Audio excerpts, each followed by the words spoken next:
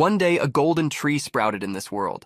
The name of this tree was Yggdrasil. It grew rapidly, covering the entire world, and among countless cultures it created a new world based on games. The new world that Yggdrasil created was called the Labyrinth, although people also referred to it as the Game of God. However, not everyone could become players in the Game of God. In an underground area, a structure was taking shape. At the end of that day's shift, the boss told everyone to go home after storing their equipment, warning that anyone who tried to keep the equipment would be buried alive. A young man who was storing his equipment was embraced and congratulated for his work. The old man who hugged him claimed to have something, trying to sell it to the young man. In his hand there was a data chip, which he asserted was less risky than powder or liquid since it was data-based. However, the young man did not want to listen to the old man, pushing him away and leaving. Seeing the boy's reaction, the old man became irritated by the way the young man acted arrogantly, even though he was just another stranger, like him. After leaving the underground area, the protagonist appeared near the city, where the great Yggdrasil reached the skies, taller than any building in the city. Emerging from the underground, he went to a small house with a sign that read Random Box. When he pulled the door to enter, excited and irritated shouts could be heard from inside. Upon entering, he found various slot machines and other gaming machines, where some people were having fun or feeling frustrated. The young man sat down on one of the benches, receiving a welcome from the machine that could give him everything in existence. The Random Box, a legalized gambling game for those seeking fortune. The machine emitted a blue glow, attracting the player. Looking at the prize of the day, an account creation permit, the young man wished he could win it, as it would be his only chance, his only hope. The machine asked if the young man would like to make 10 random box draws. Without hesitation, his finger moved to the draw button. The first item was drawn as a box seemed to fall from the stars. The first item of rank N was revealed, a toothbrush. The young man took the first item from the draw and tossed it into a pile of useless things. 2 more items of rank N were drawn, and after that, a prize of rank R. While throwing the useless items into the trash pile, the protagonist wondered if items of rank SR, the super rare, and SSR, the super special rare, really existed, as he only obtained normal rank, rank N, and rare rank, rank R. The young man had played this draw so many times that he had lost count. At that moment, the last of the 10 draws he bought arrived. This was his last chance. At that instant, he thought of his loved one in the hospital, his mother. Before the young man, a golden glow, different from the previous ones, appeared in the machine when he made the draw. The special glow changed colors, like the stars of a galaxy. The young man was left speechless, wondering if he had obtained an item of rank SR. The random box descended like a meteor on the screen. Its rainbow color was finally revealed. To the young man's happiness, it was an SSR rank box. The boy began to tremble upon seeing the item he had never expected, a miracle he had never dared to dream of. His trembling hands held the prize card, his long-awaited, his last hope. The account creation permit was an item from the Labyrinth of Yggdrasil, which was based on numerous games. It was the only means to access this world, as it was necessary to create an avatar for a gaming account. Although avatars were virtual bodies that did not exist in reality, they were the only means to bring items from the labyrinth into the real world. Such virtual items changed society, and humanity came to rely entirely on Yggdrasil. In this era, those who led society were the players, who received fame, money, and power, a privilege that few had. The protagonist was excited, as now he could receive such privileges by being able to create an account. He could finally become a player. He hurried out of the gaming house, wanting to run to the central zone to register. However, suddenly, his world turned dark. When he regained consciousness, the young man was on the ground, his mind clouded. He gritted his teeth, wondering why he was on the floor. Looking up, he came face to face with a baseball bat. A group of mobsters had found the young man who had won the SSR rank item, ready to turn his luck into misfortune. The thug carrying the baseball bat stole the young man's account creation permit, handing it over to his boss. The boss looked at the card, revealing that he had never thought he would see such an item outside of auctions. The young man raised his hand, clutching the pants of the mob boss, trying to get his card back, but he was too weak to do so. Seeing the boy's action, the thug made a disgusted face and ordered his henchmen to remove the young man from his presence. Even on the ground, the young man was forced by the thugs. He was thrown away, and with their feet, the thugs tried to prevent him from getting close to their boss. Despite what he suffered, the young man struggled, pulling at the boss's pants, trying to retrieve his account creation permit. However, before he could do anything, the thug grabbed him by the hair, asking if he had forgotten what it was like to live as a nobody. He stared at the boy, stating that anything good taken from their store should have a fee. However, he claimed that this would be fair. The thug placed his finger on the boy's forehead, transferring 30,000 points to him, a pittance that would only be enough for one draw. The thug shook his head, telling him to use the points for whatever he wanted. He asked if the young man had received what he wanted, as he himself had received. Tired of the boy, he shoved his face into the ground, telling him to go away. Despite all this, the boy did not give up. He raised his hand, trying to grab the thug. Seeing the boy's persistence, the thug clicked his tongue, irritated by how he clung to him like a leech. At that moment, one of the henchmen alerted the boss that it was starting to rain. The thug left the young man behind, fleeing from the rain while calling his henchmen to grab something nice to eat and celebrate. However, before they left, one of the henchmen noticed that the boy was still getting up. The mob boss was surprised. Looking at the young man, he was incredulous that he was still standing after all that. Even though he had gotten up, the young man was receiving various alerts that his vital signs were declining, urging him to go to an emergency room immediately. The young man ignored the warnings, walking with his last strength. Seeing this, the mob boss snapped his fingers, wondering if he hadn't hit him hard enough. However, the young man was not heading towards the mobsters. To the group's surprise, he was heading towards the store with the draw machines, impressing even the thugs with his willpower. Seeing the young man walking towards the store, they mocked him, claiming that if he won something good again, they would make another trade with him. But one of the henchmen was worried that the young man might lose his life. But the boss didn't care, as long as it didn't affect business. As his vital signs declined, the young man struggled to move forward. He felt pain. It was hard to breathe, and at this point he could barely hear anything. Upon entering the store, everything he saw was blurred, spinning in his mind. Ignoring the stairs, he continued walking towards one of the draw machines. When he reached the machine that had welcomed him, the young man collapsed to the floor, his strength drained. With the last trace of his strength, he struggled, stretching his trembling arm to make one last draw. His finger slowly approached the button, and as his consciousness faded, he pressed it for the draw, pleading for this trashy life to change. A sudden glow emanated from Yggdrasil. Even the mob boss had to cover his eyes to avoid being blinded by the bright light. That light fell upon the young man, who had just lost consciousness, as dice filled his body. A red condition emergency was detected by the system, initiating safety measures. A forced character conversion was initiated.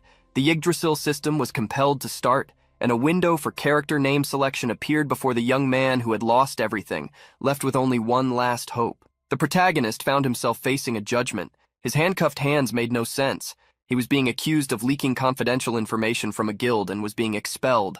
Despite the complaints and the absurdity that Ryuki was suffering, his grievances went unheard. A voice delivered the verdict. All accusations were accepted and the defendant's rank was being revoked. Ryuki heard a familiar voice. It was mocking him for now becoming a nobody. Faced with the duo laughing at his suffering, the protagonist didn't understand what was happening. He hadn't done anything wrong.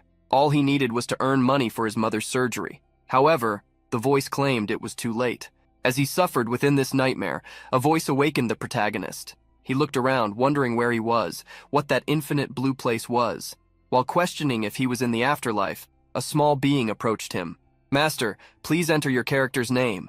The protagonist was startled by the little robot flying towards him. He quickly recoiled on the ground that seemed like an illusory sea, asking, "Why do you have a flying vacuum cleaner?" The flying vacuum robot didn't like being called that, claiming to be the random box of the Yggdrasil system.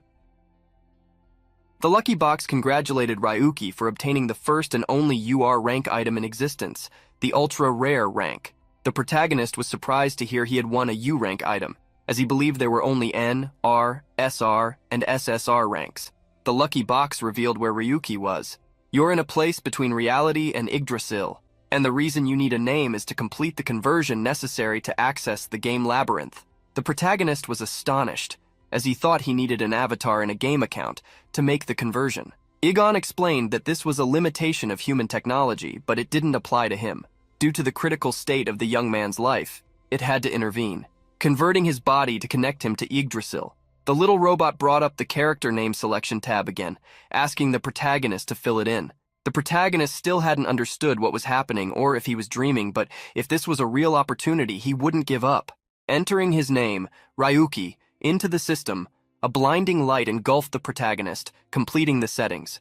From there, the transfer to the game labyrinth began. The light enveloped the protagonist completely as the connection was established. When he opened his eyes, Ryuki was incredulous. A fantasy world with lakes, mountains, and forests lay before him. He had been transferred to the world of Phantasm. The protagonist felt the wind against his hair, along with the hard ground beneath his feet. This place was very different from what he had seen in the simulations. He was enchanted by the labyrinth, the game he had dreamed of entering for so long. However, the protagonist's enchantment was replaced by fear. A group of armed skeletons was advancing to attack him. One skeleton swung its sword, and Ryuki barely managed to dodge after jumping back. The protagonist ran frantically, asking, "What's happening? This isn't on the tutorial map. Why was I thrown into a hunting ground from the start?" As he ran, he analyzed the information of one skeleton, level 1 monster. While running, he also tried to open his stats window, but the lucky box appeared, asking him to stop with the senseless actions. The protagonist argued with the robot, asking why he didn't even have starting equipment since he was a player after the conversion. However, the robot stated that he wasn't a player linked to a specific labyrinth game. Therefore, the systems of that or other labyrinth games did not apply to him. The robot explained briefly that levels, stats, skills, or anything else from the Phantasm World system wouldn't be applied to him. The protagonist was shocked to hear this. He was basically useless. The robot was offended by Ryuki's aggression, claiming that he was of a much higher caliber than mere labyrinth games, as everything the young man wanted could be obtained from a random box draw. The Yigan system was shown to the protagonist. Various rewards could be obtained by completing certain missions. Additionally, some achievements had also been completed, such as opening the Yigan system, which he had just done, and entering the labyrinth world to access the Phantasm World. While running, the protagonist used the 106 tickets obtained by completing the 2 initial achievements. As lucky boxes fell from the sky, the protagonist hoped to receive a weapon or at least something useful. Surrounded by a glow, a staff appeared. The protagonist quickly grabbed the staff, now confident to face those bone creatures. However, his confidence was shattered, just like what he was holding, as the staff was actually a toilet brush. The protagonist looked at the broken toilet brush in his hands, disappointed. Anger consumed him again as he continued to flee, complaining to the Yigan system robot. The protagonist made another draw, and a rank N wig fell onto the bald skull of one of the skeletons. As useless items fell around him, the protagonist kept running. In a moment of distraction, the robot warned him to be careful. However, the warning came too late. Ryuki fell from a small slope, landing on his back on the ground. The skeletons showed no fear, jumping from above to attack him. The protagonist made one more draw, hoping something good would come out this time. The light shone, causing Ryuki's eyes to widen as he saw something useful. He held the short sword in front of his body, defending himself from the sword of the wig-wearing skeleton. Finally receiving a decent weapon, the protagonist felt more confident. He stood up to attack the skeletons, trying to turn the tide of the battle. The protagonist's sword was swift. However, as he thought one strike would be enough to finish off the skeletons, he missed his attack. The wig-wearing skeleton struck Ryuki's shoulder, causing him to grit his teeth as he realized his attack had failed. He wondered what the hell had happened, as skeletons should be defeated with 2 short sword strikes. While the protagonist complained, the Yigan robot reminded him that he couldn't use the labyrinth game system, so even combat systems like hit points were examples of this. The protagonist was furious to hear such information explained only now. He had arrived at this labyrinth thinking it was a miracle, but now it seemed he would fail in a senseless way. He refused to let that happen. As he made new draws, he returned to attacking the skeleton. The protagonist's sword attack hit the skeleton, defeating it with just one blow. He was surprised by the result of his attack, as there was an effect behind it. Looking back, he saw the box he had received, astonished to have obtained a skill from a random box. The protagonist had received the SR rank skill Parry, a skill that could deflect attacks, as well as the SR rank skill Sword Mastery. Seeing that Ryuki was surprised, Egon stated that his random box was not tied to system limitations, so if it was an item that could be drawn, there was a chance of obtaining it. While listening to the explanation, the protagonist was surprised and opened a gap for a skeleton to attack. But before the skeleton could execute its attack, the protagonist moved his sword, defeating it with a strike by combining his attack with the parry skill. A new skeleton approached, but Ryuki was already confident to defeat it.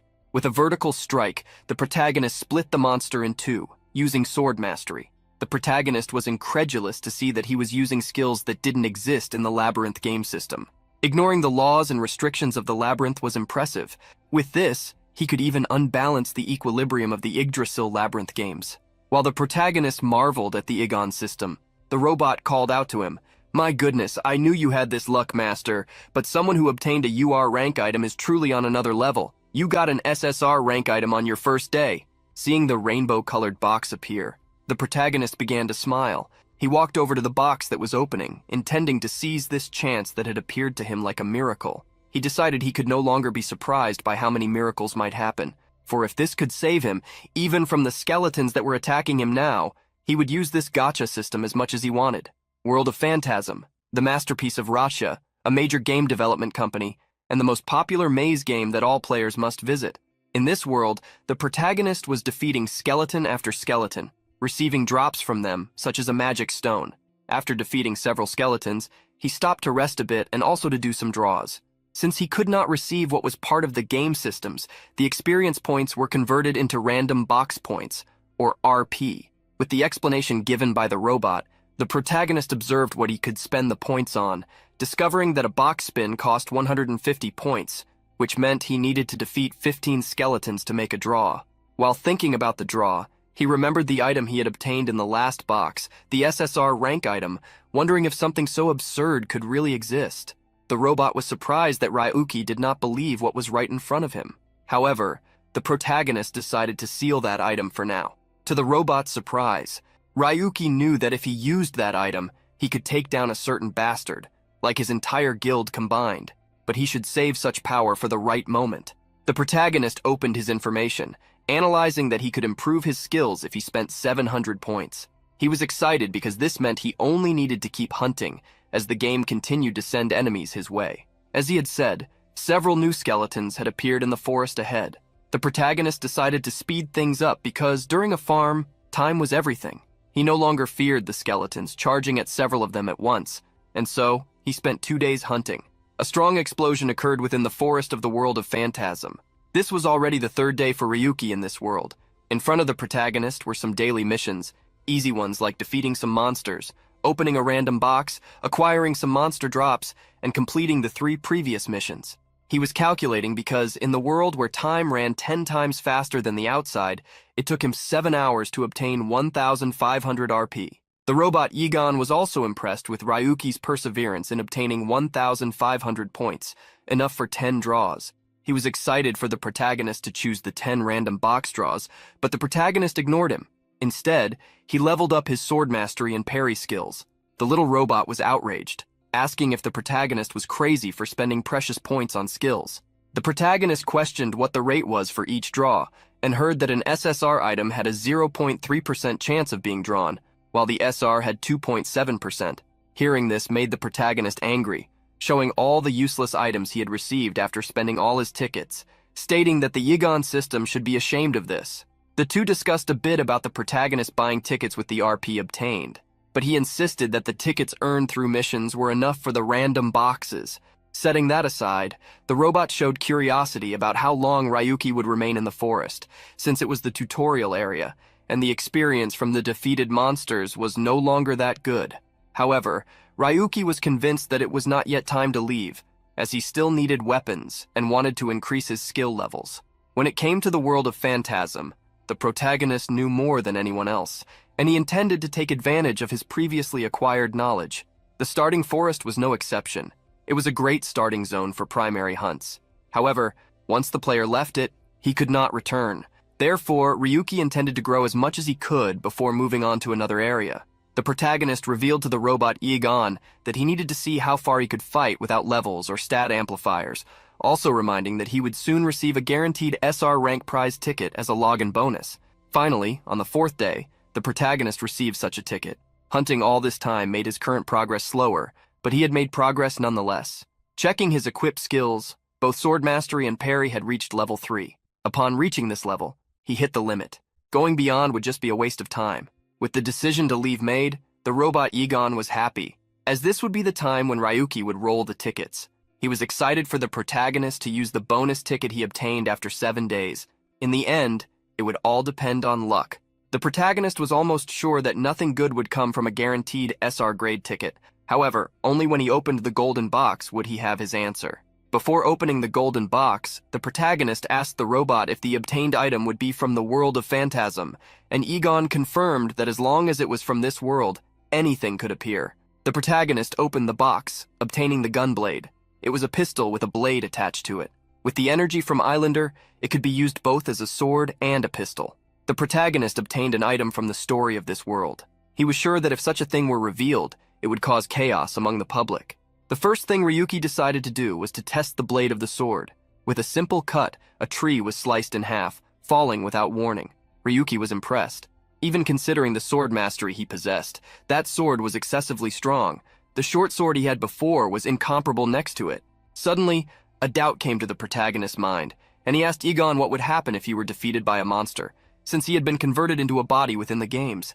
Egon revealed that if this happened, he would be taken back to Yggdrasil, being resurrected. However, such a thing would hurt a lot. The protagonist was okay with that, as long as such a thing didn't happen. Changing the subject, he instructed the robot to use all the remaining tickets, as he had already used the highest grade one, since he needed to increase his combat power with something even if it was just a little. Sighing, although he was a robot, Egon agreed to use the tickets. After all the tickets were used, the protagonist equipped everything useful he had obtained. A set of leather armor covered important parts of his body, with a metal shoulder pad on the right side. To the robot, the protagonist looked quite decent now. Hearing the ragged compliment irritated Ryuki. "Shut up! Who do you think made me appear in a hunting field without even a tutorial?" With the blame for the difficulties faced being thrown at him, the robot tried to defend himself, stating that at least he was in the starting zone. Tired of so much talking, the protagonist instructed the robot to start recording every second of the time he spent playing in this world, as he would make it worth watching. The robot received the command, asking the protagonist what the name of the video file would be. Ryuki didn't have a decided name, but while walking, he thought of one. An unknown escapes the abyss. Egon's curiosity didn't cease, asking what the goal for the video would be. To this question, Ryuki quickly replied, "The more precise the source, the better the labyrinth of Yggdrasil becomes." However, most of Racha's games are mass-produced, so they tend to be terrible. And this main game is no different. For example, the initial maps with bosses meant for high-level content. As the protagonist explained, he arrived at the first boss mentioned, a large armored warrior, often much bigger than him. The boss monster was called the Chaos Black Knight. He had been a knight blessed by the god of chaos, waiting for the strong ones in the Demon Lord's tower. The protagonist received a mission from Egon's system, defeat the boss monster. Seeing that the mission would give him a guaranteed SR rank ticket, the protagonist got excited. The knight, noticing the presence of an enemy, unleashed his dark energy. "I am the knight of the Demon Lord. At the end of the void, I await the strong. Prove your strength." As he spoke, the Chaos Black Knight attacked the protagonist. Sparks flew as Ryuki used the gunblade to block the boss monster's strike. Using the parry skill at level 3, the protagonist managed to dodge the monster's attack. Just as the protagonist had tried to test, succeeding with the parry allowed him to ignore the difference in attack power and level between him and the monster. After receiving the attack from the Chaos Black Knight, the protagonist prepared to attack for the first time. His attack with the gunblade fell upon the knight's armor but didn't cause significant damage. The protagonist was surprised to realize that his attack hadn't worked. He had thought he would be able to ignore the monster's defense without the system's corrections, but it seemed that was not the case. While the protagonist dodged an attack, Egon praised him for managing to overcome the defense modifiers of the world of Phantasm. Hearing this, which contradicted his thoughts, the protagonist asked how that happened, as he hadn't noticed anything. The robot seemed irritated. "Master, are you an idiot? Think more rationally. How would a metal armor fare against such a weak sword?" The protagonist realized that this made sense. He had only focused on the elements of a game system and forgot that the labyrinth was not just based on games. He confronted the Chaos Black Knight again, remembering that normal games would be influenced by the system, but he was not. Preparing to advance, the protagonist understood what he needed to do. He should be realistic and aim for the weak points. Seeing the human approach, the Chaos Black Knight tried to stab him with his sword. The protagonist used the gunblade to deflect the monster boss's sword while advancing. When his sword was very close to the body of the Chaos Black Knight, he used the revolver. With a loud explosion, the protagonist hit the Chaos Black Knight, causing his arm to fall off. With one arm less, the Chaos Black Knight roared in rage. The protagonist felt excited to realize he had thought correctly. Hit points were part of the system of this world, but as a player of Yggdrasil, he could deal direct damage to the bodies of monsters. A strike to a vital point could defeat any monster with a single attack, without the need for a critical hit. Amidst the protagonist's confidence, an alert shout came from Egon's robot. However, the protagonist was slow and was hit in the shoulder. He gritted his teeth, wondering if he had been struck by a sword, surprised that the Chaos Black Knight shouldn't have a ranged attack. To his shock, what attacked him was the arm he had severed from the Chaos Black Knight. With a large sword in one hand, the Chaos Black Knight prepared to attack. "Who dares to challenge the Lord of Shadows will taste the fragments of oblivion." From the wound and the arm on the ground, the Chaos Black Knight launched several pointed energies at the protagonist, creating a pincer attack.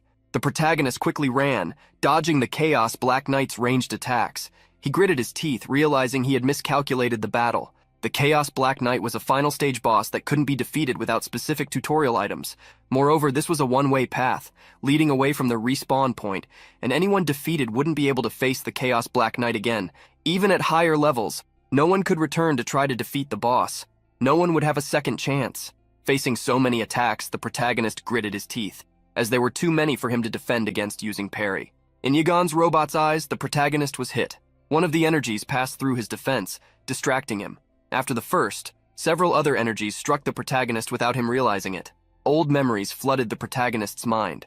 In a time when he was a specialist analyst for the Linza Guild, he was furious to discover that his strategy guide had failed once again. In front of him, a man in a suit asked if his strategy wasn't based on a location already conquered by Linfell. However, the protagonist asserted that his strategy was much more efficient than before, and they needed to use it if they wanted to stay ahead of other guilds. The man, however, interrupted the protagonist, using the argument that he wasn't even a player or had an impressive ranking. Throwing back the paper with the strategy, the man asked when Ryuki had become someone superior to the Linza Guild.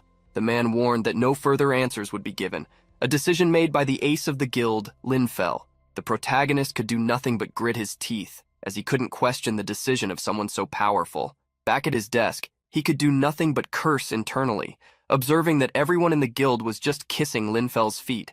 However, he tried to calm himself, remembering that he needed to think about the costs of his mother's surgery. He wanted to improve his guide so that the guild would approve him. While lost in thought, someone approached him, catching his attention with a whisper. Seeing the protagonist jump in surprise, a woman with white hair apologized. She thought he looked tired, so perhaps he might want some coffee. The protagonist accepted the coffee, thanking Cynthia, the researcher from the Linza Guild, for bringing it. Cynthia asked if what Ryuki was analyzing was the guide that continued to be rejected by the guild, despite him having worked tirelessly on it to the point of exhaustion.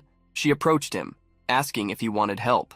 The protagonist seized the opportunity to show her the business plan. He explained that this was the final part of the guide, although he needed some information, asking her to make the request for him. With a friendly smile, Cynthia agreed to help, stating she would do her best. With the request made to his co-worker, the protagonist visited his mother in the hospital to tell her that the surgery had been scheduled. Although his mother was worried about the costs, Ryuki stated that his guide had finally been approved, leaving his mother surprised and proud. Although he explained that all of this was thanks to Cynthia, they embraced. His mother held back tears, praising how hard her son had worked for this. Ryuki reassured his mother, stating that everything would be fine now, as hard work brings good luck. However, hard work could also bring betrayal. Ryuki's happiness turned to despair when he was expelled from the guild, accused of leaking confidential information. The protagonist thought this was ridiculous, but the man at the center of the table stated that they had already made their decision. The man at the center said that Ryuki had been discreet, and that no one would have noticed if it weren't for Cynthia and Linfell's accusation. The protagonist was surprised to hear Cynthia's name. In a corner of the table, the woman was next to a blonde man who complained about them wasting his precious time. The man was none other than Linfell Darius, the vice leader of the Linza Guild. Linfell looked at the protagonist and asked if he was the one responsible for bothering him with an insistent guide. Seeing the protagonist's shocked expression, Linfell mocked his pathetic look, commenting that he was ruining the mood. Linfell embraced Cynthia, stating that she had already spent too much time with Ryuki and that now he would keep his promise and take care of her. The two stood up to celebrate their achievement, and as they passed by Ryuki, Linfell left a message. "You should know your place. What use is an analyst who can't even analyze properly? I heard you were talking about me behind my back. Sending guide after guide without knowing your place makes it seem like you've forgotten your position, haven't you?" Leaving the room and hugging Cynthia, Linfell laughed as he continued to mock. "But still, I congratulate you. This is the moment when your insignificant life comes to an end. Isn't it, you rankless idiot?"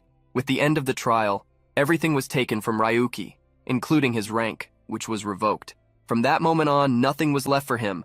Money, status, honor, family, not even his name. Now, facing the attacks of the Chaos Black Knight, the protagonist was holding back its blows with his own hands. Seeing the human persist against his attacks, the knight increased the pressure he exerted. The protagonist held his gunblade in one hand, while the other hand restrained the energy that was in his stomach.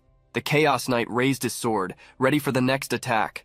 No matter how much strength you still have, you cannot escape the blessing of the Lord of Darkness. The powerful sword cut through the air, heading towards the protagonist. With the attack coming his way, Ryuki wondered if this would be the end, if everything would finish here like this, if this was, in some way, different from his miserable life.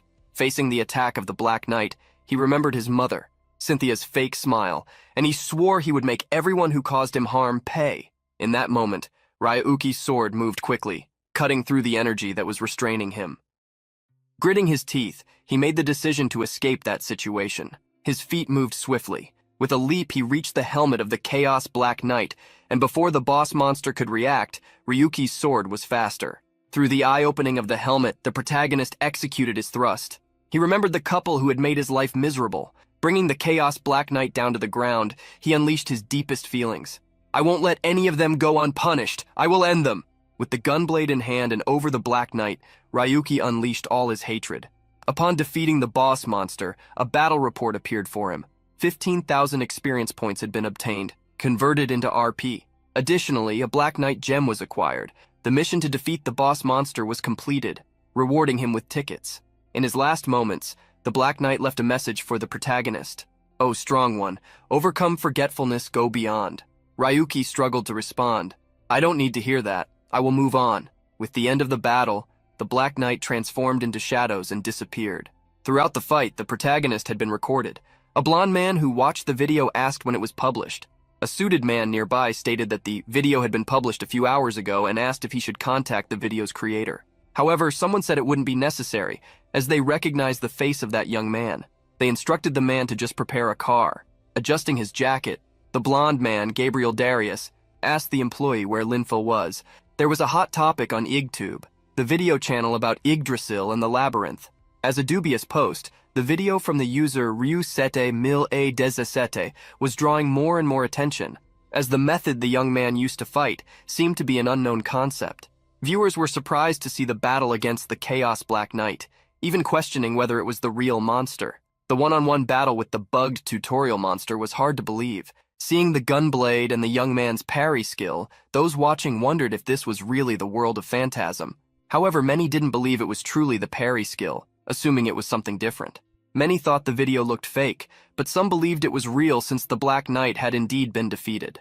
What drew the most attention was the damage level that made no sense for someone in the tutorial. Viewers thought that if it wasn't a system error, nothing else could explain what had happened.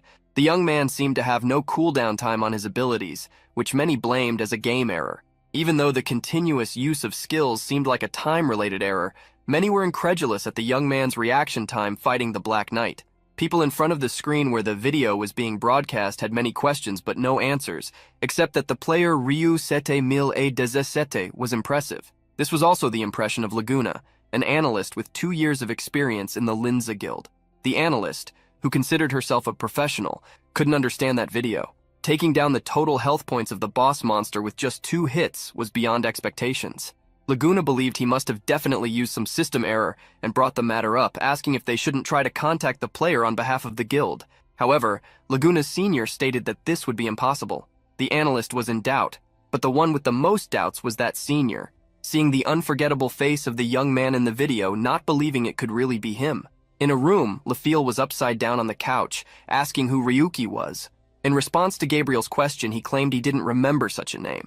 However, Gabriel explained that this was an analyst who had worked in the guild 3 years ago and used to create very solid strategy guides. He was the one Lafille had requested to be expelled from the guild, to be turned into a nobody. Grabbing a bottle of drink, Lafille didn't want to discuss the matter, stating that many people had faced such a fate and that he couldn't remember them all. Gabriel claimed he had seen a video of Ryuki defeating a Chaos Black Knight.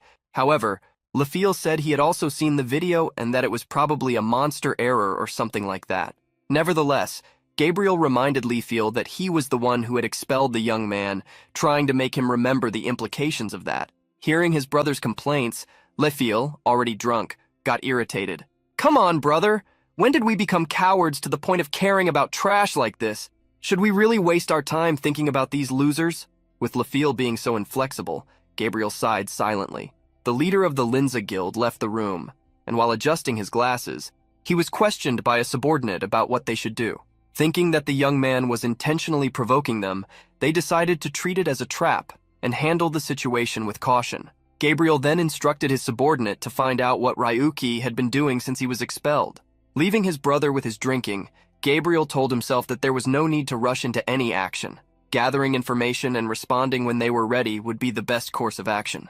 As he left the building, he glanced back and saw his foolish brother at the window, wondering if he would do something reckless again. Back to the protagonist's situation, the Yigan robot analyzed that his physical condition had been recovered to almost 90%, allowing him to move more easily now. The protagonist sighed, commenting on the pain he had felt. The robot then revealed all the internal damages Ryuki had suffered. Organs, muscles, fractures, every pain was real, which even made the robot worry about Ryuki's mental health, considering how much he had faced. However, the protagonist was unfazed, stating that he would get used to it, as he would experience pain hundreds of times, or even more. After conversing with the robot, the protagonist continued walking, heading towards the edge of the forest, where he spotted a small village in the distance. He was ready to say goodbye to the tutorial. As he prepared to leave, the protagonist remembered the main content of the game, which revolved around the Demon Tower. The tower, located dozens of kilometers away, behind several mountains, would not be a place he could access anytime soon. First, he would need to prove his skills in the various dungeons around the tower. While the protagonist walked, the Yigan robot expressed concern about the video being published so openly, as it basically alerted enemies to his presence.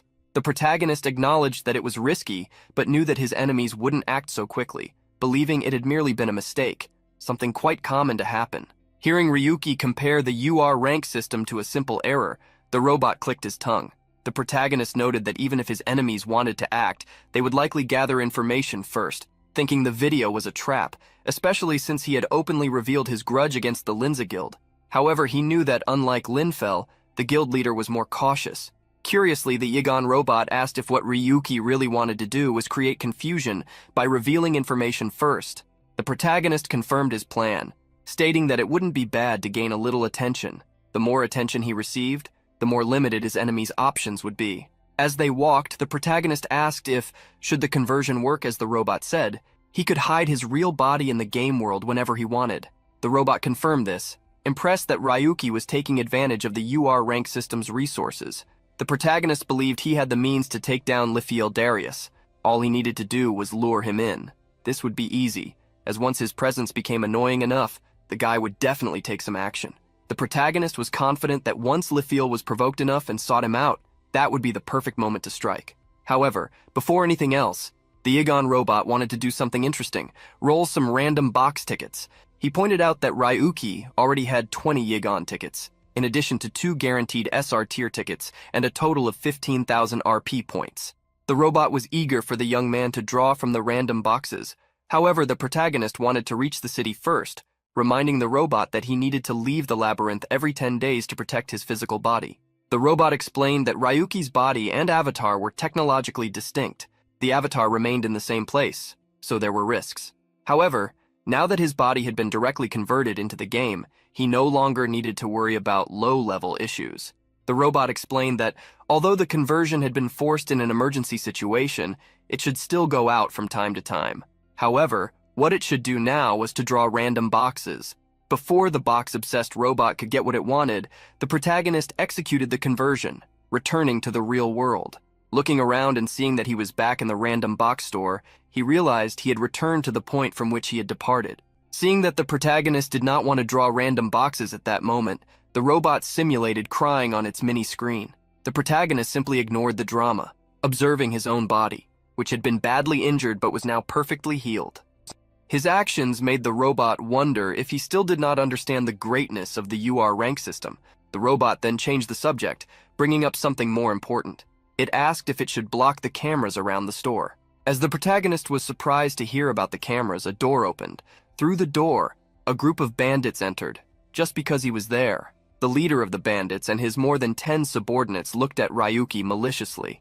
With a baseball bat, the leader asked where he had been hiding all day. The protagonist remembered what that group had done to him some time ago, and hatred arose in his gaze. The bandit leader claimed he had seen Ryuki on the cameras, which is why they rushed to find him. While the man chattered, the protagonist threw a chair at one of the windows and quickly fled. As he ran, the robot followed him, asking why he was escaping. In response, the protagonist questioned why he should fight more than 10 guys at once. Understanding Ryuki's actions, the Yigon robot stated that it would guide him through a safe escape route. The robot instructed him to turn right and go 20 meters before turning left. Following the directions given by the robot, the protagonist threatened it, stating that it better be right. However, when Ryuki realized where the robot had taken him, it was too late. In front of him was a large wall, as that was a dead-end street. The protagonist punched the robot, which was just an illusion, angry for having trusted it. However, the robot stated that there was a reason for all of that. At that moment, the group of bandits found the protagonist, irritated that he had made them run so much. The bandit leader was interested in discovering what valuable item Ryuki had obtained, since he had disappeared in such a mysterious way the night before. He extended his hand, telling Ryuki to hand over whatever he had if he wanted to stay alive. The protagonist became irritated, realizing that what the bandits wanted was Igon from the beginning. He ordered the robot to restart the conversion, but before that, the robot stated that there was an abandoned wooden sword near him. The protagonist looked at the piece of wood and asked if the robot was talking about that junk.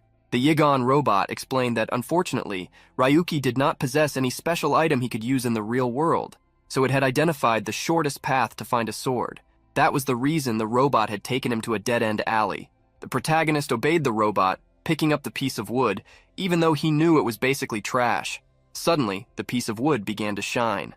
Seeing Ryuki with a piece of wood in his hand, the bandit leader smiled, asking if he was going to face them with that. Not wanting to prolong things, he ordered his henchmen to attack. The first bandit charged with an iron rod full of confidence and said, "No matter how strong you attack, unknown, you are nothing." However, before the bandit finished his attack, the protagonist struck his hand hard, sending the rod flying away. The protagonist delivered a second blow, making the bandit's cheek look more like jelly. With just 2 hits, he disarmed and defeated the bandit with ease. This alerted the other bandits and their leader. Irritated to see his henchmen defeated, the bandit leader ordered everyone to attack at once. Seeing all the bandits charging, the protagonist smiled. Even though it wasn't a game, his skills could be activated. Lucky or not, using his abilities in the real world made everything much more interesting. Although the boss had ordered the attack, the thugs were afraid to advance, questioning whether the boss was not just hot-headed, messing with the wrong person. Hearing this made the thug leader grit his teeth. "What are you afraid of? Dealing with a single unknown? An unknown is still an unknown. Get him!" The thug leader was confident he could handle this arrogant unknown who dared to challenge him and seize the big prize he believed he deserved. He, from the Black Cobra, the ruler of that area, wanted to be above any unknown. However, the thug leader was shocked by what he saw. His expression changed when the situation worsened, and his jaw dropped more than ever. The protagonist had already dealt with most of the thugs, ready to confront a bald man begging for mercy. But Ryuki was not willing to be merciful. "Is this all you have to show, you fools?" The moment Ryuki grabbed the wooden sword, he felt the same sensation as when he used abilities in the game world. The transformation he underwent was different from that of normal players. The protagonist's own body was transformed. It was not just an avatar created. So the stronger he was in the game world, the stronger he would be in the real world. The protagonist faced the thug leader, who was hiding behind his henchmen. "All of you who remain have one thing in common. When you stole my account creation ticket yesterday, each of you touched me at least once." The protagonist had left these guys for last, and seeing how they provoked him, they moved forward with their bats and pipes. However, with quick strikes, Ryuki hit them before their attacks could touch his body. Dealing with the henchmen, the protagonist saved the leader for last. He thanked the thug for all the help he had given him the day before. Trying to push the protagonist away, the thug leader began swinging the baseball bat in the air. However, Ryuki easily thwarted this attempt, striking the bat with his own wooden sword, using the parry skill. The protagonist questioned whether the leader would stop, asking if he wouldn't seek revenge on the subordinates who had been knocked out. Seeing the boy provoke him, the thug ran to grab his bat. However, a wooden sword pinned his hand, preventing him from moving it. The thug began to scream in pain, and calmly Ryuki asked what was wrong. The thug didn't want to give up. With the hand that was free, he prepared to punch. "I am Luga of the Black Cobra." But before his punch could land, a wooden sword struck him. The thug fell backward to the ground in front of the protagonist. In that situation, he wondered if the thug was feeling the same as he had felt the night before. He laughed and mocked the thug, saying that the toothless mouth suited him. As the thug begged, Ryuki sighed. That account creation ticket you stole from me was the only hope I found amid despair. Now all of you need to know what it's like to lose all hope too." The thug began to cry, trying to warn that an unknown could not mess with a bronze rank and get away with it. But with a wicked smile, the protagonist stated that he would make sure he couldn't tell anyone what had happened. As tears began to flood his eyes, the thug leader stammered, begging to be spared. However, no plea could stop Ryuki's wooden sword. After the protagonist dealt with the thugs and left, Egon's robot asked why he didn't finish them off, since there was a high possibility they would try to take revenge. The protagonist stated that it would be easy to do this, but they would remain silent for some time, as he had shown enough strength to ensure that. The robot then realized that the protagonist, who was lying in a house as dirty as a basement, was exploiting humanity's weakness of fear and violence. Retorting, the protagonist asked if the robot hadn't also done something to them. Egon's robot confirmed, revealing that it had interfered with the seed in their bodies to manipulate their visual perception. The protagonist was surprised to hear what the robot had done, but it was revealed that this only worked when the target was mentally shaken. The robot explained that the thugs would see Ryuki as a terrible monster, an unfathomable being inducing paralyzing fear. The protagonist sighed, asserting that they needed to hide the robot's presence even more, as exposing it would throw the entire world into chaos. While speaking, Ryuki picked up a pocket knife. He was analyzing whether objects only needed to be recognized as swords for their abilities to be activated. It was as if fencing techniques flowed instinctively when he touched these items. The protagonist got up, twirling the knife while stating that a small weapon was much more convenient than carrying a long sword around. The protagonist had a question, wanting Egon to clarify.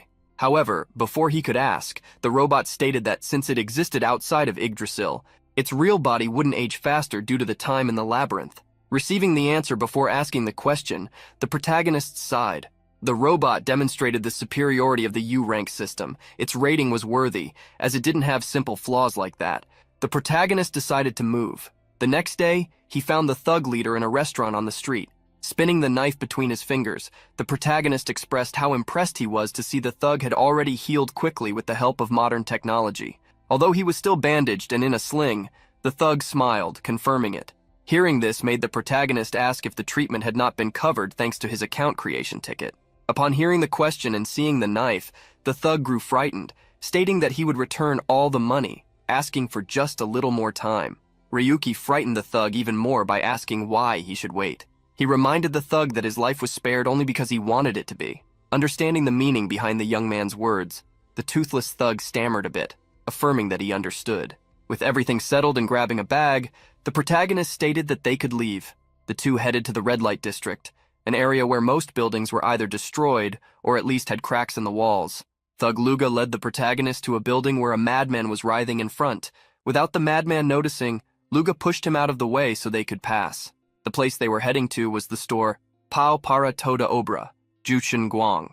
The protagonist was surprised to see such a random location, but Luga stated that most illegal transactions happened there. The protagonist entered the place, discovering that this was where the thug had also sold his account creation ticket. Inside the store, the seller, dressed differently, noticed the presence of a customer and welcomed him. The protagonist stared at the man, who had the voice of an old man with an interrogative look, asking if he was the owner of the store. The man, who looked more like a puppet, introduced himself as Shizuki, the owner of Jushin Guang. Quickly, the robot warned the protagonist that this person was not human, and that he was evaluating his basic information in real time. The protagonist was surprised. He noticed something strange about the voice of that person. But what really intrigued him was that complete cybernetic bodies had been banned. The cyborg store owner was taken aback by the protagonist's sharp comment, but considered it nonsense to talk about laws in an illegal market. Changing the subject, he asked Ryuki what business he brought. The protagonist got straight to the point, asking what had happened to his account creation ticket.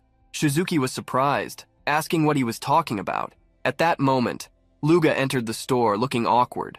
Seeing Luga enter, Shizuki understood what had happened. However, he stated that account creation tickets were popular and valuable, and unfortunately, his had already been sold. He wanted to know if that was the only reason Ryuki had come there, but as the protagonist grabbed his bag, he denied it. The protagonist held the bag, stating that he wanted to make an offer, if that was something that could be done in that place. The cyborg smiled, asserting that at Jushin Guang they traded everything, even humans. Shizuki opened the backpack, intrigued, to discover what the young man had to offer. Seeing the red spheres and realizing what they were, Shizuki was astonished. The bag in front of the cyborg was filled with mana stones. Shizuki asked Ryuki if he didn't know the value of a mana stone. In response to the question, the protagonist asked if the cyborg was underestimating him just because he was a stranger, thinking he didn't know something so basic. In reality, there were two main types of items in the game labyrinth: those that could not manifest in reality, the common items, and those that could, the special items. Mana stones were also special items. Just like ether, the current source of energy extracted from them.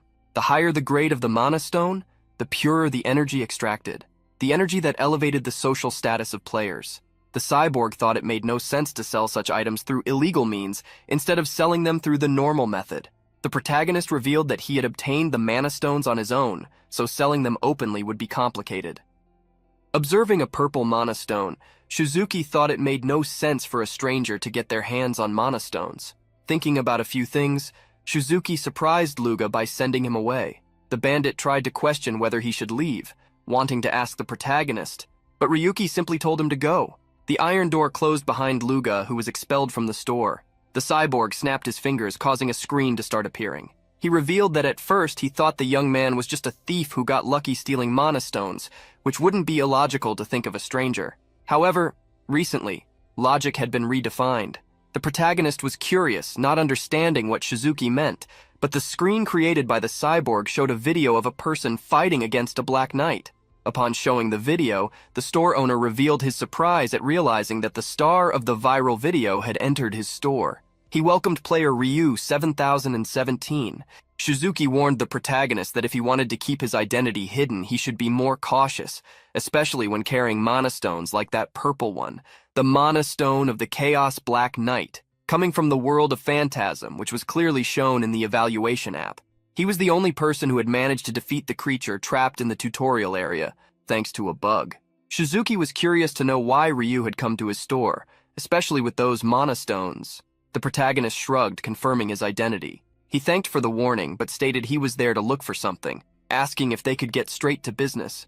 The cyborg was surprised to hear that he was looking for an item from an illegal dealer.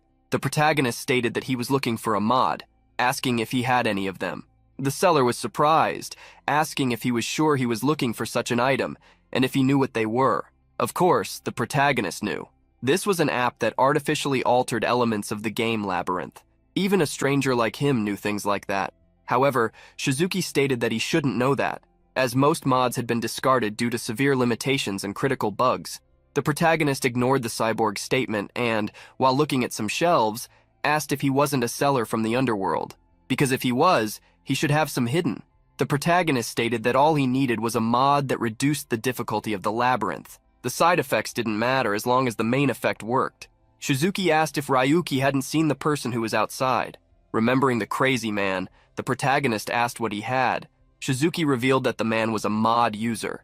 He once came to the store looking for a mod that removed pain because he wanted to test sensory controls. However, the results were horrible. While his sensitivity to pain decreased, his other senses became sharper. He was mentally destroyed after deleting the mod, unable to recover. That was what mods did. Caused disappearance, suffocation, loss of mind, spontaneous combustion, and many other things. Shizuki advised the protagonist to give up, as mods were so dangerous that the authorities intervened, banning their development and destroying all of them. However, Shizuki stated that there were still some hidden mods that Ryuki could obtain. The protagonist countered the store owner, stating that he had a poor view of people. Adjusting his glasses, Shizuki asked what he meant. The protagonist approached the cyborg and asked if he thought he was just a normal player, even being able to defeat the Chaos Black Knight alone. He revealed how people were already calling him cheater. The protagonist pointed at the cyborg, stating that it didn't matter how they had called him. He would use everything necessary, including what was in the store collecting dust. With Ryuki's finger on his forehead, Shizuki asked if he really thought he could handle the discarded mods. In response, the protagonist asked if the cyborg didn't want to see what would happen. Since Ryuki was insisting, Shizuki snapped his fingers.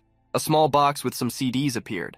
The cyborg stated that some of the mods he had managed to save were there. He insisted that if Ryuki was truly capable of using the mods, he could start with those. The protagonist knew that the mods were risky, but he had his reasons for wanting to use them. The robot began to analyze the CDs. The first was a triple attack modifier and was classified as a failure, just an inflated number with no real effects. The second CD was a modifier to see a second into the future. The robot stated that such a concept was good, but the actual implementation was a failure. It would only hinder vision in a battle.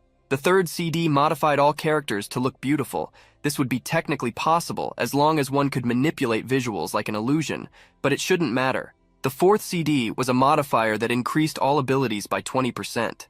It would be very exhausting for the brain and body, and the multiplier wouldn't be so great. The fifth CD was a modifier that increased sensitivity by 3,000 times. However, the problem was that sensitivity to pain increased more than all other senses. The protagonist had expected so much from the mods, but all so far had been useless. The last mod surprised the protagonist, a probability manipulator. The robot praised the creator of the mod, as it could manipulate events with probabilities in favor of the player. This would make each occurrence within Yggdrasil up to 0.5% more advantageous, and with the performance reduction of an avatar, the probability could be increased by about 1% for Ryuki. Having between 0.5 and 1% of advantage might not seem very noticeable, but if small improvements in luck were applied to random boxes, it could be something interesting.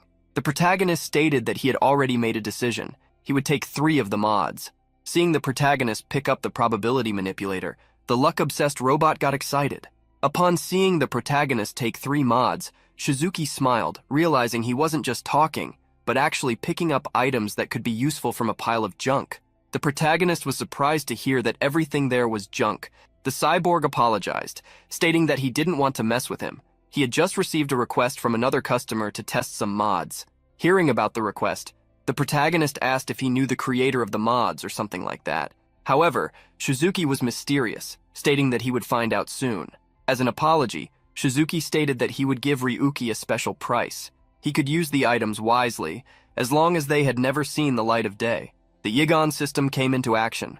Checking Ryuki's 13-digit user code, it asked if he would like to install the external app, as the installation was irreversible and could only be done once. The protagonist approved the installation of the 3 mods he had chosen. While the installation was being done, the cyborg Shizuki approached, asking to ask one more question. He wanted to know what Ryuki intended to do with the mods if he was really capable of using their power. In response to the question, the protagonist smiled. Even at night, the great tree of Yggdrasil illuminated the city with its splendor. Cyborg Shizuki was sitting inside his store, his user deep in thought. Suddenly, the cyborg began to laugh, as if he had heard the most interesting thing of his life. He remembered the young man who pointed to the skies, and while citing the ranks, bronze, silver, gold, platinum, and even the so-called kings in the diamond rank, none of them matter. I will knock down all that trash in my way and rise to the top of this world. Shizuki couldn't help but laugh, stating that watching this would be interesting. He looked forward to seeing the young man more often, his new unknown friend. A large village was surrounded by high walls in the world of Phantasm. Along with the protagonist, who was looking at his user card, the Yigon robot revealed it was worried that they might get into trouble because Ryuki was a stranger, but unexpectedly, things became simple. The protagonist questioned the robot if he really thought anyone would think that a stranger would be in the game labyrinth. Changing the subject, he showed that he was impressed with the village. The protagonist walked through an open-air market, where on all sides stalls sold the most random things, from food to plants and weapons. Merchants tried to sell their products while children ran around excitedly. The protagonist observed how the village had been set up to have a classic medieval fantasy look, being quite peaceful. The robot didn't want to know about the village and asked when the protagonist would spin the random boxes, as he had already accumulated a huge amount of tickets and points. The protagonist told the Gacha addict to calm down a bit, as he could only make the draws in a secluded place. Suddenly, the protagonist noticed something. Egon also noticed that people were looking at them with strange expressions. He asked Ryuki if he had done something. The protagonist revealed that NPCs usually didn't like players because they didn't treat them like people. Players tended to act as they pleased in this virtual world, not caring about how it looked. Thanks to idiots like that, everything was ruined for everyone. Suddenly, a shout of "thief" was heard. In front of the protagonist, a person was thrown onto some boxes, falling to the ground. A man grabbed the young man in blue clothes, asking how he dared to try to rob him. The young man apologized, stating that he was hungry. However, the NPC dragged him away.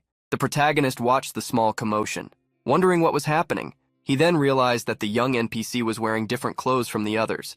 At that moment, Egon analyzed the NPC and stated that he was a resident of the labyrinth game called Space Alien, a Yggdrasil labyrinth that had been closed 3 months ago. A closed labyrinth game meant that the game itself had been deleted from existence. Therefore, the residents had likely migrated to other labyrinth games to survive. The protagonist then realized why it was so noisy. He looked around and saw other characters from Space Alien, commenting that adapting to a different world wasn't something that happened overnight. Egon stated that Yggdrasil would cut off labyrinth games that proved to be worthless, even if the game was World of Phantasm. Hearing this, the protagonist decided to hurry, because even if the game collapsed, as long as he destroyed Linfell and the Linza Guild before that, everything would be fine. The first thing the protagonist did upon arriving in the city was to rent a room at an inn. Entering the room with Ryuki, the robot asked if the long-awaited moment for the draws had arrived. However, the protagonist discouraged the robot by stating that he first wanted to check the mods. The robot opened some information, impressed that a cheap trick actually worked, as the probability of the random boxes had increased slightly. The protagonist analyzed the change in draw probabilities. The chances of normal rank items had decreased to compensate for the increases that occurred in the other rarities. The SSR box had more than tripled, going to a 1% chance. This increase made a significant difference. The protagonist told Egon that the moment he had been waiting for had finally arrived.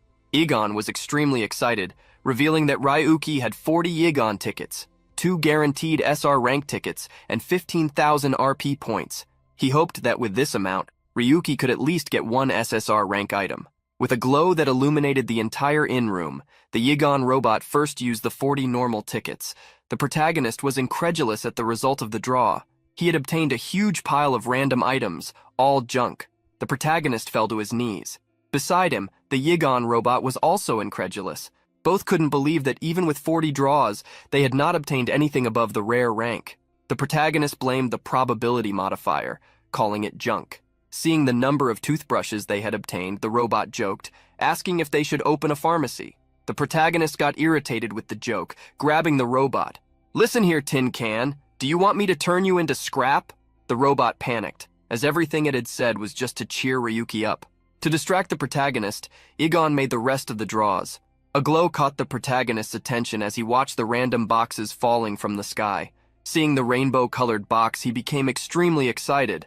"SSR rank, I knew I could count on you. Probability mod, you are a god." Watching Ryuki win good items, the system robot huffed, commenting that he was just using cheats again. A skill was obtained from a golden SR rank box, and another was obtained from the rainbow SSR rank box, instant steps and intuition, respectively. Intuition was a passive skill that increased the player's instincts. When maximized, it would allow the user to have glimpses of the essence of the world. Instant steps was a fast movement skill, but intuition still intrigued him. The protagonist decided to equip the intuition skill first. He felt no difference and questioned whether this skill should really be on the same level as the SSR item he had drawn earlier. To see if the skill was truly strong, he decided to evolve it first to check how many points would be needed for the next level, discovering that it would cost 7,000 RP.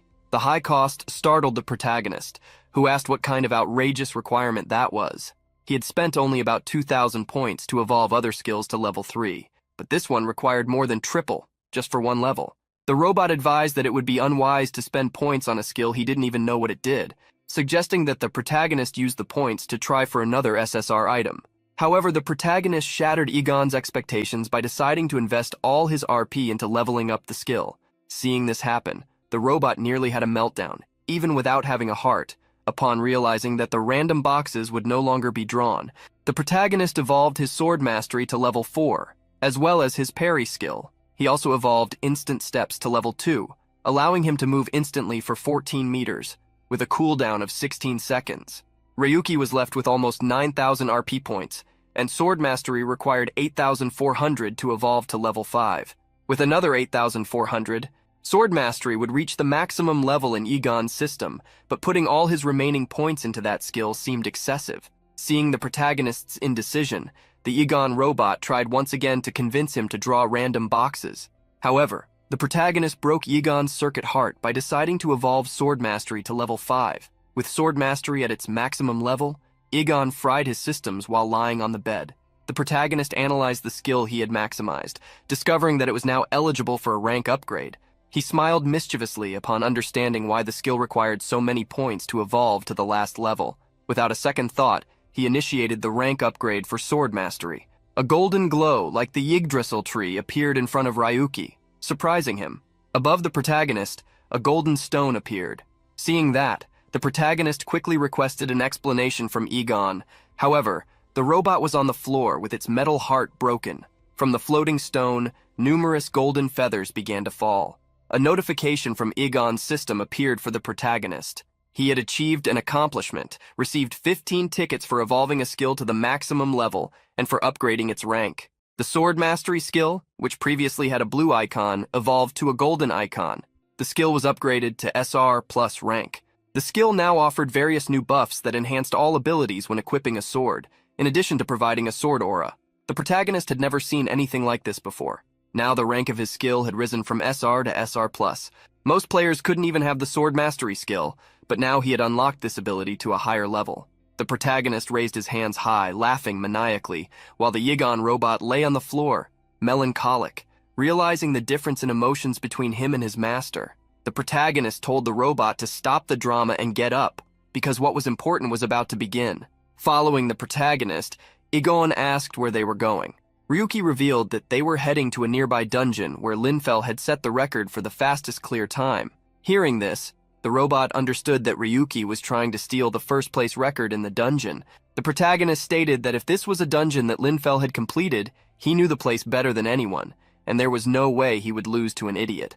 A group was preparing to enter a dungeon in a cave. The leader, with a large axe on his back, was asking the other 4 members to stay alert, checking with everyone to see if they were forgetting anything. At that moment, they were surprised to see a person walking past them alone. The man with the axe tried to stop the protagonist, asking if he was attempting to enter the dungeon alone without a team, claiming it would be dangerous. However, the protagonist ignored them, heading toward the portal. "Of course I know." The man with the axe wondered what was wrong with that crazy young man, realizing he had a face he didn't recognize. At that moment, a teammate simply stated that he should let the crazy guy be, as people said this dungeon had been acting strangely lately, and no one had managed to conquer it in the last 3 months.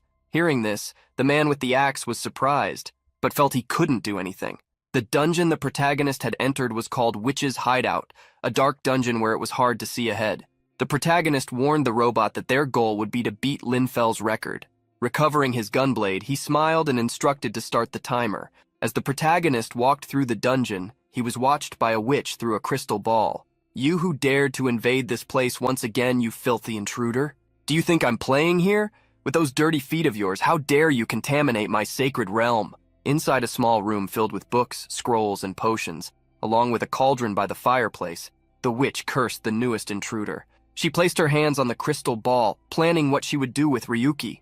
"Do not fear yet, for invaders' judgment is the only fate that awaits them. I will tear him apart myself, rip him into pieces with my own hands, and offer him as a sacrifice." The protagonist received a Yigon ticket as a reward for his first entry into a dungeon. Ignoring this, he focused on walking, although it was difficult due to the darkness. He knew that the layout of the dungeon changed randomly each time. He would have to check the structures with his own eyes. He remembered that Linfell's cleaning time had been 17.5 hours, but he couldn't recall the other times. The Yigon system responded, showing that the second place had cleaned the dungeon in 8 minutes longer than Linfell, and the third team had taken just over 19 hours. Discovering that the second place had taken only 8 minutes more surprised the protagonist. The robot was impressed by the difference between the second and third places, which was over an hour. A player who could be on par with Linfell, the one named Asaya from the Gai's Guild. The protagonist should remember this person. Walking through the dungeon, the protagonist revealed that they were almost at their destination. Suddenly, Ryuki looked up and saw on the cave ceiling hundreds of pairs of red eyes watching him, all belonging to giant bats. As if the poor visibility in the cave and the cramped space weren't enough, these troublesome creatures attacked players in groups, causing infection debuffs with their bites. However, for Ryuki, this was an old story. He pulled out an item from his inventory, ready to use it.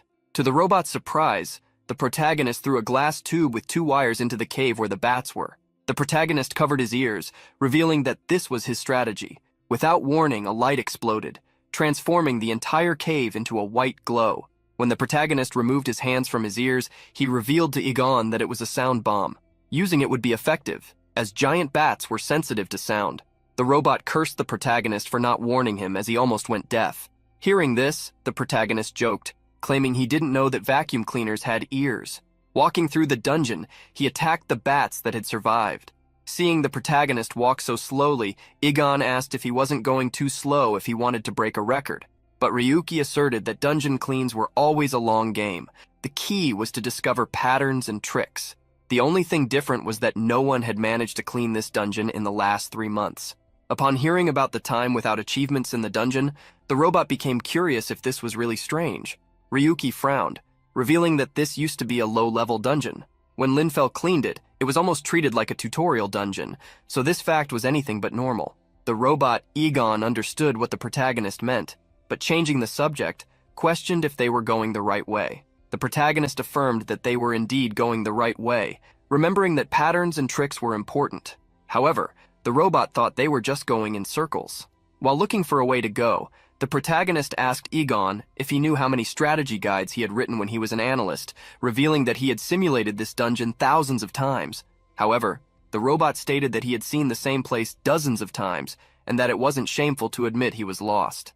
Arriving at a fork in the road, the protagonist pointed out that the entrance was different, telling the robot to look closely. Ryuki showed a curved groove and a stalactite, revealing that until now they had only seen straight grooves. Looking closely, the robot noticed a small detail in the stalactite on the right side. The protagonist revealed that this change occurred when a person passed through that section for the 32nd time. This was proof that the escape route was open. The robot was surprised to discover that the protagonist had memorized the path using such a brute force method. Ignoring the chatty robot, the protagonist analyzed a few more walls. Ryuki stated that this place was designated as a maze initially, which is why the structures changed in real time. Originally, the purpose was to find the true route using a specific class skill. In the past, his guild had a team member with this skill during a raid. However, before this strategy was discovered, people memorized every element of the map clearly, allowing them to reach the next area in about 5 minutes. Discovering that Ryuki had memorized every small difference in the dungeon, the robot was even more shocked. This was a method that no ordinary player would dare to use. It was impressive that Ryuki was using this just to clean the dungeon alone. The robot felt pity for the protagonist, thinking he was completely crazy. However, Ryuki heard everything and told Egon to clean the floor. The protagonist analyzed that he was close to exiting the maze section, being about 30 minutes behind Linfell's mark. It seemed he had spent more time than he thought. Additionally, there was still an unknown mystery, the one that had prevented players from cleaning the dungeon for the last 3 months. The witch in the lair had been watching the protagonist all along. "So, intruder, you passed through the maze? But this false hope will throw you into an abyss of despair the moment you exit the maze. My instant annihilation magic will send you to hell." Unbeknownst to him, the protagonist was stepping into a trap. When the protagonist stepped on the trap, the witch was already eager for the new material for her sacrifice to arrive. A dark energy was released when the trap was activated, attacking the protagonist, who was startled. The dark energy disappeared, giving way to darkness again. Next to the protagonist, the robot asked what had happened. The protagonist replied that he didn't know, that he wasn't sure, but felt as if they shouldn't go any further. Thinking there might be something ahead, the protagonist pulled a cloth doll from his inventory. He then threw the doll from the dark area of the cave into the illuminated area.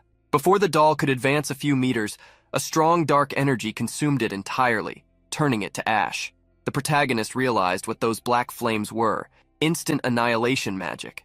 This was a trap that shouldn't appear until much later when he reached the tower. He couldn't understand why this magic was there. With a quick analysis, Egon stated that the dungeon specifications had been changed for unknown reasons and recommended that they retreat. The protagonist gritted his teeth at the brutal trap he encountered early in the dungeon. Looking back, he wondered if he really had no other choice but to go back. Suddenly, the protagonist had a spark of insight. A passage in one of the corners should lead to a dead end, but he felt that if he went that way, everything would be fine. First, he noticed the trap, and now he had this perception. Smiling, he wondered if these hunches could be caused by a certain skill that was proving to be a cheat: intuition. Watching the protagonist, the old witch smiled. "Aren't you a lucky bastard? You survived by inches, but it will only be a matter of time. No matter where you go in this endless maze, you won't escape the curse of the end of life. Tormented by fear until your final moment, you will remain forever trapped in this maze." While the witch tried to curse the protagonist, she didn't realize that he had passed through a secret passage. She jumped from her chair, wondering where the boy had disappeared right before her eyes. Quickly changing her view in the crystal ball, she found him again. She was impressed to see that he was in the central hall, a place quite distant from where he had been moments before. She cursed the clever little rat who had managed to escape the first trap. However, seeing him surrounded by many other traps, She delighted in thinking that this would be the place where he would take his last breath. Suddenly, before the witch's eyes, the young man disappeared again, startling her. The witch punched the table upon seeing the young man vanish once more. She began to search for him hurriedly. Finally, she found him in the old laboratory, wondering how he had ended up on the opposite side of the central hall. The witch felt relieved, as that was the place with the most curses, thinking that no matter how many tricks the young man used, he wouldn't escape. But against the witch's expectations, with several jumps, Ryuki dodged the traps one by one. The witch began to feel desperate, trying to understand how the boy had evaded all the traps. This was impossible for her to believe, let alone how he had disappeared again. She continued to search for him, changing the image in the crystal ball until she found him in the underground storage. With all her accumulated anger, the witch decided to activate all the traps at once. A strong dark energy, along with flames of darkness, covered all the passages and rooms of the dungeon. Watching the flames and the crystal ball, the witch sighed, believing she had gotten rid of the little intruding bug. Suddenly, a voice emerged along with a large explosion behind the witch. "What a pity that the materials are damaged, but I can still use them." The witch was startled upon hearing a voice behind her, claiming he had found the boss room. Next to the protagonist, the robot tried to make him disable such a broken ability, if he still had any consciousness left. The protagonist had knocked down a wall, entering the witch's room while arguing with the robot Egon. Seeing the boy cleaning wax from his ear, the witch was frightened, asking how on earth he had managed to get there. The protagonist smiled at the question. "Well, I can't waste my time explaining the details, so let's skip that part. It's time to end this. Dungeon boss of the witch's hideout, the Witch of Solitude, Serial." The protagonist drew his gunblade, which was strapped to his back, and pointed the sword gun at the witch. "Let me call you a name that suits you better, glitched bug."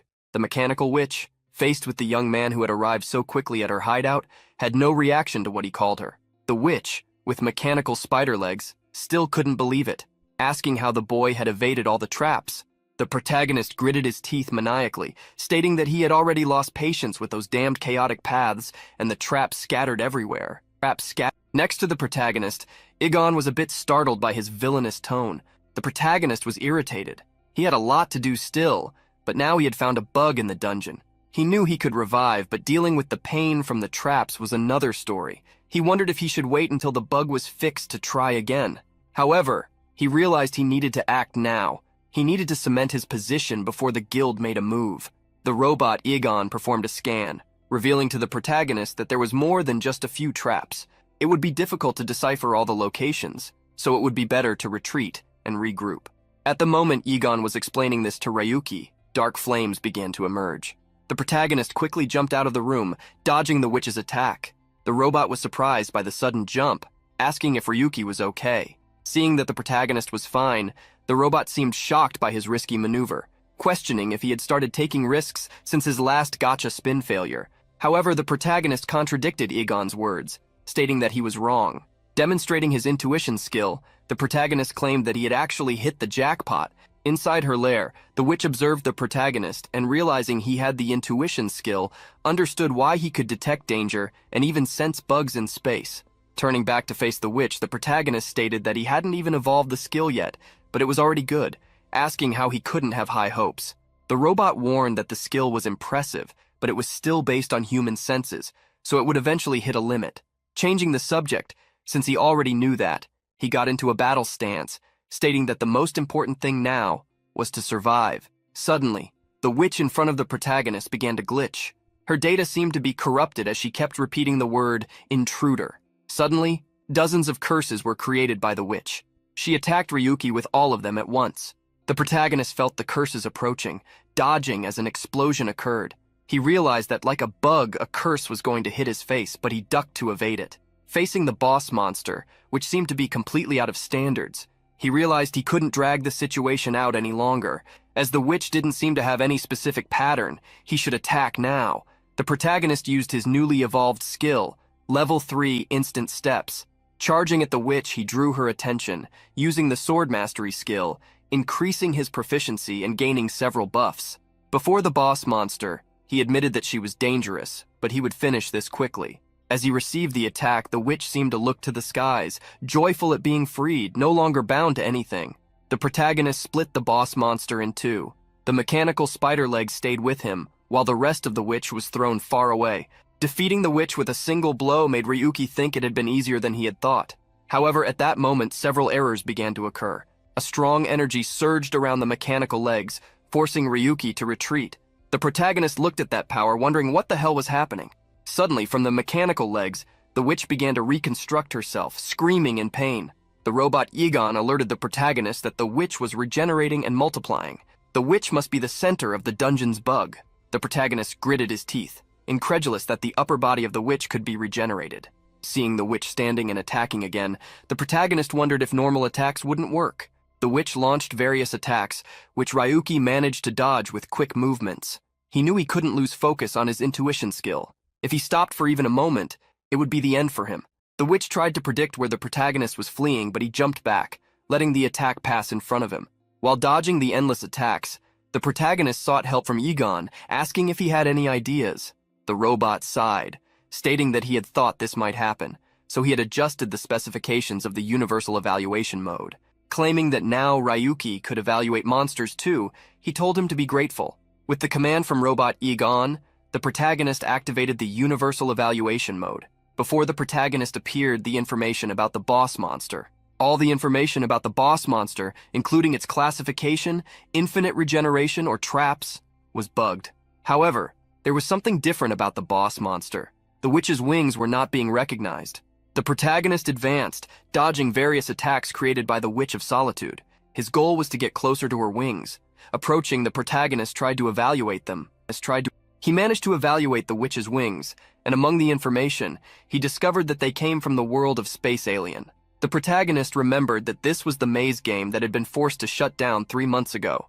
Finally, he realized what was happening. The emergence of wings on the witch caused the appearance of the bug. Watching the fight from above, seeing the witch trying to bombard Ryuki with attacks, robot Egon began to go crazy. In this situation, where even a small touch could mean the end, he saw Ryuki smiling. He followed the protagonist, asking if he had gone insane. The protagonist explained why he was reacting this way. On the path to the pinnacle of humanity, do you think mere flames can stop me? The witch became even more irritated that her attacks were missing him. She raised her arms, gathering a large amount of energy into a dark sphere. The protagonist watched that attack being charged, knowing that even a mere touch from it could end him. While threatening the intruder, the Witch of Solitude sent the dark energy sphere towards him. The powerful attack fell in the room, causing a massive evil explosion. The witch was confident that she had eliminated all spaces from which the intruder could escape. However, before she realized it, the sword of her target was already behind her. You are like this dungeon. That is not your original power, so you can't control it properly. Even if you cover the entire area, weaknesses will appear, like the gaps in a bugged dungeon.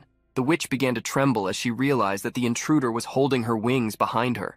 Touching the wings directly, the protagonist could tell they were the cause of the problem. The witch began to stutter, claiming that those wings had given her freedom. The protagonist became curious upon hearing this, giving the witch the opportunity to tell her story. I've been following my original role here for a long time without questioning, just continuing. After I got these wings, I was freed from that magic. My wings gave me this. The protagonist smiled, stating that they were similar in wanting to escape their circumstances. Hearing this, the witch was surprised. The protagonist decided to share about himself, affirming that he also had difficulties escaping his trash world. Upon realizing their similarities, the witch became more excited, asking if the young man understood her feelings, trying to convince him to spare her and join forces with her. However, the protagonist's words interrupted her. So, for the sake of my glory, I will crush your freedom. The protagonist ripped one of the witch's mechanical wings off, much to her despair. Holding the witch's wing, he activated an SSR rank skill. As he destroyed the witch's wings, the entire scene changed. The boss monster returned to normal, and its information displayed the items she could drop. In front of the protagonist, the witch, now much more normal, executed her standard speech. Intruder who infiltrated my hideout, before my magic, you must kneel before me, Serial. While the witch was speaking, the protagonist attacked her. With a quick strike, the protagonist defeated her. Even though she was returning to normal, nothing had changed. He would still defeat her so that he could reach even greater heights. After defeating the witch, the protagonist collected his reward. Besides the various completed quests, he received 500 RP points, along with Serial's magic stone and the witch's heart. Although the original monster had been easier to defeat than when under the bug's effect, the protagonist was upset by the low amount of points gained compared to the Black Knight, who had given him 15,000 points. Igon's robot teased the protagonist's frustration, as even the RNG of the gods could fail sometimes. The protagonist wasn't expecting much anyway, just wanting to secure the SR rank ticket and beat Linfel's record time. Outside the dungeon, the team that Ryuki had encountered earlier was resting after failing again in their attack on the dungeon. A young girl wondered why they kept being defeated. One of the team members blamed her for always getting lost. As the group argued, and the leader tried to calm them down, the protagonist emerged from the cave. The team leader had just managed to calm his group, advising them to cooperate with another team for a new attack. At that moment, he noticed the presence of the young man he had met earlier. The girl from the group was amazed by the young man who alone lasted 7 hours inside the dungeon, while the team leader asked if Ryuki was ready to give up and go home. The protagonist ignored the group, calmly continuing on his way, which led them to think he had gone mad by falling into reality. However, at that moment, a notification appeared for the group, an update in the dungeon. The leader of that group was surprised as the update was specifically about its conquest rank. In first place, with a conquest time of just over 7 hours, was the guildless player named Ryuki. The group was shocked to see in person the player who conquered the dungeon alone, reducing the conquest time by more than 10 hours. They couldn't believe that someone would break Linfel's solo record, let alone by such a large margin. Suddenly, a knife flew toward the protagonist. A warrior from that group ordered Ryuki to stop and recount all the tricks he had used to get through the dungeon. He threatened the protagonist to reveal how he had achieved the impossible feat of reducing the conquest time by more than 10 hours, all by himself. The protagonist sighed, stating that there was a bug in the dungeon and that he had used it to reduce the conquest time. Hearing Ryuki's words, the group became angry, questioning how he could break a record with something like that, accusing him of breaking a record without any skill, but by using cheats. The man with the knife pointed it at the protagonist, claiming he should be ashamed for using a bug. Seeing the group's reaction, the protagonist remained calm, wondering if they were idiots. He then left the group behind, warning that he had fixed the bug, and that instead of worrying about him, they should focus on clearing the dungeon themselves. The man with the knife attacked the protagonist, irritated that he was trying to teach them a lesson. However, Ryuki skillfully moved aside, dodging the attack. Seizing the moment, he counterattacked, hitting him squarely. The protagonist then left the angry man behind, walking away as if nothing had happened. The man forced himself to stand, threatening the protagonist, but a hand touched his shoulder, calming him down. The group leader stated that his companion was unaware that he would be unable to defeat the opponent, but found it ridiculous. He didn't want to lose to a dirty person who used cheats and bugs. However, his insistence irritated the group leader. "Wake up, you idiot. He not only used the bug, he fixed it. Don't you understand?" The group then understood what such words meant. Not only had the young man faced the bug, but he had also fixed it. This sounded even more unbelievable. The group leader had a feeling that this player seemed familiar to him, trying to remember where he had seen him. The White Lake, a snowy lake surrounded by mountains and forests. The Red Spider Forest, as the name suggested, was a forest infested with monsters. And lastly, the ancestral ruins of the gods, a mystical place where pieces of land floated. While eating, the protagonist explained to Igon's robot that these were the most famous dungeons where Linfel Darius's team had set records. There was one more dungeon, but these 3 were enough for him to tackle. The robot was curious, asking why he wouldn't attack that last one. Ryuki explained that another guild had set a new record for that dungeon 2 years ago, the team of player Asura from the Gai's guild. Just like the record in the witch's hideout that he had seen earlier, the cleaning time there was suspiciously close to what Ryuki had predicted in his strategy while he was part of his old guild. This made him a bit irritated. The protagonist stood up confidently, stating that he would first attack the 3 mentioned dungeons, asking Igon if they should erase Linfel's name from the records forever. Inside the Demon God Tower, a group of players was facing some monsters. The leader, Linfel, commanded the group to collect the loot after defeating the monsters, asking if they wanted to work overtime. Suddenly, Linfel was surprised by a notification. A video showed an octopus monster being attacked. Curiously, this was the monster from the White Lake. However, another thing surprised Linfel. The video continued with monsters from the Red Spider Forest. Linfel became irritated with what he realized was happening. Sending the group to collect the loot on their own, he watched the video from the ancestral ruins of the gods and informed the group that he would go to a certain place first. Linfel lay down on a couch. While watching the videos, he realized that this player was deliberately trying to break all his records, clearly trying to provoke a fight. Sitting up, he wondered if the player thought he was hot stuff. Thinking of the name Ryuki, mentioned by his brother, he strained to remember someone with that name but could not recall, questioning whether he really knew anyone by that name. Suddenly, a man burst into the room shouting, "Linfell, I bring great news!" Surprising Linfell Darius, the man stated that the player who was breaking all his records was live streaming. In the Linza Guild's analysis room, there was an analyst named Ragna. She had some information about the best monthly rankings, but what she was seeing in the dungeon attack videos was beyond expectations. She couldn't believe that Ryuki had destroyed 4 dungeons in one day and published the videos of the record-breaking runs. As expected, the response to this was explosive on social media, with over 1 million views. She thought it was natural for people to expect a follow-up video after the hunt for the Black Knight. There were definitely items and abilities that people still hadn't discovered, but the strategy shown by Ryuki in the video required complete mastery of each element of the dungeon. The most shocking part had been the clearing of the witch's hideout. No one had been able to conquer that dungeon in the last 3 months, yet the player, Ryu 7017, completed it as if it were child's play. He had cleared it alone from that horrible hole full of monsters. Many people claimed the videos were fake, but it was clear that the witch's hideout had indeed been conquered. Ragna knew that this required incredible analytical skill, which made her wonder if there was another guild supporting Ryuki. She became worried, as this would cause a hell of a stir. These videos were on another level compared to the Black Knight incident. In an empty room, the protagonist held a cell phone while talking to Egon, stating that everything he had published so far paled in comparison to what he was about to publish. Egon asked if the protagonist's plan wasn't different from the previous provocations, as from now on, the Linza Guild would clearly see him as an enemy. Although the protagonist claimed he wasn't worried about that, Egon asked if it wouldn't be better to strengthen himself first. The protagonist knew Egon was right, but if he dragged this out, he would be giving the guild time to respond. He couldn't stop now after having come this far. For Ryuki, time seemed to have frozen since what happened 3 years ago. Everything had stopped, and only 2 things remained in his mind: despair and hatred. These were the 2 things that kept him alive for so long. The protagonist then began the live stream, while people from various parts of the game, including members of the Linza Guild, watched him. Hello, viewers. This is Ryu 7017, known for posting videos escaping from the depths of the sea. My name in the Labyrinth game is Ryuki. I apologize, but today's video is not about dungeon clears.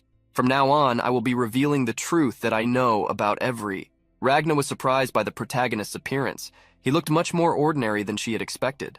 As she watched, she was taken aback by Ryuki's words. First of all, many people must be curious as to why the title of the video is Unknown. To be clear, I am an unknown in the literal sense. From inside the room, where there was only a camera, the protagonist continued his broadcast. I know it's hard to believe that an unknown without an account could enter the game labyrinth. Many of you might find this hard to swallow. After all, to get an account, you need to be silver rank or higher, pass the relevance exam, or get a recommendation from a guild. Hearing what Ryuki was saying, many viewers were skeptical that he could truly be an unknown, thinking it might just be a way to attract attention. However, Ryuki assured everyone that he was absolutely an unknown at rock bottom, and that the way he got an account could be described as luck.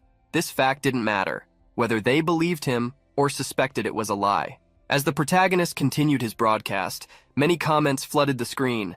Linfell was also watching the stream from his couch while Ryuki stated that he didn't care what they said, as the broadcast wouldn't be about him, but about why he had become an unknown, because he had been framed for something. The protagonist set that topic aside, knowing he wasn't there to talk about himself and that no one would believe him. He then revealed the reason for making the video. I know you're watching, Linfell, and you too, bastards of the Linza Guild.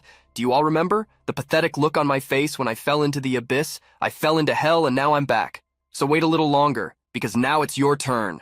In a data room, a man in a trench coat connected with others in a voice call, commenting that an enemy of the Linza Guild had now appeared. The person with the initial H expressed surprise at the video, which didn't seem like a joke at all. Alongside them, a person with the initial V asked their companions if Ryuki was the guy they had talked about before, as they had heard that the boy was now under surveillance. The man in the trench coat affirmed to his companions that Ryuki seemed to have worked for Linza before falling to the status of unknown. The details had been erased, but that was what could be said. VoiceVi commented that Gabriel must have been involved in this. Since Ryuki seemed to have something against Linfell, he probably deleted all records that could harm the guild. VoiceV added that Linfell Darius was an important candidate, so they should keep an eye on him.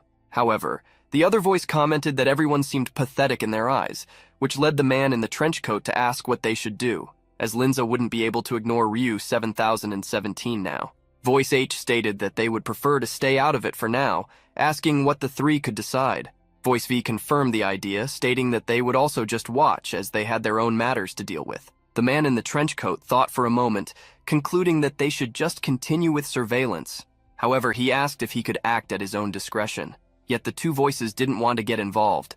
Asking when the man needed to ask for permission, they disconnected, leaving him alone. Agreeing that he usually didn't ask permission from anyone, he affirmed to himself that he would do as he pleased, whatever his soul approved of the most. Elsewhere, a press conference was taking place. The leader of the Liz Guild was being questioned about the recent hot topic, player Ryu 7017. They wanted to know what the relationship was between the player and the Linza Guild. Gabriel, alongside his brother, stated that it was true that Ryu had once been part of the guild, but due to an internal incident, he was expelled and now had no connections with them. The reporter stated that there were allegations that the Linza Guild had falsely accused the player, asking if this was true. However, with a scowl on his face, Gabriel affirmed that this was completely unfounded. The reporter continued with questions, stating that there were various suspicions circulating as well, including malicious actions against other players, as well as rumors of collusion with Latia, the developer of World of Phantasm, supposedly to control the pace of content consumption in this world. The rumors said that Linza was regulating dungeon clears and item acquisitions. The reporter wanted to hear from the guild leader what he had to say about such allegations. Patiently, Gabriel stated that these were just rumors that did not reflect the truth, nothing more than attempts to bring down Linza. He also claimed that he had already contacted associates of Ryu 7017, having knowledge of their information, and that soon everything would return to its rightful place. He assured that they would use the law against Ryuki for spreading such rumors. Gabriel's interview was viewed by many people, including in underground shops. The owner of one of these shops, upon noticing the arrival of the protagonist, was surprised by the presence of the hot topic of the moment worldwide, impressed that a celebrity would come to his shop, Jushin Guang. Removing his hood, the protagonist stated that he didn't care at all about that. Changing the subject, he asked why the body the shop owner was using didn't match his old voice at all. The shop owner, who was now using a doll with a female body, long hair, and a beautiful purple dress, stated that he liked his own voice, one of the advantages of a full-body prosthesis. The protagonist was no longer interested in the shop owner, asking him to show him more modifiers. Sighing at the protagonist's coldness, the shop owner expressed sadness that those Ryuki had seen last time had been the last ones. Hearing this, the protagonist became irritated. Remembering that the shopkeeper had claimed last time that there was a request to test those looking for mods, he asked if that didn't mean the shop owner had a connection with the creator of the mods. Shizuki was surprised, asking the protagonist if he wanted to deal directly with the creator of the mods. Ryuki returned the question, asking who he was to refuse if the test was still ongoing. The doll then put its hand inside its dress to retrieve something. Pulling out a CD, it stated that the creator had said to deliver that to someone looking for their mods. If he could use such a mod correctly, the creators would find him. Hearing Shizuki's words and realizing it wasn't a creator but a group, Ryuki commented that this seemed to be a big deal.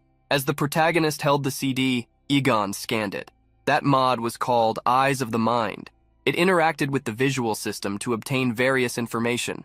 However, it had much higher specifications compared to the mods previously installed, which meant high risks. The protagonist didn't care about the risks. He just didn't like the feeling of being tested. Changing the subject, the protagonist grabbed the bag on his shoulder, which caught the shopkeeper's attention, who was curious to know what was inside it. The protagonist then showed the high-level magic stones from the bosses he had collected in the dungeons. Throwing the bag on the floor, he asked the excited shop owner if he would calculate the value, including the bonus modifier. Thanking him for the magic stones with a big smile, the shopkeeper stated that he would make sure Ryuki was properly compensated, asking him to return to the shop in the future. After leaving the shop, the protagonist analyzed the payments for the magic stones and the revenue generated by YouTube, commenting to Egon that the amount was good. Hearing about the money, the robot asked if the protagonist was going to try some random boxes, but the protagonist replied that there was still one more person he needed to find first. This left the robot startled, incredulous that his master was meeting two people in the same day, something very different from the antisocial person he had known. A man waved to the protagonist upon seeing him, commenting with a smile that it had been a long time since they had seen each other. As the protagonist turned to look at the man, the robot was surprised, asking since when he had friends and commenting that he had judged him wrongly. The man approached the protagonist, asking how he was and even making physical contact, which startled Egon's robot. The protagonist recalled some memories of when he was friends with that person, remembering how excited they would get about the Yggdrasil tree and the good relationships they had when they studied together. With a reserved expression, he greeted Garcia, commenting that it had indeed been a long time. Garcia felt a bit uncomfortable under the gaze, but asked if they could talk for a bit. The protagonist clenched his fist tightly but suppressed his feelings, stating that he didn't mind having a conversation. As the two walked, Garcia gestured with his hand behind his back. While they continued down the street chatting, several men in suits, armed and hidden, were scattered around the corners, waiting. They were not only at the corners, but also on top of the buildings, watching the duo walk together, ready to act. Next to the protagonist, Garcia put on a false smile, claiming he wanted to apologize properly after all this time. He suggested that they go to a more private place, as someone might recognize Ryuki. In response, the protagonist gave a mischievous smile and accepted the invitation, stating that there were many curious eyes around them. Inside a cafe, Garcia lowered his head to the protagonist, apologizing for what happened 3 years ago. In response to his words, the protagonist, however, asked if he thought apologizing had any meaning. Garcia tried to reaffirm that he was very sorry, but the protagonist confronted him, asking exactly what he was apologizing for. Garcia stated that he had a plan to help Ryuki return to the bronze rank, which piqued the protagonist's curiosity, asking if that was really possible. As Garcia began to explain his plan, the protagonist's mind drifted back to the past. Ryuki remembered the day he ran to find his friend. On that rainy night, he was desperate, as there was only a week left before his mother's surgery, and he only had his friend to ask for help. He pleaded with Garcia to at least lend him the necessary amount for his mother's surgery, promising to pay him back later. However, Garcia did the worst thing he could. He pushed Ryuki away, even disgusted to be touched by him. His eyes were filled with hatred for someone who, at that moment, was a stranger, leaving him lying on the ground, the one who once believed to be his friend. Soaked by the rain, Ryuki knew he needed to get the money for his mother's surgery, but what he received was only the despair of losing her. Garcia's words still echoed in his mind. He had thrown the hospital bill amounts, the surgery costs, and the treatment expenses in Ryuki's face, everything the stranger could not afford. Knowing all the costs, Garcia abandoned him, not even wanting to be in the same place as that stranger. Those words hammered in Ryuki's mind as he experienced the loss of his mother, creating a scar in his heart. Now, in the cafe, facing the false friend, he sighed with his head down. "Garcia, I'll give you a little advice since we were friends. No one would believe this ridiculous performance." As he finished speaking, the protagonist snapped his fingers. A tab with the developer information for the game space alien appeared. In front of it, the protagonist stated that he had easily discovered whom Garcia was affiliated with, Activity, one of Latia's subsidiaries.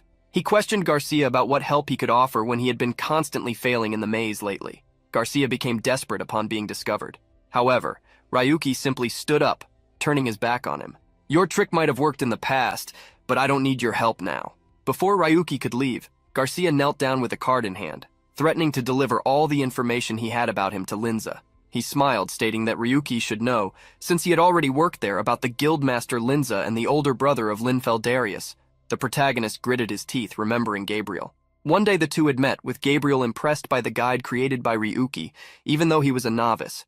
Gabriel, before his brother, was the ace of the Linza Guild, the absolute leader, known as the Frost Serpent. Garcia showed the card to Ryuki, asking if he knew how terrible Gabriel was, claiming it would be smart to sit down and listen while he still considered him human. The protagonist turned to face Garcia.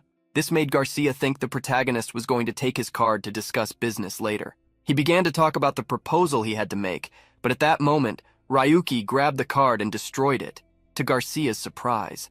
Garcia was shocked to see the card being destroyed, but the protagonist simply told him to be quiet, as he didn't want to hear any more nonsense from him. Garcia became furious.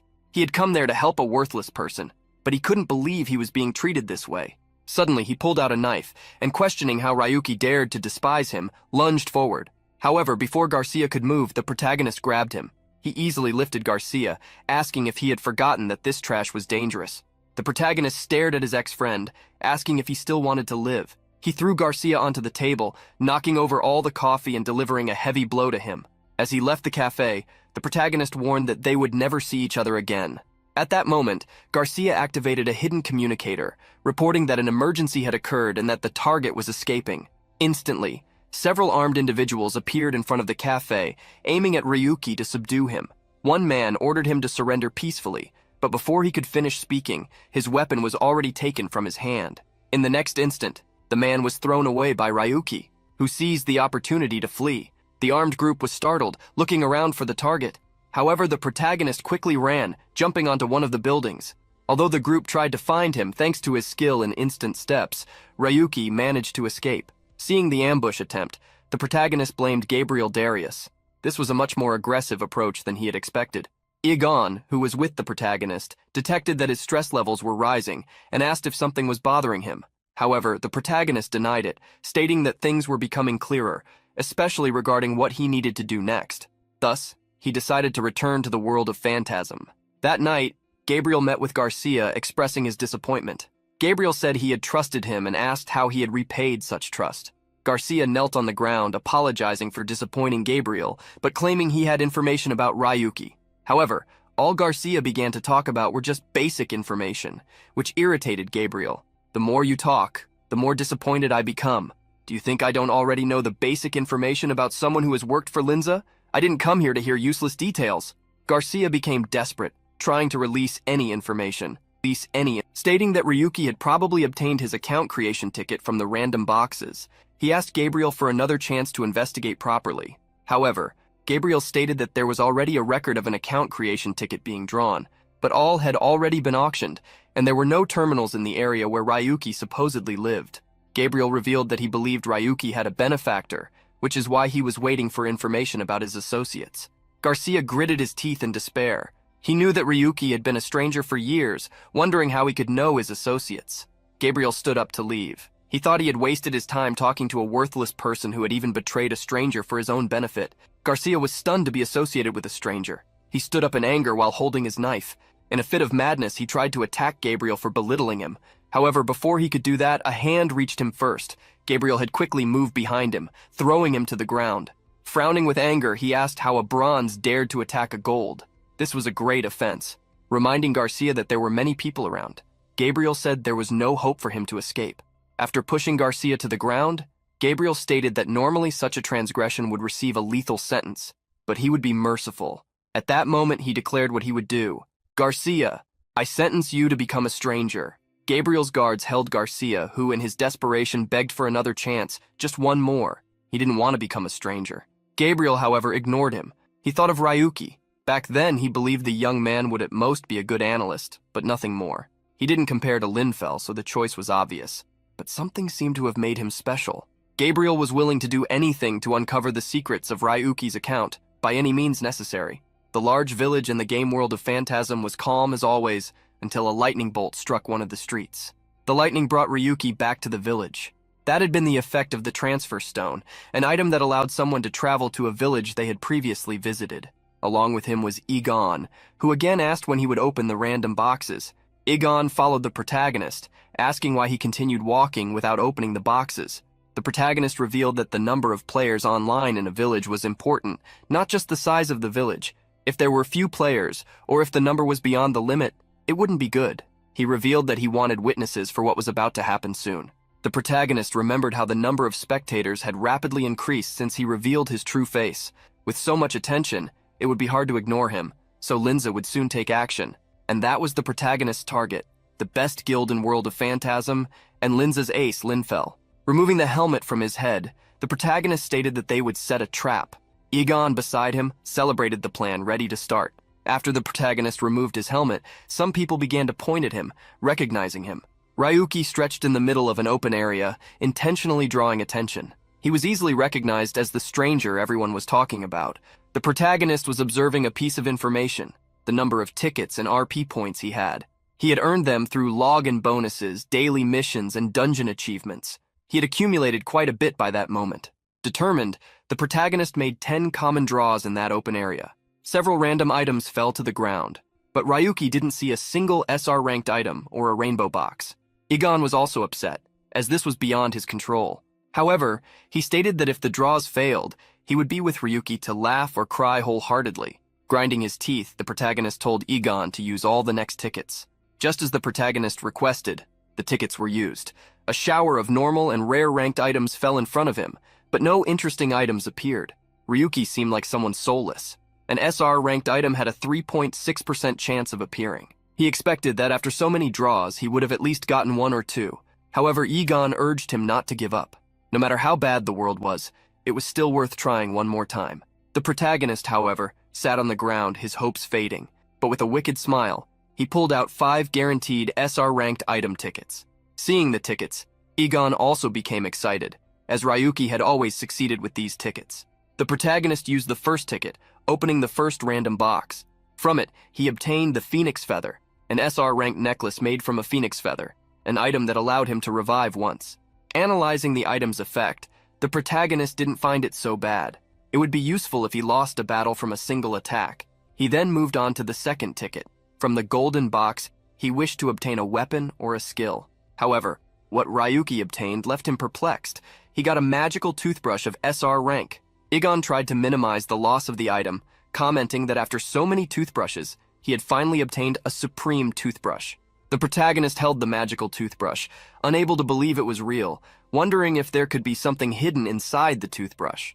However, Egon stated that it received such rank because of the star symbol in its name, marking it as an item he could use in the outside world. The protagonist asked if there was any more information about the toothbrush.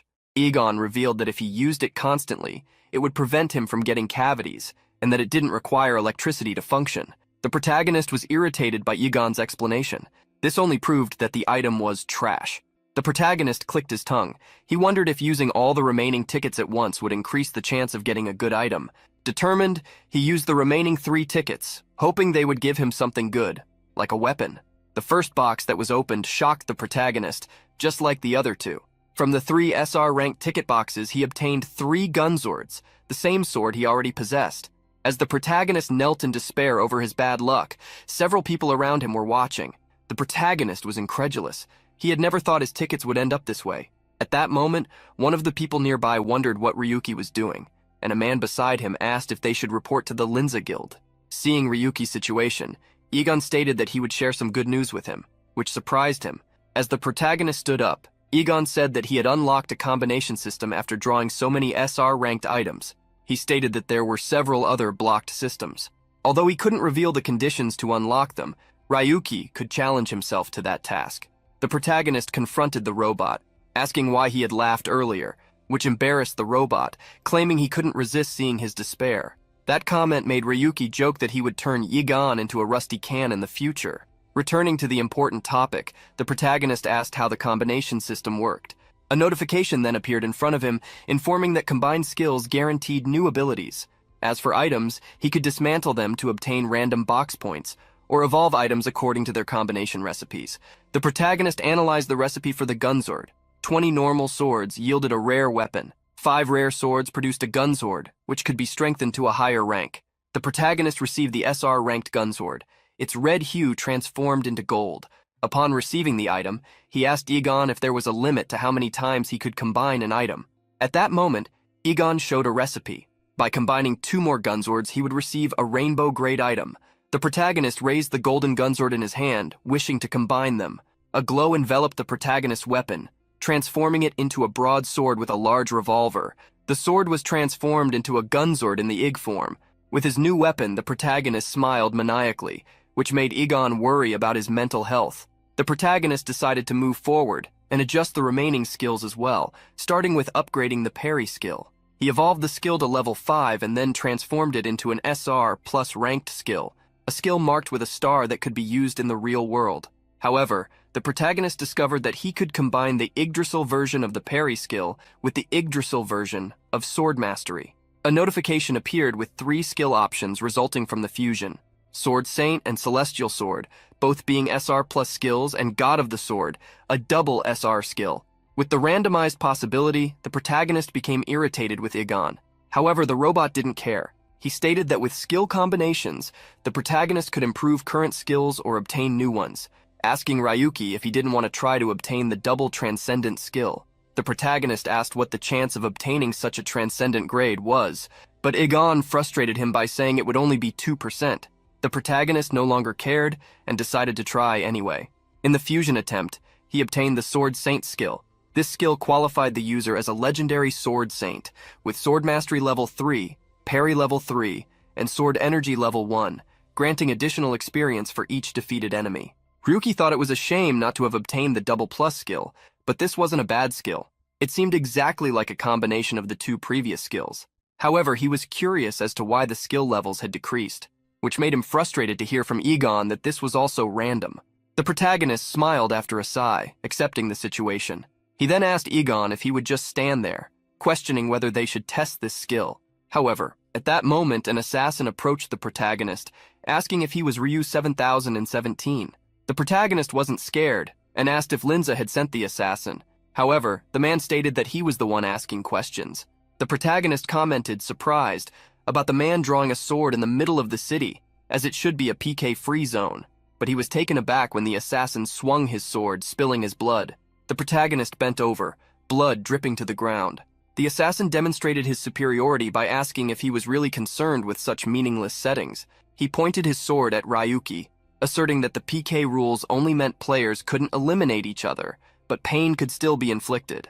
The protagonist remembered that this was the preferred method of the Linza Guild, as the sensation within the game was real. With a hand on his neck, the protagonist asked why the assassin bothered wearing a mask if he was from Linza, questioning why he hadn't attacked as soon as he declared war on the guild. At that moment, the assassin attacked again, striking Ryuki from behind. Behind the protagonist, he whispered, telling him not to expect peace while in the labyrinth game from then on, for wherever he was, they would be there. After being hit, the protagonist began to laugh, even on the ground, which surprised the assassin. The protagonist stared at him, asking if it didn't sound hilarious, since the world of Phantasm was practically owned by Linza, allowing him to act with such impunity. The assassin frowned, telling him to laugh as much as he wanted, for soon the laughter would turn into screams. The assassin attacked again, but this time his strike failed. Ryuki used instant steps to move. In the next instant, the protagonist was already holding the gunblade, attacking the enemy. The protagonist smiled while attacking. 3 times. That was the number of times you attacked me first. That should be enough to activate the scenario of a player being attacked by an evil guild, right? The assassin was frightened, asking what Ryuki meant by that. However, the protagonist gave him an appropriate response with a swing of his sword. Now it's my turn to attack. In front of the entire audience, the assassin began to scream. He pleaded for Ryuki to stop, but he didn't heed the plea. The protagonist asked the assassin why he was pretending to be weak now, having just said he would follow him to the end. The protagonist looked at the assassin with a sneering gaze, questioning if he was feeling pain, the same pain he had felt earlier. He warned that, in the world of Phantasm, defense reduced both damage to health points and pain, but his attacks didn't follow that system. The assassin was desperate. He tried to log out of the game, but couldn't. Next to the protagonist, Egon informed him that the signal allowing players to exit the game had been blocked some time ago. The protagonist showed a maniacal look, recalling what the assassin had said about the PK zone. Everything he would experience would be endless pain. The protagonist began to spin his sword while the assassin screamed. Hearing those sounds, he stated that the assassin should already be familiar with them, as they were exactly what he and his people had caused for so long. At that moment, Egon alerted the protagonist about a certain presence. Before Ryuki could react, he was surrounded by several assassins. Their leader approached the protagonist, stating that he would get straight to the point. He ordered Ryuki to abandon the world of Phantasm, advising him to stop playing the game entirely. That way the matter would be settled. The protagonist smiled at the assassin's generosity, who acted as if he were doing him a great favor. However, he questioned whether they hadn't been the ones who provoked him first. In that instant, the protagonist drew a second sword, striking the assassin below his feet again. The leader of the assassins looked at his subordinate, commenting that Ryuki was being very ruthless, surprised that he hadn't heard that he was so dangerous.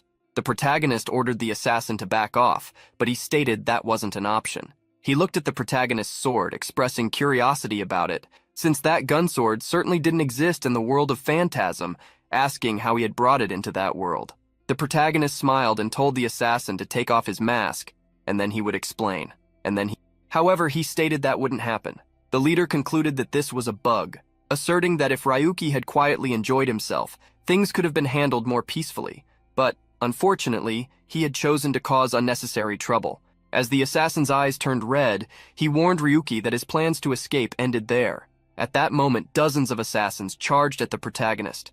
However, Ryuki's face displayed a smile as he moved agilely. He easily dodged the sword, surprising the leader of the assassins, who joined the attack, wanting to know how far he would go. But at that moment, Ryuki used the Yggdrasil Sword Saint skill, passing through the assassin and striking him with a powerful blow.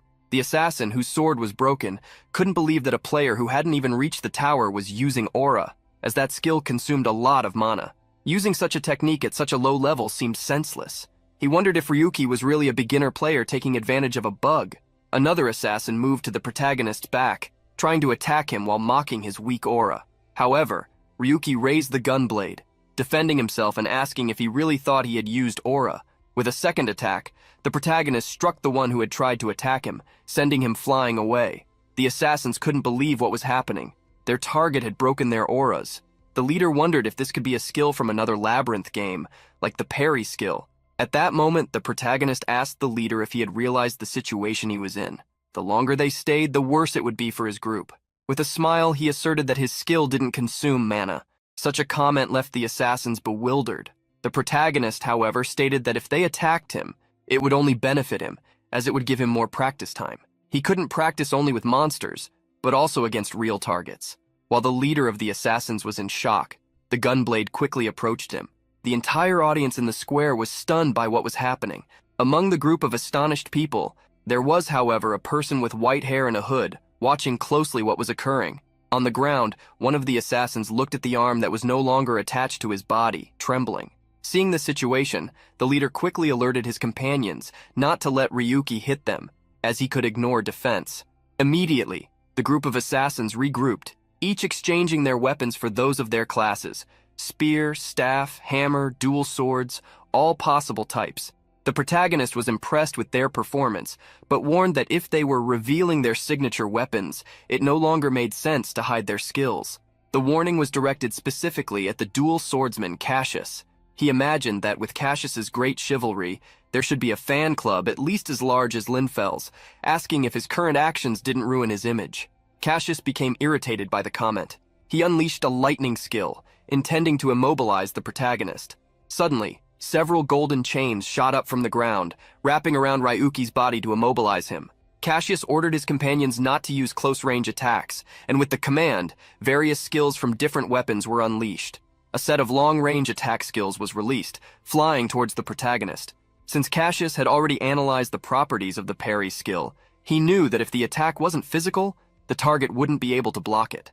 The protagonist watched carefully as each of the attacks approached, and combined, they would fall upon him mercilessly. Amidst the chains falling within the smoke raised by the attacks, Ryuki's voice could be heard.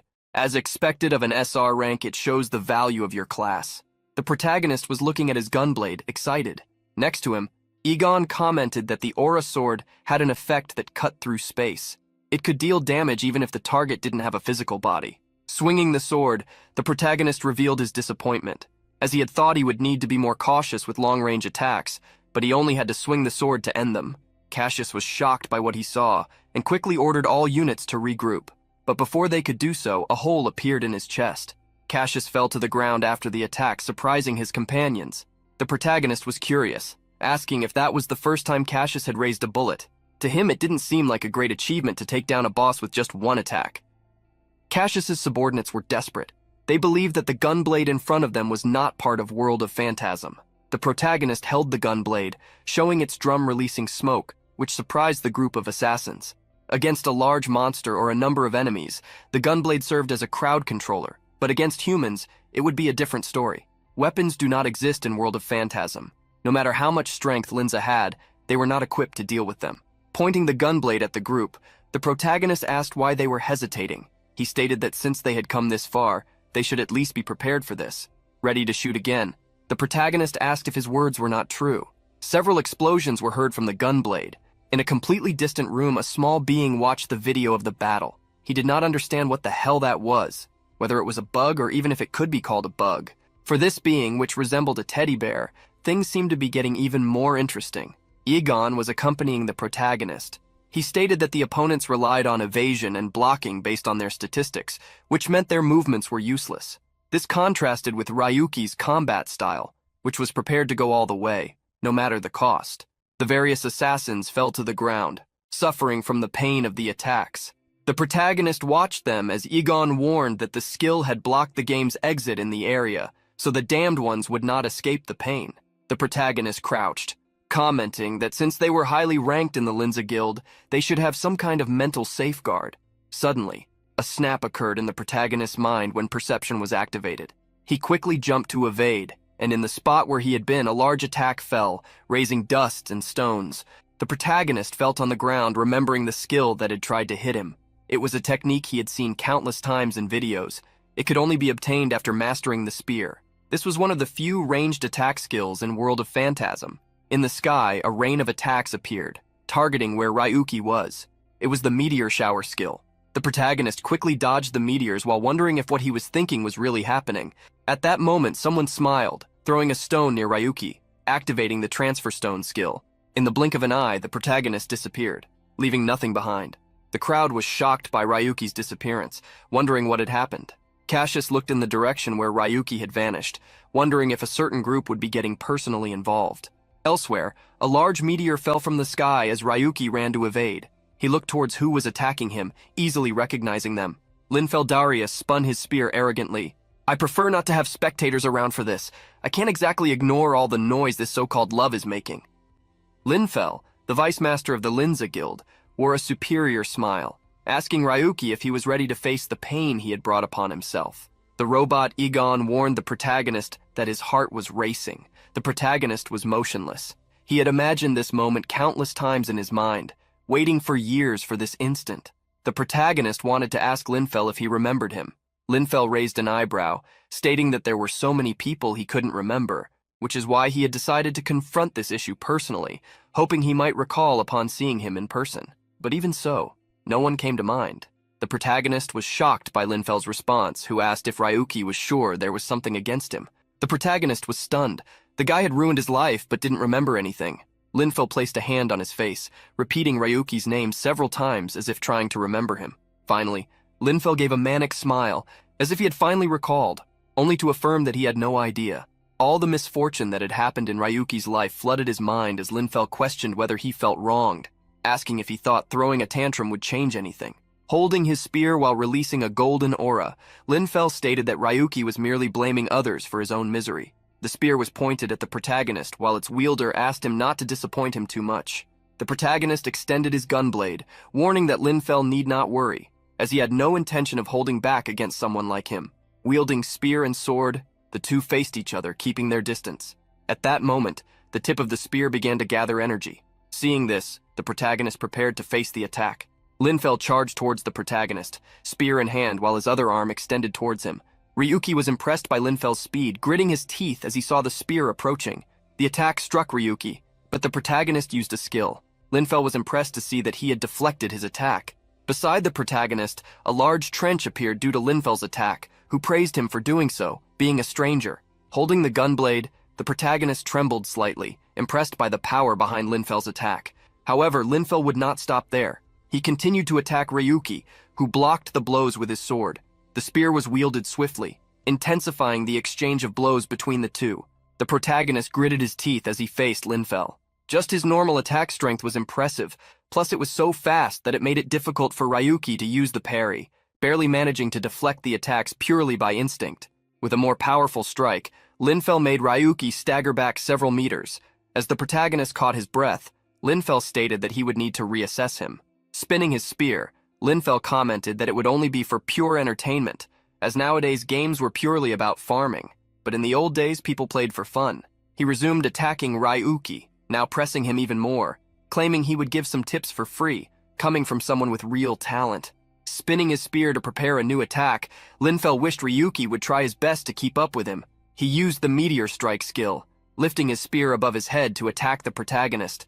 The spear fell upon the gunblade, and with the massive shockwave, the ground cracked like an eggshell hitting the floor. The protagonist gritted his teeth, straining to defend against that power. The shockwave nearly made his wrists give way. However, Ryuki held his sword firm. The gunblade confronted Linfel's spear, and at that moment, the protagonist used the parry skill. Thanks to the combination of parry with the swordmaster, the protagonist managed to push Linfel's spear back. The protagonist smiled at the opportunity created by the parry skill, ready to attack. However, before he could, Linfel moved first. The spear strike fell upon the protagonist, pushing him back. The protagonist was surprised by Linfel's action. He had counterattacked even while off balance. Such counterattack strength was heavier than the Black Knight's blows. Linfel was curious and interested in the parry skill used by Ryuki, as it could not be obtained in World of Phantasm. He then smiled, stating that he would start making things more difficult, asking if Ryuki could keep up with him. Linfel advanced with his spear pointed forward, while Ryuki dodged. Linfel's speed increased with each moment, while the protagonist tried to analyze him. The parry skill should have a stunning effect, which led Ryuki to wonder if Linfel had avoided the effect due to his own weapon. The protagonist continued to defend against the attacks while recalling the data he had reviewed when he was an analyst. Seeing Ryuki manage to defend himself longer than he expected, Linfel warned that he would increase his speed again. Linfel continued to swing his spear, which Ryuki remembered was a unique item called the Starlight Spear. The more attacks the user dealt, the faster they became.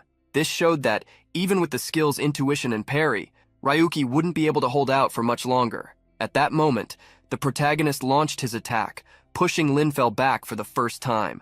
The protagonist tried to force an opportunity to attack, aiming for a critical hit. However, he coughed as he was hit. Linfel's spear was faster, piercing Ryuki, while Linfel stated that if he had held out for 3 more seconds, he would have set a new record among his opponents. He pulled his spear back with a manic smile, claiming that this opponent wasn't worth remembering either. It had been a bit challenging, but nothing beyond that. Throwing Ryuki away, Linfel stepped back, feeling like the victor of the battle. He gritted his teeth, showing signs of discouragement, and questioned Ryuki if he thought he could take him down with skills like the ones he possessed. He then looked at Ryuki on the ground, revealing that he wouldn't receive a fatal blow right there if he wanted, as that place was a PK-free zone, just like the village where he had fought against Cassius. The place might seem like empty ruins without NPCs, but the game's system still considered it a village. Linfel approached Ryuki, stating that if he didn't want to suffer more, he should start talking. He wanted to know if there was anyone supporting Ryuki. The protagonist forced himself to get up, telling Linfel to shut up and suggesting he ask Cynthia if he was so curious. Linfel was surprised to hear Cynthia's name mentioned. He advanced towards the protagonist, grabbed his collar, and asked where Cynthia was. The protagonist began to smile mockingly, asking Linfel if the woman had betrayed him too. Linfel became furious, telling Ryuki to stop talking nonsense and answer. At that moment, the protagonist felt that his intuition skill had never been sharper. Seizing the moment, he pulled a grenade from his inventory, and while Linfel continued asking where Cynthia was, the protagonist used the small light grenade. Linfel was blinded by the sudden brightness, shielding his eyes, but quickly realized it was nothing serious. He asked Ryuki if he thought he could take him down with a toy like that. The protagonist began to laugh in response. "You think I would let someone manipulate me? Don't be ridiculous. Why would I need anyone's help to take down trash like you?" Linfel became irritated, warning Ryuki that he would regret the choice he had made. However, holding his sword, the protagonist asked Linfel, "You said you don't remember who I am, right? But from now on you will never forget, because now I will be attacking you with 50% of my strength." Hearing the boy say he would attack with 50% of his strength, Linfel smiled, asking if he had the luxury to say that. Beside the protagonist, Egon understood his command, advising him not to regret it later. The protagonist smiled maniacally at Egon's words. "Regret? I've already discarded that useless emotion." Seeing Ryuki's arrogance, Linfel attacked with his spear. The protagonist also moved. Reading Linfel's attack with intuition, his goal was to buy time with parry, and then use his movement skill to get closer. That was Ryuki's intention. However, Linfel attacked him with a kick. The protagonist was launched away by the attack, causing a massive explosion in one of the houses of the abandoned village. The protagonist spat out red liquid, surprised that Linfel had changed his attack to a kick at the last second. In the next instant, a spear was before Ryuki's eye. Moving quickly, the protagonist pushed the spear aside, causing the stone behind him to be destroyed. The protagonist moved rapidly, distancing himself. Linfel retrieved his spear, asking if Ryuki didn't feel lucky to be in a PK-free area. He thought it would be boring if everything ended quickly after so much effort. The protagonist gritted his teeth, clutching his injured right arm. If he had been any slower, he would have been severely hurt. Linfel lazily placed the spear on his shoulders, stating that he would get scolded by the boss if they fought in the city, so there was no better place than this. The protagonist was irritated, telling Linfel to shut up, and then used a movement skill. In the next moment, he teleported behind Linfel to attack him. Linfel smiled upon noticing the movement. With a simple arm motion, he threw the spear back, attacking Ryuki. Linfel began to get excited. His spear shone with a bright purple light, and he asked Ryuki if he could withstand his next attack. Linfel unleashed the meteor shower skill, using his spear as the meteor that would fall from the sky to hit the protagonist. Ryuki couldn't dodge the blow, nearly fainting in the process. Linfel smiled maniacally, asking if Ryuki was getting slower, and if that was all he had after saying he would fight with 50% of his strength. He mocked Ryuki, who was getting up, warning that the protagonist should know this would be the result. He asked if he thought the leader of an elite guild would be a spoiled brat. He challenged the protagonist to try harder, asking if this wasn't the perfect time for his revenge. In the end, Linfel became bored with the pathetic weakness of his opponent. He advanced, grabbing Ryuki by the collar and, with a swift motion, threw him into the air. A great power began to gather in Linfel's spear as he looked at Ryuki in the air. Thinking about it, it would be a waste to finish you off right away. Maybe I should play with you a bit more, shouldn't I? Linfel used the meteor shower skill, launching his spear at Ryuki and hitting the protagonist squarely as he fell back down. Turning his back on the spot where Ryuki fell, raising a huge cloud of dust, Linfel sighed, disappointed. At that moment, Linfel was surprised, as he received a message from his boss, his brother. Gabriel was telling him to stop fighting and return immediately. This made Linfel click his tongue, irritated to know he would receive another complaint. However, at that moment, a voice commanded him to wait. Linfel was surprised to hear Ryuki's voice again. He was sure that his previous attack should have broken Ryuki's armor. All the pain the target had felt should have left him in shock, or at least in a vegetative state. He looked at Ryuki, who was getting up, incredulous, as the pain from his attack couldn't be resisted just by willpower. Igon was aware of what was happening with Ryuki. The sensitivity control only adjusted the sensory input. At the minimum level of 50%, he would feel less pain, but his movements would also become slower. Igon questioned Ryuki if he was some kind of masochist who liked to feel pain on purpose, since the last attack should have caused serious problems. The protagonist got up, his eyes furious, and stated he had no choice. He needed to keep attacking back. Linfel walked towards the protagonist, claiming he thought Ryuki had used some kind of glitch, but advising him to stay on the ground. The protagonist ignored Linfel's words and asked if he was afraid of his brother. The question shocked Linfel for a moment, and he asked what Ryuki had said. Seeing his reaction, the protagonist smiled and asked if he had stepped on Linfel's toes. The protagonist stated that since Linfel was alone, he had obviously made a solo move, which would make Gabriel furious now. While speaking, the protagonist pulled a rusty dagger from his inventory. Linfel became irritated by the comment. Gathering power in his spear again, he revealed he was so desperate that he rushed, but in the end, he had achieved what he wanted. At that moment in the conversation, Linfel was surprised. A dagger flew toward him, hitting him. Linfel screamed from the pain of the attack. The protagonist seized the opportunity to get up, warning that he had underestimated Linfel, mocking him for screaming from just a scratch. In the face of Linfel's despair, the protagonist thought it was fitting, as it must have been the first time he felt pain like that. The protagonist warned that even though Linfel's armor reduced both damage and pain, his attacks ignored that rule. Linfel became desperate, cursing the protagonist while covering his wound. Seeing that Linfel could still curse, the protagonist thought he was doing fine. He provoked Linfel, calling him out and moving his finger, challenging him to stop screaming and attack. Linfel became furious. His spear was imbued with great power as he charged at Ryuki, ignoring his own wound. The spear was fast, but with a horizontal movement, the protagonist deflected it to the side. Linfel's attacks could no longer pressure Ryuki, leaving him desperate as he saw his movements being read.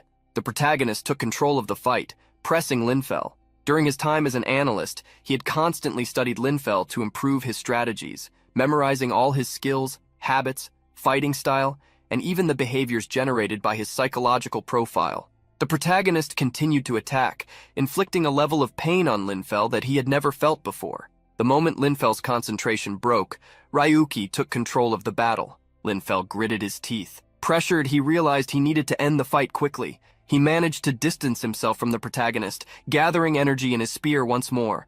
However, now he had decided to put all his strength into this attack.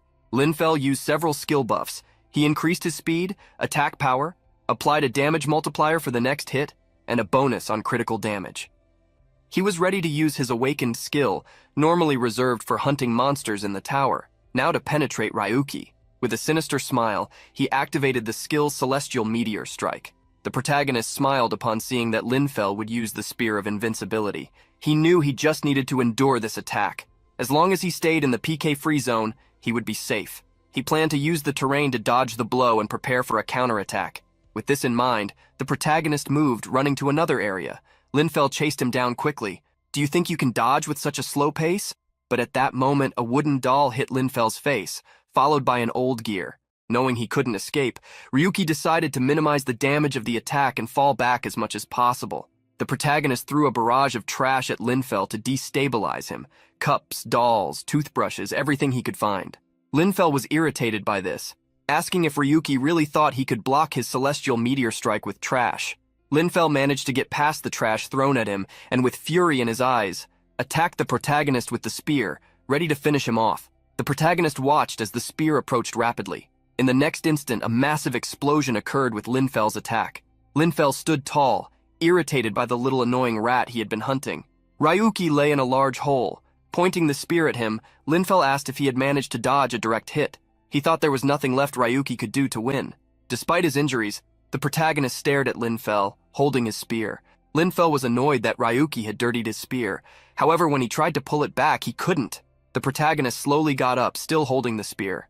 "Linfell, what if I show you something quite fun?" Linfell was irritated by the nonsense Ryuki was saying, telling him to let go of the spear.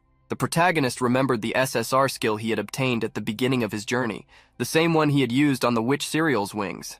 In the dungeon video, he had said it was a skill, but in reality, it was neither a skill nor an item. Linfell was surprised by what he saw happening to his spear. Ryuki held onto it with both hands, refusing to let go. With every tug from Ryuki, Linfell became more desperate. He tried to store his weapon, but there was something wrong with the status window. The protagonist activated the SSR item he had obtained. Using the system's delete function to M in Linfell's hands, the spear began to fragment, being deleted. The spear completely disappeared, leaving Linfell desperate as the starlight faded away. It had also vanished from his inventory. Knowing this made him tremble with fear of losing such a unique item.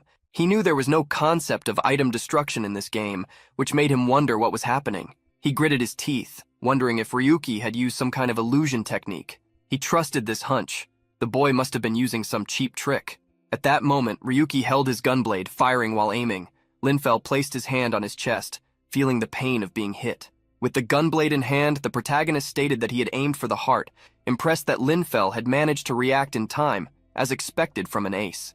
Linfell gritted his teeth, asking what Ryuki had done with his spear. Smiling, Ryuki asked if he didn't understand that the precious weapon he possessed was now worthless. Its data had been deleted. This was the power of Ryuki's ability. Deletion. The ability interfered with the system's authority, erasing the data from the labyrinth game. Not knowing exactly what tricks Ryuki was hiding, but believing he could resolve everything by defeating him, Linfell drew another spear, though it was less powerful. Provoking Linfell, the protagonist fled, challenging him to follow. Fury consumed Linfell as he chased the protagonist. However, as Linfell ran, a crack was heard. Before he could react, an explosion occurred beneath his feet, causing Ryuki to smile at the outcome. Linfell managed to protect himself from the explosion, asking what had just happened. However, amidst the smoke, a new attack struck Linfell, piercing his character. Linfell leaned forward, covering his wound.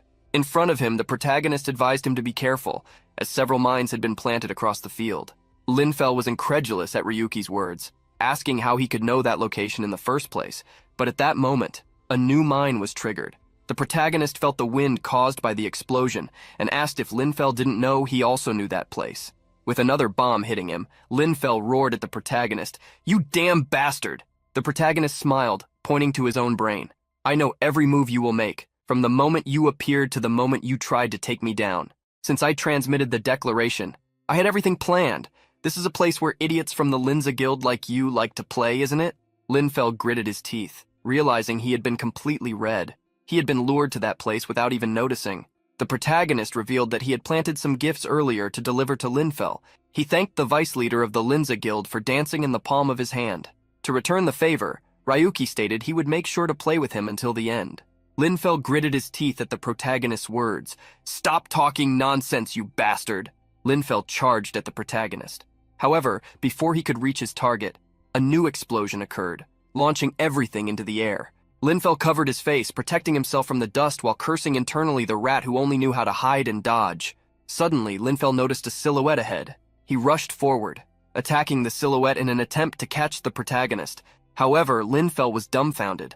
The surprise was great when he discovered that what he had hit was a cloth dummy. Without Linfel noticing, a hand grabbed his spear. The protagonist began counting down for the activation of the ability to delete items.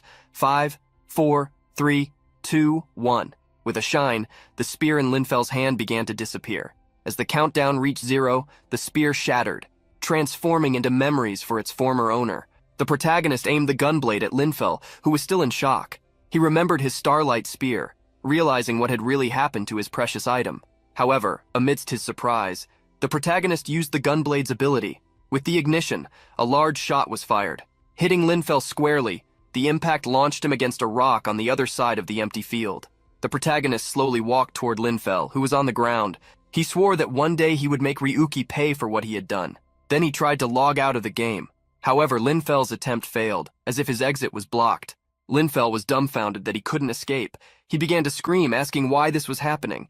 At that moment, a new attack pierced through him, making him scream in despair.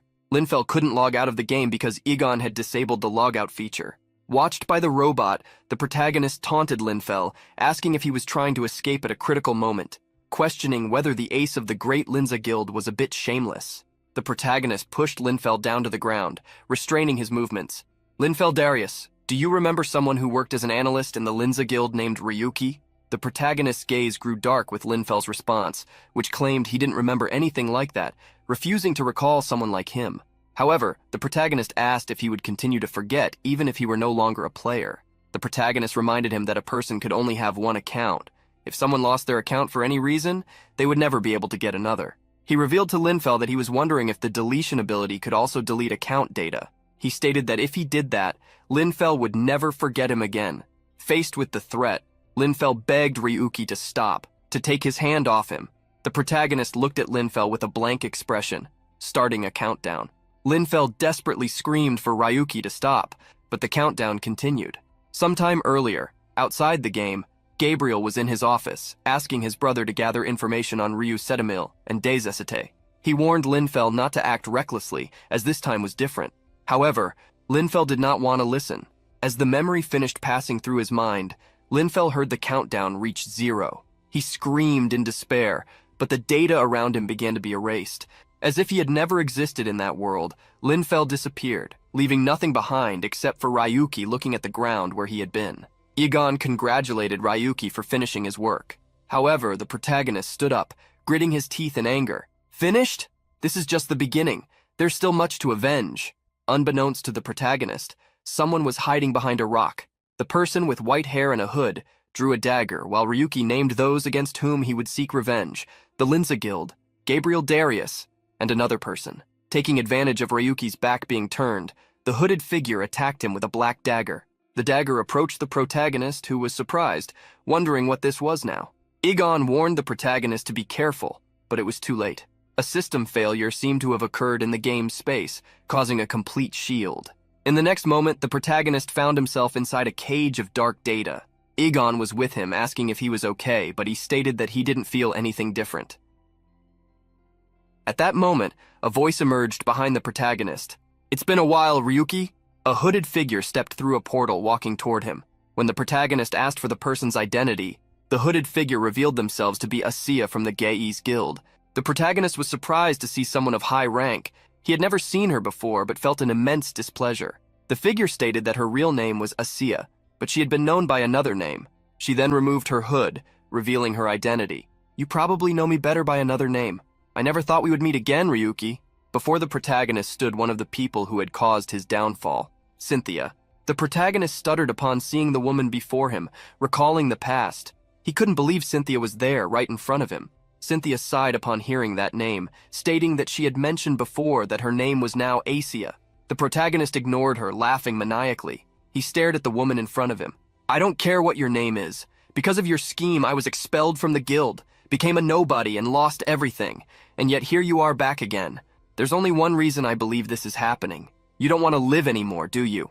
Cynthia ignored Ryuki's manic eyes. stating that she had tried to find out for years what had happened to him, never thinking he could have become a player. The protagonist revealed that thinking about how to take her down, along with Linfell and the bastards of Linza, had kept him alive day after day. If it weren't for that, he wouldn't be alive as she expected. He glared at her with fury, demanding to know what she was doing there now, as he could barely hold back his urge to attack her. Cynthia scratched her head, stating that after 3 years, Ryuki had changed quite a bit. Getting straight to the point, she asked him to forget the idea of taking revenge on Linza.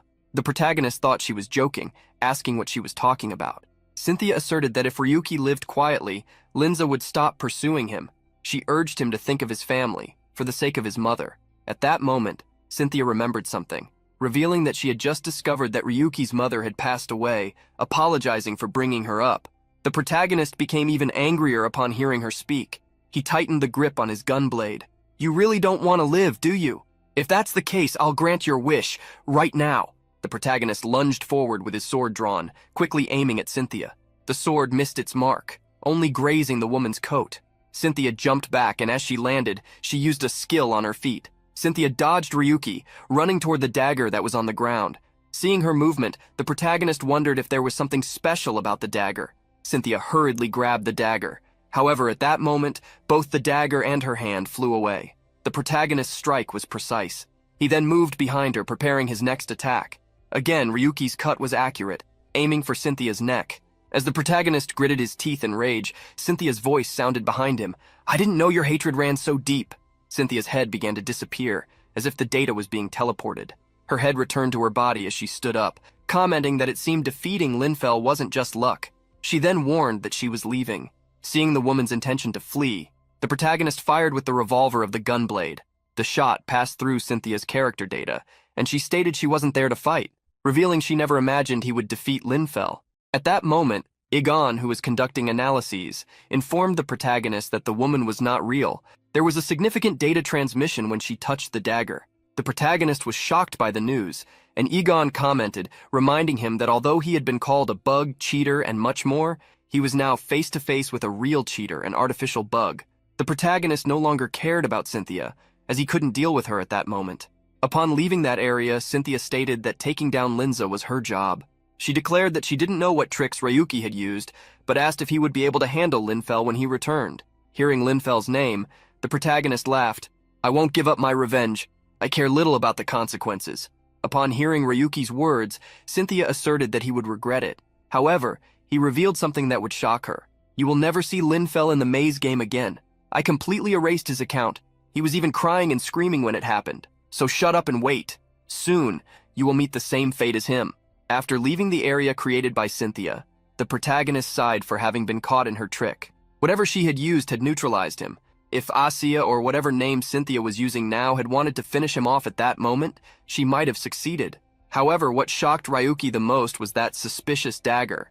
If he had known that touching it activated something, he would have avoided it at all costs, even though he felt no danger coming from it. The protagonist realized he needed information from a professional. What he needed now was an ally.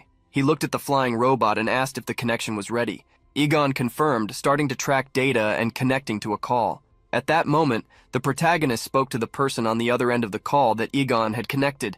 "You can hear me, right, mod creator?" Hearing a voice speak to him, a bear trembled in fright. "So you put a backdoor in the Insight mod I bought from Shizuki's store. Did you think I wouldn't notice you hacking my view?" The bear was surprised to hear that he had been disconnected, realizing he needed to disconnect quickly. However, the protagonist seemed to read his thoughts. "No way. I suppose you saw how I blocked Cassius and Linfell from disconnecting, right?" The bear grew nervous, apologizing and stating that he didn't want to cause any harm.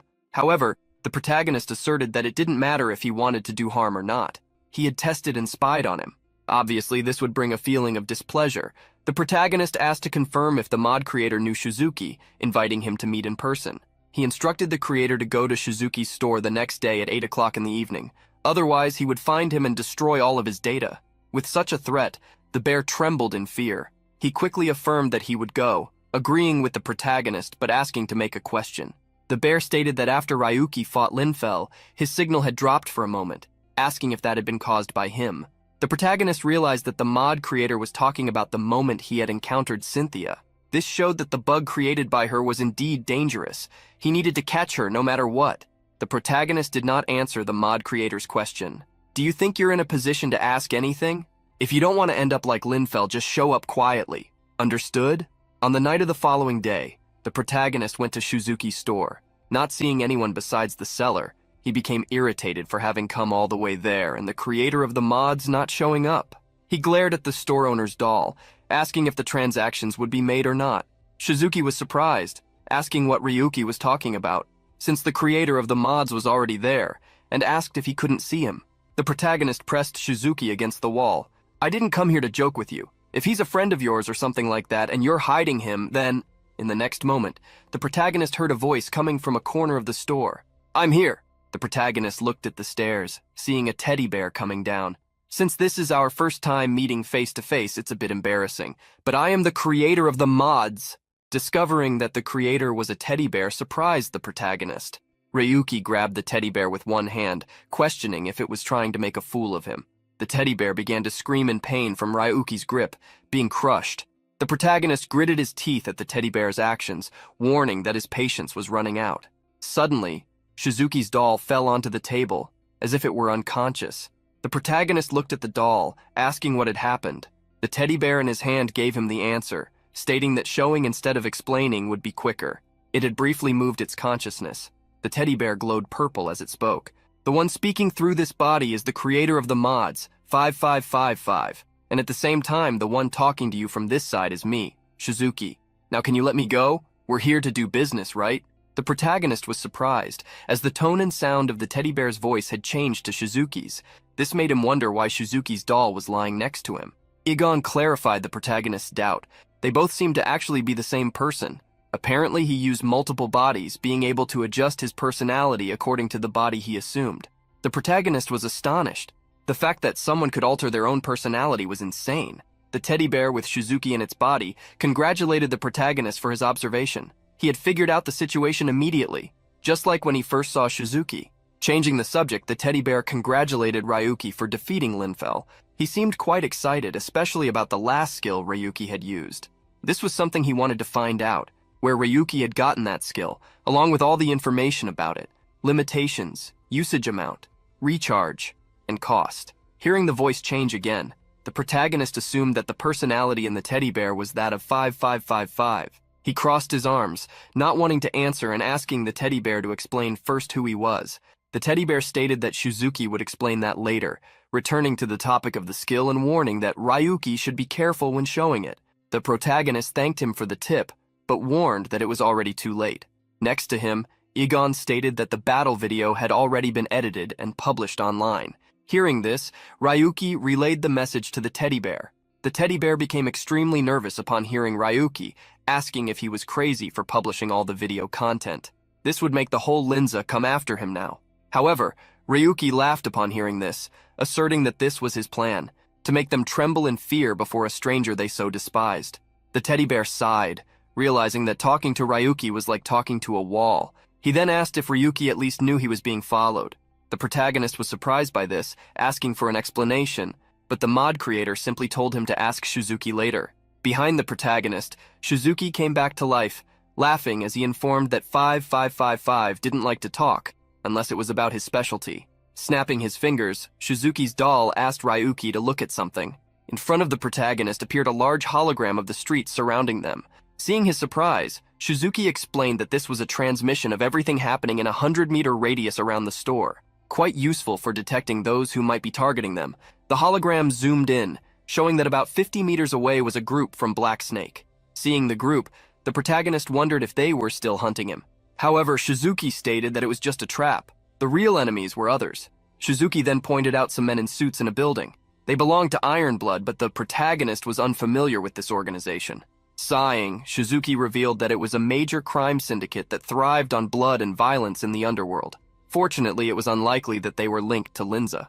The head of the group had to retire due to an incident some time ago, and there were rumors that Linza was behind it. Hearing the explanation, the protagonist understood that they wouldn't ally with those who had ruined them. He then returned to the topic he wanted, stating that Shizuki still hadn't said who they really were. At that moment, Shizuki opened a small secret passage in a shelf, stating that since they had been found, they should go to a better place, a place more suited for a conversation.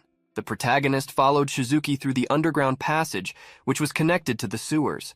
There, the owner of the doll stated that whether Shizuki or 5555, all his personalities had the same goal, and for that, he had sought allies to achieve that goal. Shizuki showed a passage in one of the walls, stating that they would go through there. Igon quickly scanned the area and confirmed to the protagonist that there was no danger in following that path. The protagonist followed Shizuki, and as he passed through the entrance, he came across a large base where several lifeless dolls were hanging. Shizuki revealed his storage, where he kept his goods and bodies, the place where he stored his finest creations. Igon followed the protagonist, looking at the dolls, impressed by the patterns of these creations. The protagonist, however, stated that he wasn't interested in those bodies. The most important thing was to know what he would call their creator. The Shizuki doll stated that he was Shizuki, and the hacker was called 5555, asking to be called that, although it was hard to understand with that explanation. Snapping his fingers to make a new screen appear, Shizuki stated that he would explain his plan before they continued. On the created screen, there was some information, a blank name, an estimated age between 20 and 30 years, and an estimated gender as female. Shizuki stated that, unfortunately, that was all he knew about his own identity. The protagonist was surprised, asking if she didn't know who she was, assuming that messing with her own personality might have caused some sort of separation. The Shizuki doll smiled, agreeing with his idea. He added the question of whether Ryuki had ever heard of the incident of the 707 explosions. This incident was publicly known as a plane crash with no survivors. However, in reality, there was one survivor, a charred figure that could not even be identified or communicated with. She had been torn apart in a lab until nothing was left, only to be transformed into a full-body android by a crazy guy. Hearing the story, Igon was shocked at how low humanity could sink. With the story told, the protagonist asked if Shizuki was the survivor. Shizuki pointed to his own head, stating that it would be more accurate to say that they were, since the incident had fused countless memories. Shizuki stated that he didn't know exactly if he could call this souls or minds, as he could control these personalities artificially. Therefore, all he could say was that he didn't know who he truly was. To clarify things, the protagonist asked what kind of deal she was trying to make. Shizuki threw a notebook to the protagonist. He caught the notebook, which was titled Gilda Linza Elatia. Shizuki then stated that he wanted to be part of his revenge. While the duo conversed underground, the video of the protagonist's fight against Cassius and Linfell was going viral. People were impressed with the last part of that video. As Linfell had been completely humiliated, he was now seen as worthless. One of the comments from viewers believed that the video looked more like a fabrication. An unknown person appeared, thinking they could win a lawsuit against the Linza Guild, a game that didn't allow deletions, yet deletions were happening. Although many thought the video was either fake or real, one person pointed out that Linfell just needed to appear to prove the truth. But the curious thing was that the Linza Guild wasn't responding to anyone. As the comments on the video exploded, the most affected was in a room, drinking liters of alcohol on his sofa. Linfell smashed a bottle against the wall to vent his rage. He continued trying to log into the Labyrinth games, but no data from his account could be found. He was going insane with the information that his account had disappeared. Shaking while holding a new bottle of drink, he muttered, "I am Linfell. I am the ace of Linza. But my damn brother." Linfell still remembered the moment he confronted his brother Gabriel, asking for another chance. However, Gabriel was already irritated that he had ignored his warning, seeking a fight for himself and even losing his account in the process. When questioned about what he expected, Linfell stated that he had been caught off guard, asking Gabriel for a new account and asserting that he would follow whatever Gabriel said from that moment on. Linfell began to scream in rage at his brother to vent his anger. There must be a way, be it seizing another player's account or obtaining an account creation pass. Gabriel ignored his brother's screams, calling him ignorant for not knowing something obvious, even after being an active player for so long. This made Gabriel ashamed to share the same blood as Linfell. Gabriel stated that the rules said each person could only have one account. Once they lost their account, they could not create another. Calling some security guards, Gabriel told his brother that he had already wasted his own time, asking if he was now trying to waste his. Linfell was desperate. He asked his brother if this would be the end for him, especially since even an unknown had become a player. Breaking free from the guards, he declared that he would take care of himself, leaving his brother's office, who merely watched him while adjusting his glasses. After walking for a while on the street, Linfell was expelled from a supermarket. Now that he was no longer a powerful player, people were taking out all the messes he had created. On the ground, Linfell cursed those people who previously couldn't even look him in the eye. In this moment of crisis, a man in a trench coat appeared behind him, wanting to confirm his identity. Linfell scratched his head and told the man to leave, assuming he was there to ask for something, as he was not in the mood. The man laughed at Linfell's response and, showing a photo, stated that he was there to help him, as it seemed Linfell would need the strength of his group. Showing the photo of Ryuki, the same man who had gathered in a room on a call with two people to discuss Ryuki, asked Linfell if he would be willing to hear an offer. Reading the manuscript delivered by Shuzuki, the protagonist was astonished. The Linza Guild was intentionally delaying the progress of World of Phantasm. In return, the game developer Rachia would be providing accommodations for the guild. The protagonist was no longer surprised to discover such information. Egon, on the other hand, sighed. He found the situation pathetic. With developers and administrators like these, the reason for the game's mess was clear. As he analyzed some orbs, Shuzuki elaborated, "There is a pact between the Linza Guild and Rachia. Isn't it ridiculous? A pact to intentionally delay progress in the game of God?" The protagonist caught a glimpse of who Shuzuki was targeting, Rachia Softwares. The protagonist felt a bit concerned. The world today was sustained thanks to the resources from the game of God. Perhaps it wasn't worth it to take down a large corporation that monopolized its development. However, for Shuzuki, it was the opposite. It would be better if they were removed from the scene. Although they had initially led the development of the game of God, now they were just obstructing progress. Ryuki noticed a certain anger in Shuzuki's voice, but the puppet quickly reminded him of the reason. "Did you forget that I am a survivor of the 707 explosion incident? Do you remember that explosion? In fact, it was caused by a game item coming from Yggdrasil." Shuzuki bringing up this subject again made the protagonist suspect that he was insinuating that Rachia Soft was behind the explosion. Although he wasn't 100% sure, Shuzuki was almost certain that this was the case. The protagonist analyzed the information he had. If he went after the Linza Guild, he would eventually find Rachia too, but what was being proposed went beyond just destroying the Linza Guild. Trying to figure out how far the being with so many bodies would go, the protagonist asked if he was planning to erase World of Phantasm. Shuzuki's response was clear. "Do we really need such a bad game? Just because it provides more than half of society's resources? It doesn't make sense. Rachia's new maze games are nothing but trash. The only success that remains alive is World of Phantasm, and even the resources from this game are slowly becoming outdated. Society may be stable now, but what will happen in 5 or 10 years? Can Rachia manage to create a new success? Those incompetent idiots will continue to monopolize the development of the game of God." The protagonist remembered that the main content of World of Phantasm, the Demon God Tower, remained unconquered. Moreover, the Linza Guild had taken control and dominated the area. However, Wolya's idea was to destroy the entire platform at once. Egon also agreed to follow the plan. "Let's do it, Master.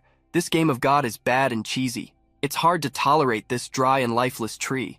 The protagonist decided that he would consider accepting the offer. Putting that aside, he startled Shuzuki and asked if he remembered the reason he had come there. The protagonist smiled sinisterly as he said, "The mods. Hand them all over." As the protagonist exited the sewer, Egon finished checking all the mods delivered by Wolya, and one called the Disguise mod seemed to be the most useful. Although several analyses were necessary, the exchange for the mods seemed like a good deal. With that matter settled, he asked Egon if he had investigated the incident mentioned by Wolya. Egon finished analyzing the records about the incident, stating that there really was a survivor. However, there was no evidence that Wolya was that survivor. Therefore, it might be better to investigate Wolya separately. While the protagonist was talking to Egon, he lifted the manhole cover to look at the street, remembering that Wolya had said to go to the alleys near the Pleasure District Hotel, which was far enough to be considered safe. However, in front of the manhole, there was a person sitting, broken. The protagonist slowly emerged from the manhole, and as the seated person did not move, he wondered if the man was drunk, since he was at least breathing. As he got closer to the man, Ryuki was surprised. Egon also confirmed what Ryuki had perceived. That man had used digital drugs, something Ryuki had heard of before. The protagonist gritted his teeth, wondering if the sale of these drugs was happening there precisely because of what they did in that district. At that moment, Ryuki heard a voice. "Over there!" Ryuki ran, hiding in an alley from the people approaching the drugged man, irritated that they were causing him trouble. A man in a lab coat approached the drunkard, followed by several security guards. Egon quickly analyzed them, warning Ryuki that they were wearing the same clothes as those who surrounded the Jushin store. The protagonist gritted his teeth while hiding, prepared to defend himself. He blamed Wolya for saying that this was a safe route, suspecting that he might be trying to harm him. Despite his suspicion, the group did not pursue Ryuki. Instead, the leader in the lab coat grabbed the drugged man. Running away from this little camp after abandoning our things, huh? Quite impressive. The man struck the drunkard, throwing him to the ground. Adjusting his coat while the protagonist watched from hiding, the man ordered his guards to take the drugged man with them. He lit a cigar with the help of one of the guards, questioning if they had lost the target. The man lowered his head, apologizing. "I'm sorry, I will track him down as quickly as possible." The man took a few puffs from the cigar, relieving the pressure. "Wolya? Always cautious? Well, fine. The client is still only asking for surveillance for now." Hearing that those men were after Wolya because of a client surprised the protagonist. The leader then ordered his guards to continue watching the Jushin for a while. The guard frowned, stating that watching the building wouldn't help at all in finding who they wanted, but the man placed a hand on his shoulder. "Hey, just do what you were told to do, at least until you can really do something. You understand what that means, right?" The man with the cigar gave a suggestive look to the guard, who quickly agreed. Listening to the entire dialogue between the man in the lab coat and the soldiers, Egon concluded that Wolya had not set a trap for them. It seemed that Ryuki was the one who had bad luck. The protagonist told the robot to be quiet.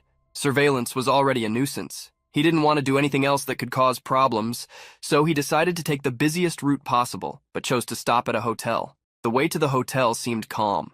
Ryuki opened the door after swiping his card and entered quietly. Being exhausted, he lay down on the spacious bed. He had spent the entire long week in the game of God, to the point that he couldn't even remember the last time he lay down in the real world.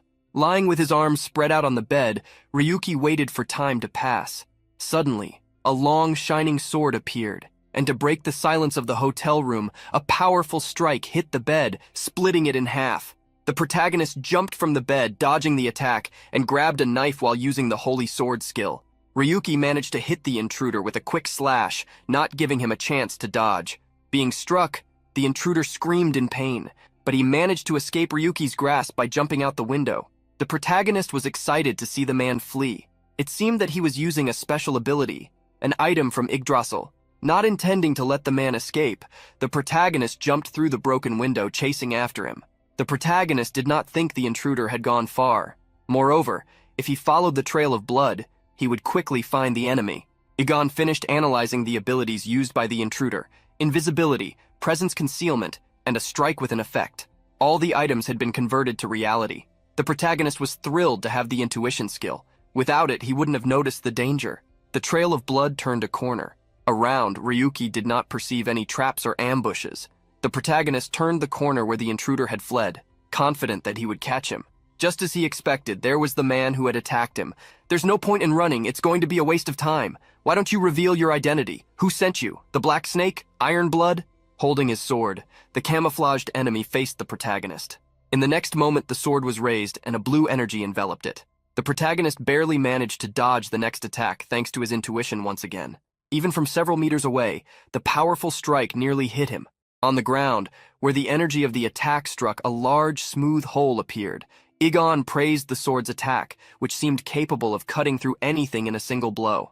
The protagonist also found the sword impressive, but looking at the enemy, he thought that his fencing did not match the power of that attack. This made him question whether that weapon was not the enemy's main one. In the next moment, Ryuki teleported behind his enemy, grabbing the hand that wielded the sword. "How about not lowering that annoying item first?" With a quick strike, the protagonist hit the enemy's hand, making him drop the sword. The sword fell to the ground and the intruder screamed. At that moment, the man's camouflage began to fade, which made Ryuki curious to get a good look at his face.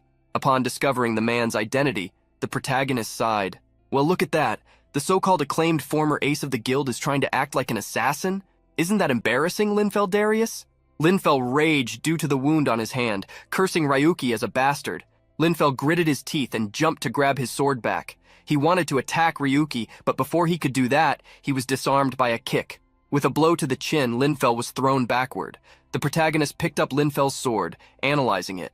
"Isn't this an item from Yggdrasil? Where did you find this terrible thing?" "Well, I can't use the sword's abilities like you, the owner of this item. However, I think this piece of junk will be enough to finish you off." Linfeld gritted his teeth at the sight of Ryuki taking his sword. Seeing that he had no alternatives, he tried to flee. The protagonist sensed Linfeld's intention and quickly pursued him, not giving him that choice. Linfeld cursed Ryuki internally, wondering how that bastard had so much power. He followed a plan as he exited the alley and headed for the busy street. He thought that no matter how strong or famous Ryuki was, he was still a nobody. People quickly recognized Linfel and were frightened by the wound on his hand.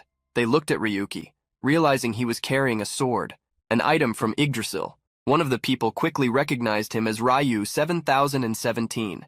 Soon, people remembered that Ryuki had defeated Linfel in World of Phantasm, surprised that they were fighting in real life. Linfel let out a maniacal smile. How dare a nobody try to tarnish a gold? That's a crime that goes beyond the worst of crimes. Linfel began to shout, drawing the attention of those around. A nobody holding a sword is chasing a gold who is injured, and there are numerous spectators. The testimony of a nobody holds no legal weight. What are you going to do now? As Linfel spoke, several people began recording the scene. At that moment, Ryuki dropped the sword on the ground, challenging Linfel to arrest him. Linfel was surprised, but Ryuki already knew how to get out of the situation unscathed. According to you, if I, a nobody, attack you, a gold, it would be considered self-defense if you attacked me, right? If you eliminate me now, you'll be acquitted. Isn't that a golden opportunity?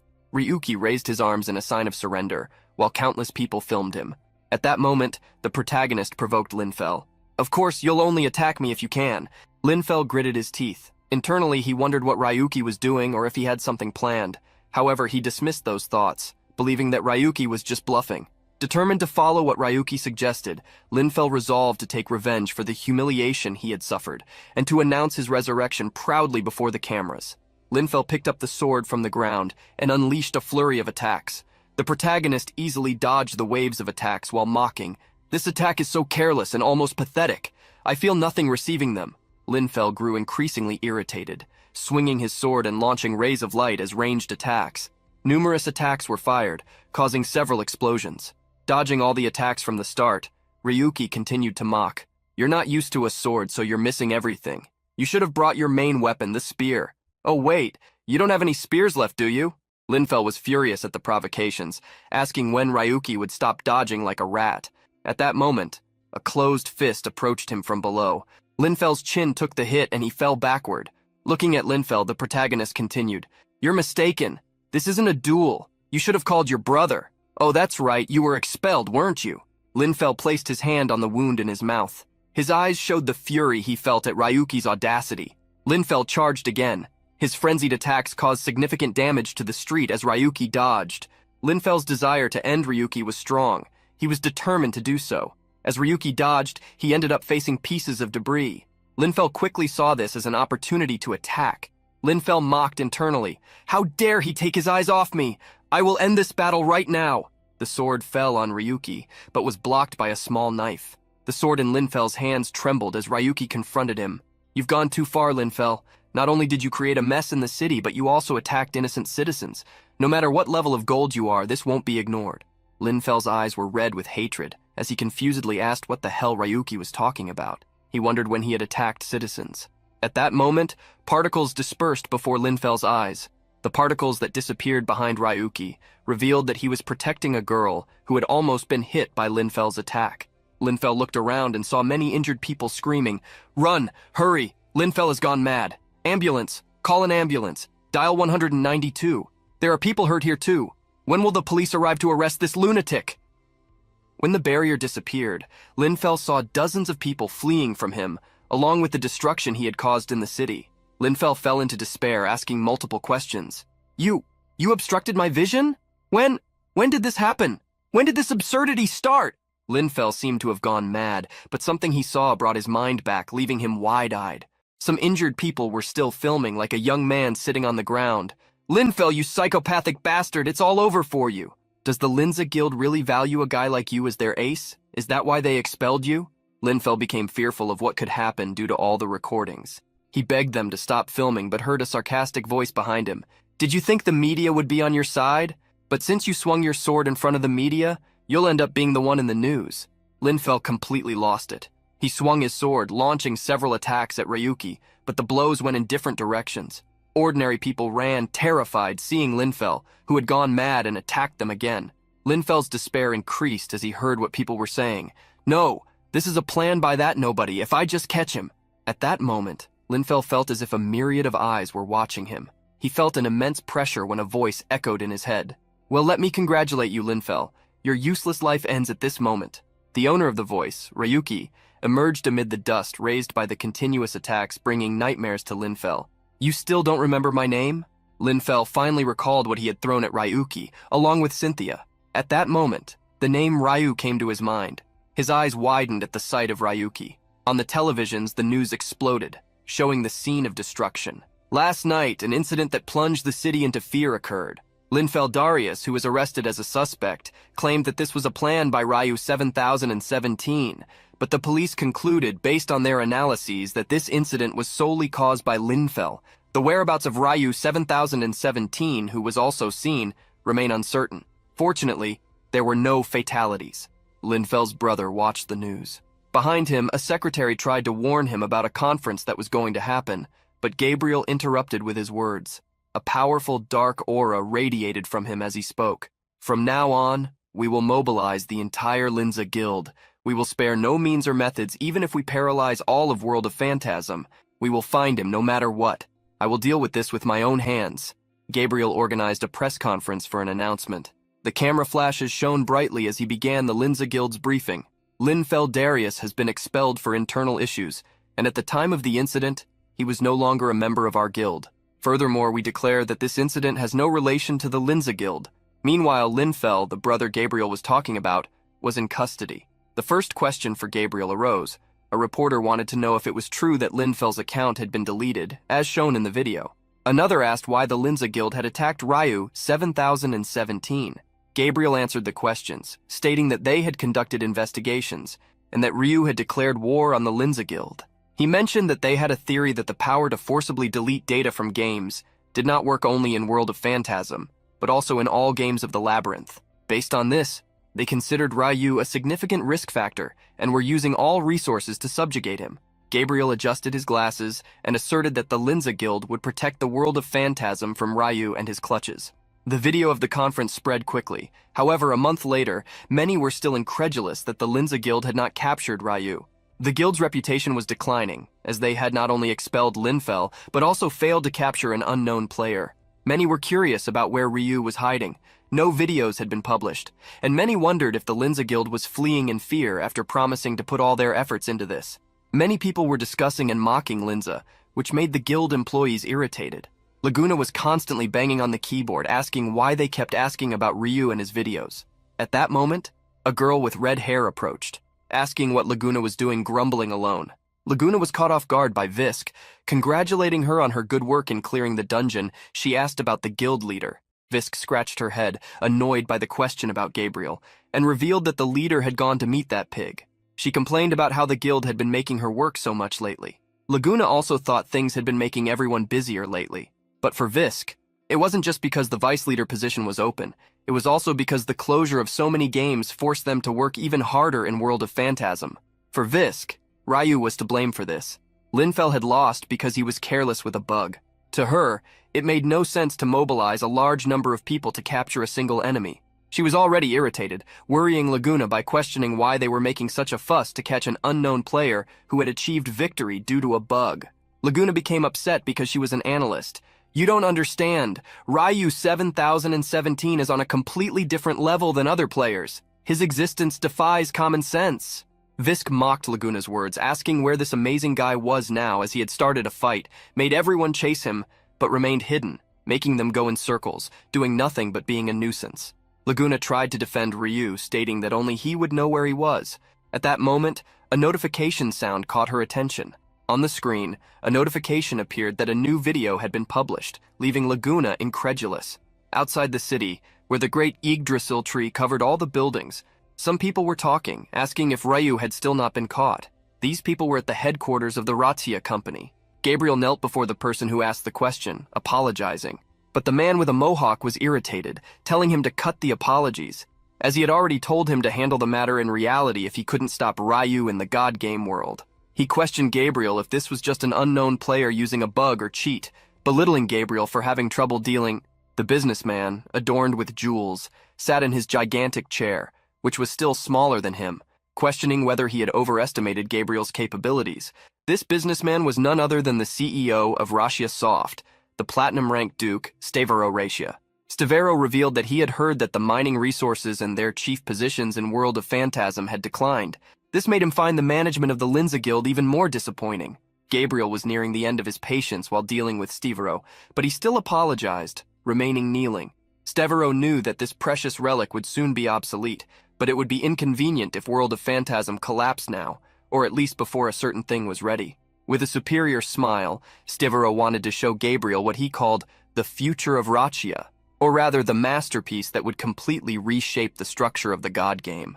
Gabriel looked closely at what was about to emerge, but suddenly, he received a notification of a video. Throughout the city, people received the notification of a video. They were surprised and excited that the famous unknown was back.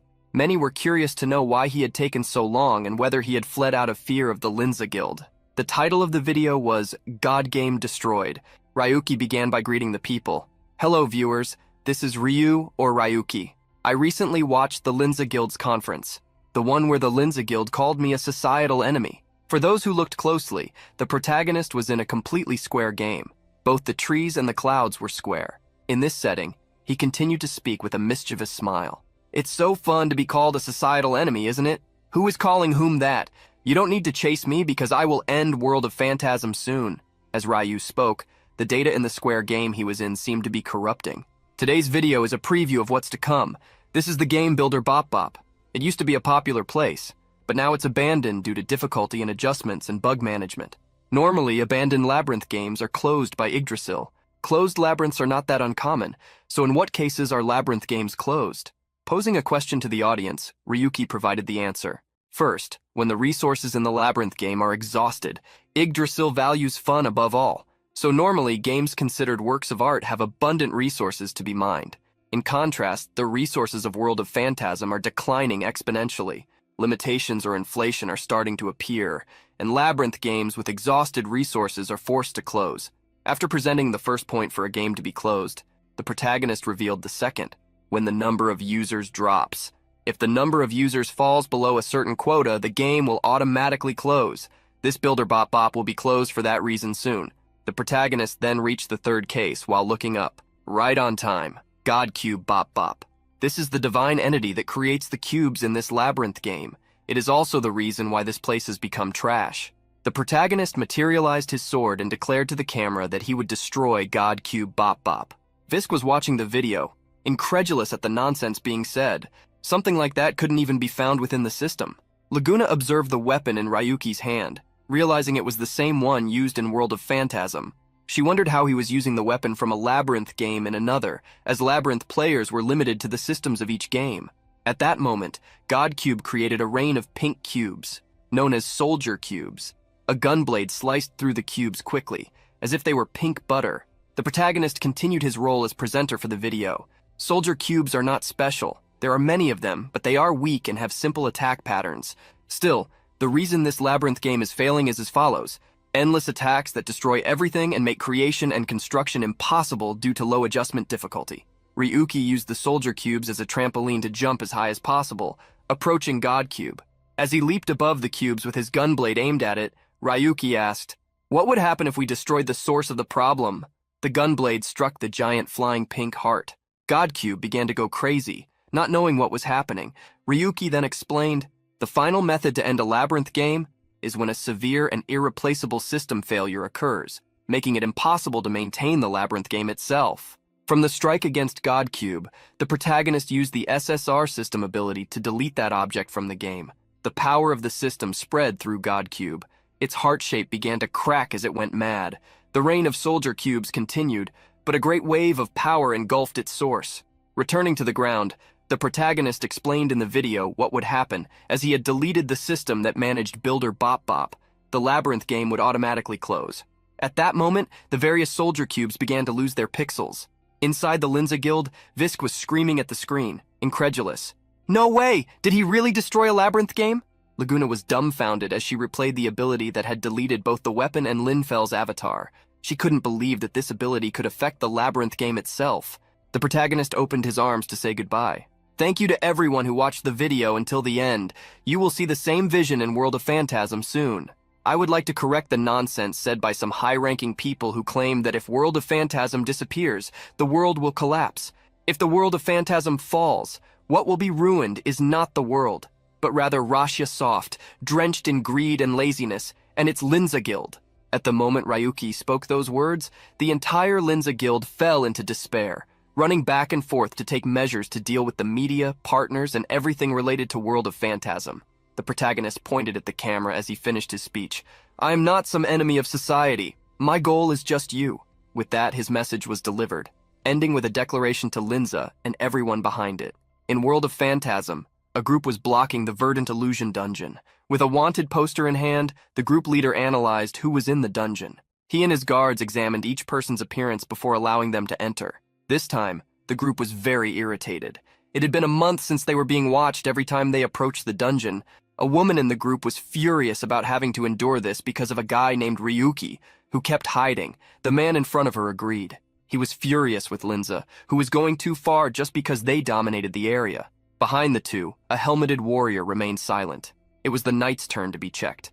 The guard with the poster ordered him to cooperate with the identification, removing all his equipment and placing it on the ground. Hearing the man, the knight drew a red gunblade, asking if he was referring to items like that.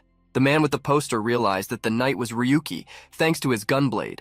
Quickly, the guards surrounded him, ordering someone to contact headquarters. The protagonist removed the pieces of equipment that concealed his identity, smiling. It must be difficult to search for a single unknown person in broad daylight. Seeing Ryuki remove his helmet, Igon asked why he bothered to come disguised if he was going to make things so obvious. Ryuki revealed the reason. He was going to test his new skills and warm up before taking on the dungeon. With swift movements, Ryuki passed through the soldiers, defeating them in just one strike. Ryuki had used the sword draw skill, an SR-ranked ability that quickly unsheathed the sword, launching an attack. It also increased attack speed, attack power, and critical hit chance, with a cooldown of 30 seconds. At that moment, the protagonist switched swords, deciding to test it out. With quick movements, he defeated the second guard. The SR-ranked sword, the soul-cutting blade, dealt critical damage to spirit-type enemies. A guard with a large axe became irritated upon seeing his two colleagues being defeated. He attacked Ryuki from behind. However, the man was not fast enough. Ryuki struck back at him. Around Ryuki, several small dragons appeared in a golden color. Faced with Ryuki's powerful attacks, the guards were desperate, asking where he had been for the last month to acquire such overwhelmingly strong abilities. A month ago, Ryuki decided to leave World of Phantasm for a while, as the Linza Guild would be hunting him. In front of the protagonist was a world with an Asian landscape, both in its geography and its buildings. Igon was with him, confirming the reason he had come to that game. The protagonist revealed what he wanted to do: test if he could truly destroy a labyrinth game, and in the process, acquire some skills and items.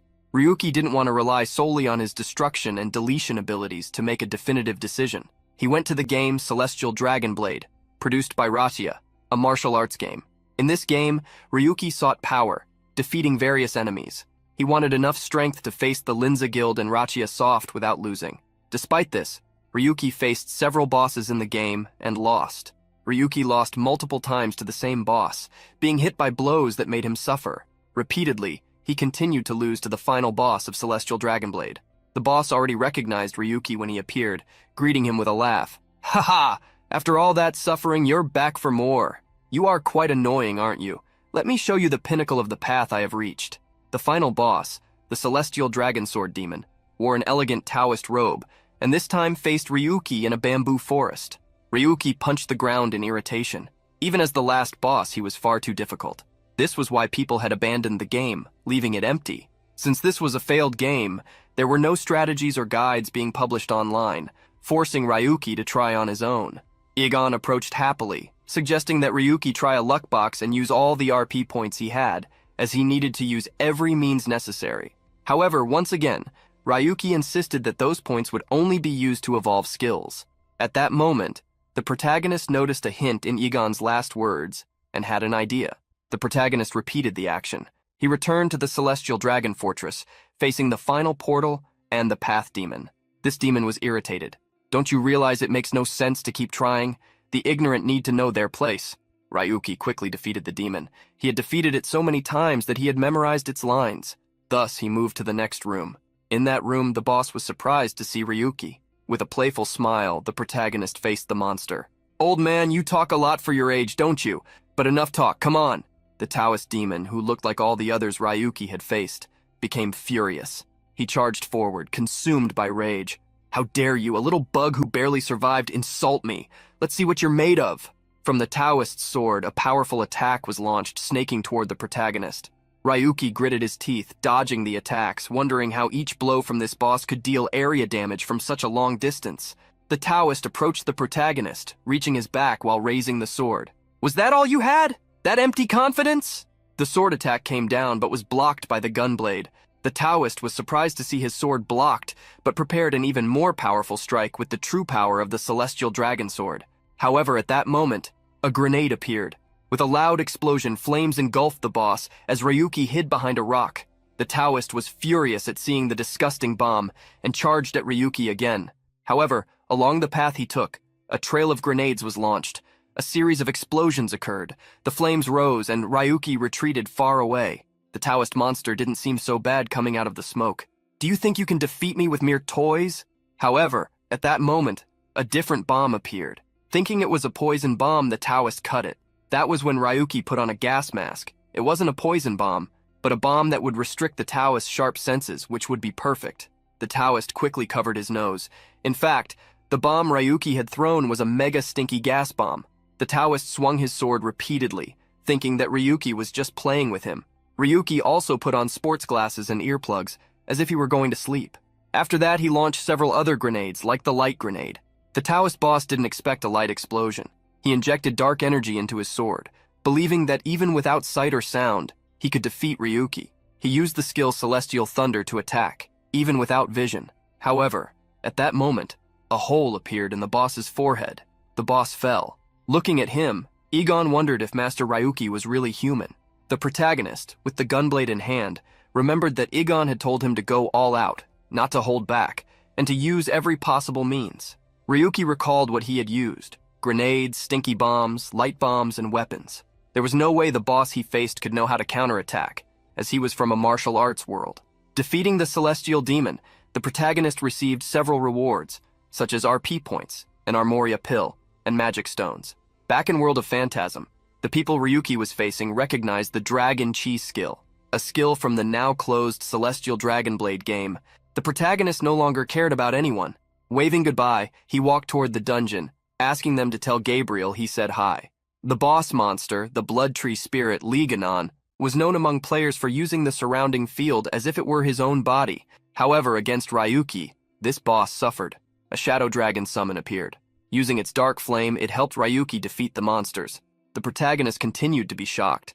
Despite having a very cute appearance, it was a terrible creature. However, Egon always knew it would be useful in battle. Leveling up all his skills, Ryuki affirmed that now his SSR and SR skills would also be useful. He also looked at the information for the Verdant Illusion dungeon. He had obtained first place in the dungeon clearing ranking, surpassing Acia Cynthia. Despite Egon praising the protagonist, he frowned at the list due to the hatred emanating from Acia. Believing he had nothing more to do there, the protagonist decided to leave. As they approached the portal, Egon tried to alert Ryuki about something, but the protagonist was already aware. He passed through the portal with a big smile on his face. This is truly a hellish illusion. In front of Ryuki, Gabriel was sitting on a rock while reading a book, waiting. Behind him, dozens or even hundreds of Linza Guild members were prepared for battle. The protagonist glared at Gabriel with disdain. "I heard you withdrew from the game for a while. Are you making your return, legendary Gabriel Darius?" Egon had already expected this to happen, as Ryuki had appeared in Linza's territory causing a stir. But it was surprising to see such a large crowd just to catch Ryuki. The protagonist smiled at the sight of more than 100 people, questioning whether Linza had finally reached the end of the line. He asked if they had nothing better to do than hunt an unknown. Stowing the book in his inventory, Gabriel addressed the protagonist. "Ryu 7017, no Ryu Hui, I have a proposal for you." The protagonist was surprised, asking if he didn't mean to threaten him. Adjusting his glasses, Gabriel cut to the chase, inviting Ryu to join the Linza Guild. "Not only will we revoke your status as unknown, but we will guarantee a gold rank position, a level that would be impossible to achieve in your lifetime. How about the position of heir to the master of the Linza Guild? Does that make sense to you?" The protagonist gripped his sword, surprised at Gabriel trying everything to deceive him, offering to hand over the entire guild when his goal was to destroy it. With a smile, the protagonist raised the gunblade. "My answer is go to hell." The shot from the gunblade was fired, but Gabriel seemed to teleport to Ryuki's side, already with a sword in hand. Gabriel's sword fell upon Ryuki, but the protagonist blocked it with the gunblade. Gabriel stared at the protagonist, revealing that he would share some interesting things to celebrate Ryuki's decision, mentioning the hospital where Ryu's mother had been admitted. Ryuki wondered why this bastard knew about his mother's affairs, but the next thing he heard shocked him. Gabriel claimed that his mother hadn't passed away from natural causes. Ryuki became furious. With a swift attack, he forced Gabriel to retreat, asking if Gabriel really wanted him to believe that. Gabriel smiled mockingly as he finished speaking. That's something you can verify for yourself. Either way, I've fulfilled my purpose here. Today I came to suggest and confirm skills and items that don't exist in the original dungeon system. Seeing them firsthand is truly intriguing. After that, Gabriel began to use a skill to leave. I'm going away for today. I'll be waiting for you at the top of the tower. The protagonist was irritated by Gabriel's attempt to escape.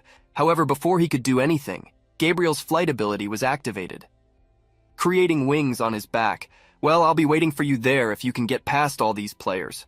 At that moment, the hundreds of Linza Guild members advanced.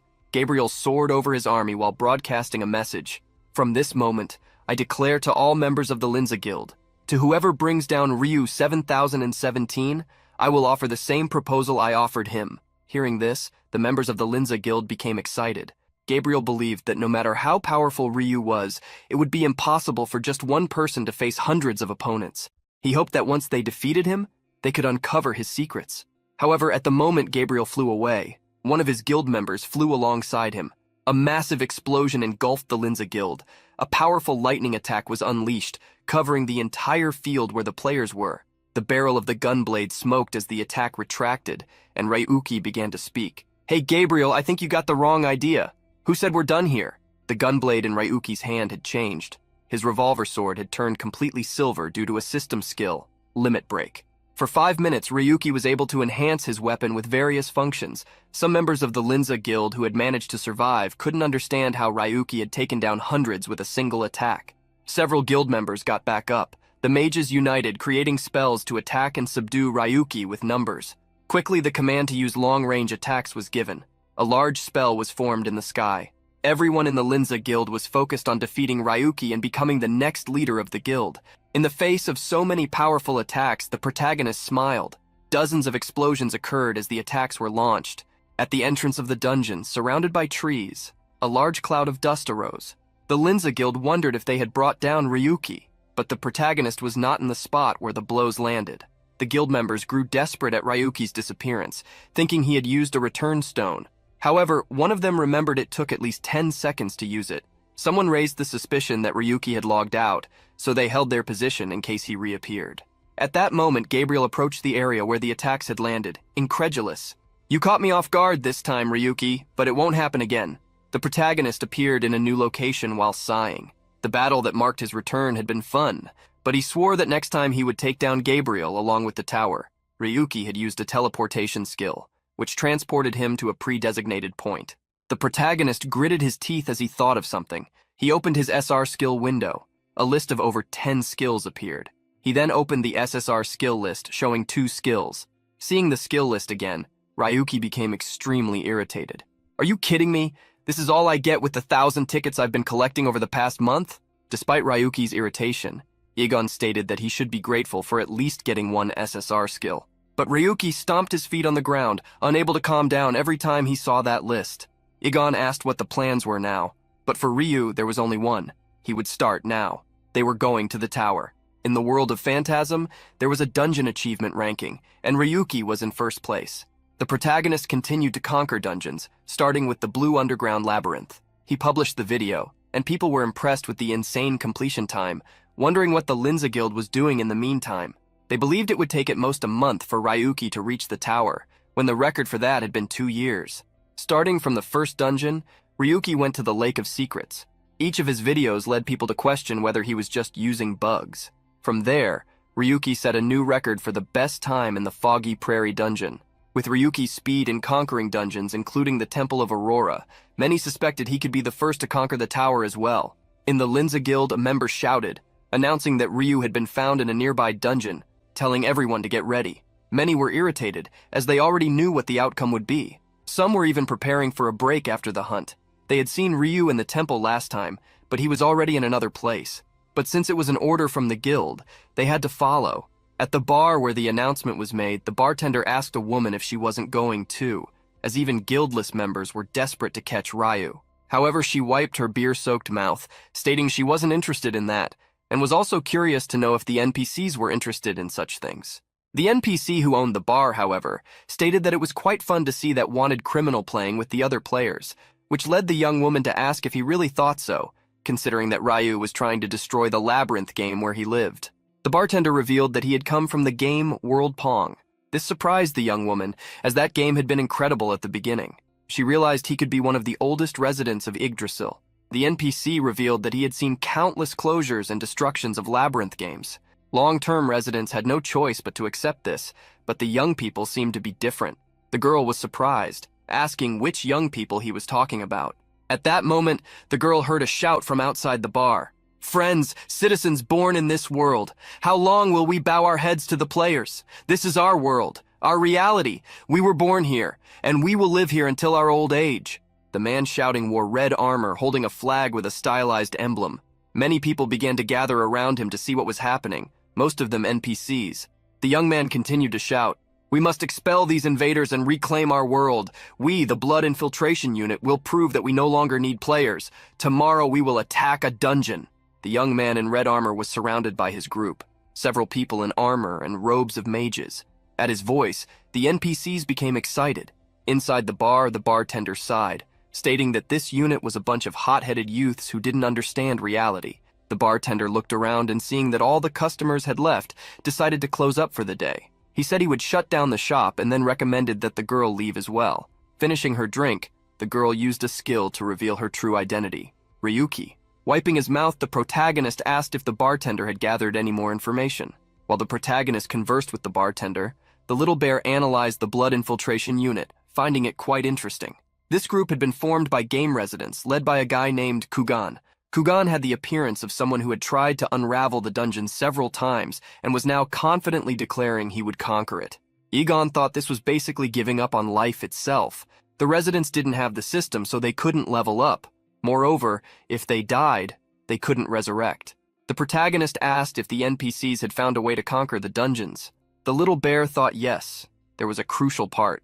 The part was that Gaes had made a contract with the Blood Infiltration Unit. Hearing that the Gaes Guild was involved surprised the protagonist. He wondered if Asura had contacted the NPCs from the Labyrinth game. He questioned whether this had been caused by a bug. The protagonist left the bar with a bad feeling. He used his disguise skill again, deciding to follow them. The dungeon, Lair of the Predator, had its entrance as one of its great features, resembling an abyssal hole. Inside the abyss, the protagonist hid, observing a crowd of NPCs. He wondered why they were invading a dungeon, but now he discovered they had a trick up their sleeve. Egon confirmed what Ryuki had discovered. The entry limit only applied to players, allowing residents to enter without numerical restrictions. Egon was already tired of these programming flaws. However, thanks to the large number of NPCs, Ryuki managed to enter the dungeon. The protagonist analyzed some people. Observing them, he wondered if the unlimited entry really mattered, since they were weaker than the players. While Ryuki pondered how they would fight, the first monster, a giant red scorpion, appeared. The scorpion's tail moved quickly. Its stinger struck hard against the ground, forcing the NPCs to dodge. Kugan was quick to command the others, ordering the first wave to retreat and the second to attack. With the command, several spearmen advanced.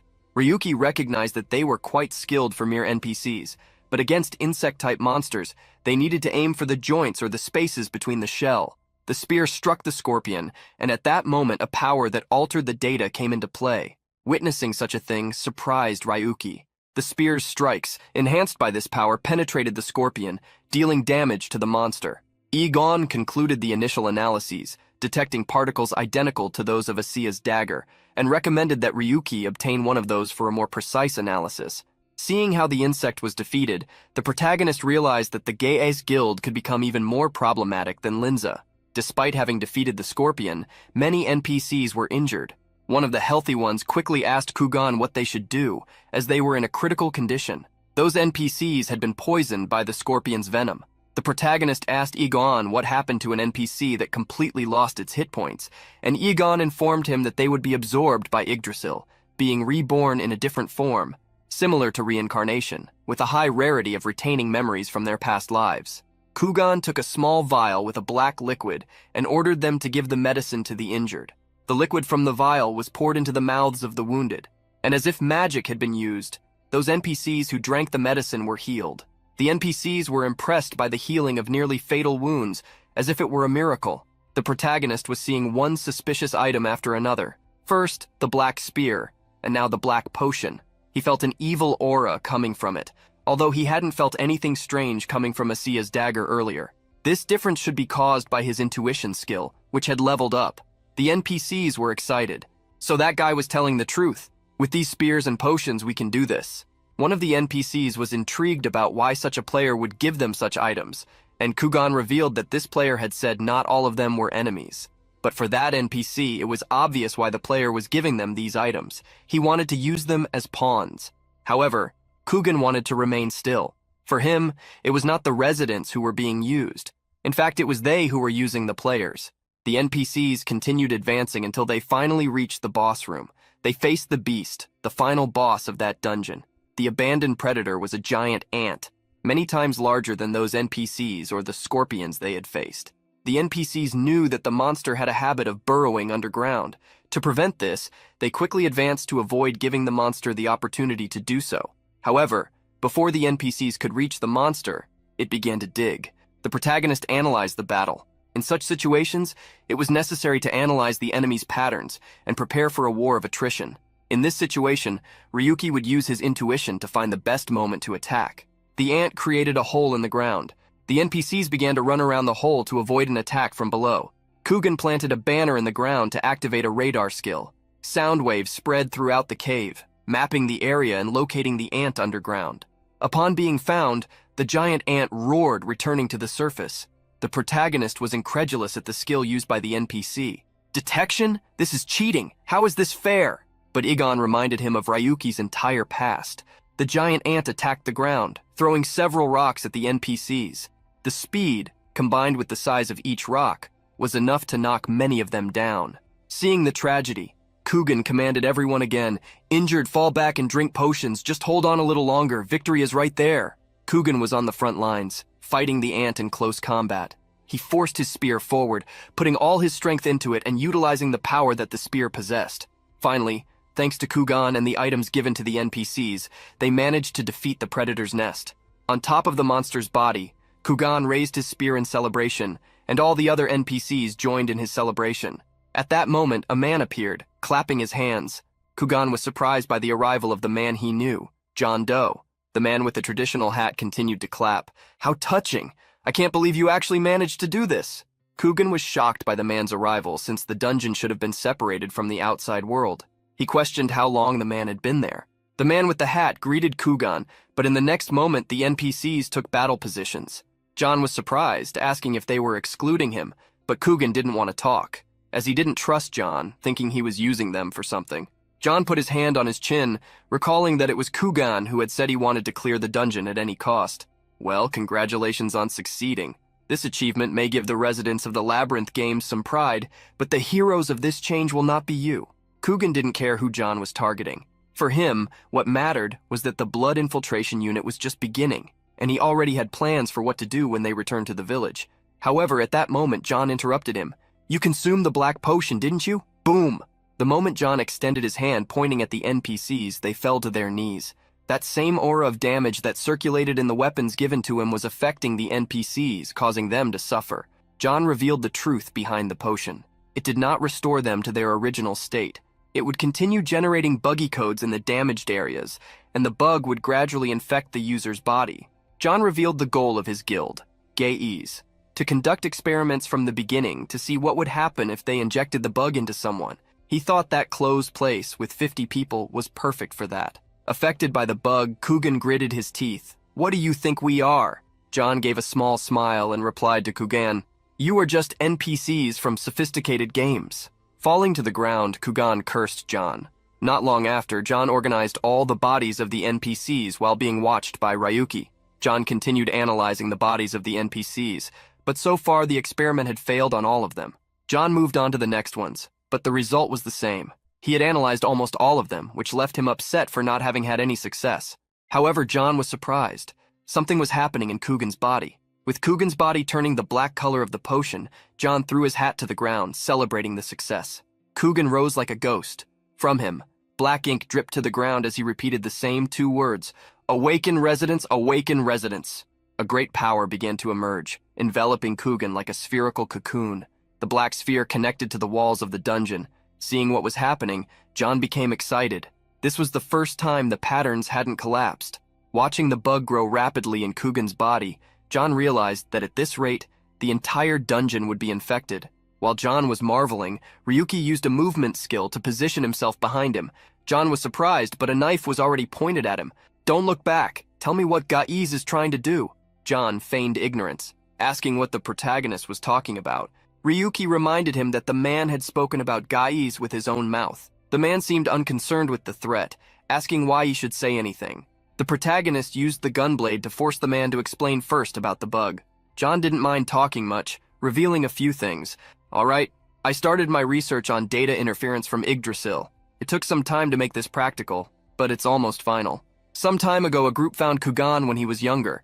They laughed at the NPC's claims, who kept insisting he was a resident, not an NPC. Kugan was confident that one day he would be like the outsiders who came from outside the game. He wanted to capture monsters and travel freely. The leader of the three players smiled at how serious Kugan was, deciding to make a bet with the young NPC, as he was looking for something there. Back in the present, John used a shadow attack to break free from Ryuki's block. It was a shadow tentacle shaped by a dark knight, something inspired by Ryuki's own style. When the tentacles were close to Ryuki, he used the instinct skill. The protagonist reflexively drew a light grenade. Throwing the grenade in John's direction, the light exploded, surprising him. John was blinded by the light. "You bastard! Where did that flashbang come from so suddenly?" The protagonist grabbed John, lifting him off the ground. "Did you think I would fall for that cheap shadow trick? Answer me instead of scheming. It's annoying. What is that black thing devouring the dungeon? And what did you do with the blood unit?" John began to laugh, asking why Ryuki was so angry if he had emotionally attached himself to the NPCs. Seeing that the man refused to speak, Ryuki took action. With a swift blow, the protagonist threw John to the ground with all his strength. John ate dirt and tried to log out, but he couldn't. While John couldn't log out, the bug he created continued to spread throughout the dungeon. The protagonist raised his gunblade, revealing that the logout had been blocked, and asked if John would still continue acting that way after being hacked. The protagonist lifted John again, commanding him to speak, but the man gritted his teeth, asking to be released first. Although he seemed to be suffering, John created a shadow sword. However, before the sword could move, Ryuki shot at it, causing it to explode. The instinct skill at level 1 could sense danger, and at level 2, it could identify sources that could cause dangerous situations. The only problem was that sometimes it could have difficulty detecting bugs. Just as Ryuki was about to finish off John, the man warned that there was something behind him. Behind Ryuki was Kugan, completely consumed by the bug. Kugan threw a powerful punch into the air, aimed at the protagonist. From his punch, several red shadow tentacles advanced to attack Ryuki. The protagonist managed to retreat to a safe distance. He couldn't understand what was happening and why Kugan was still alive. Kugan no longer seemed to control his actions, also attacking John, who defended himself with his bracer. However, the place he used to defend himself began to suffer a bug, consuming John's arm and melting it. Having his character infected by a bug, John became irritated. He threw a potion on his arm while finally managing to escape. "Just wait, Ryu.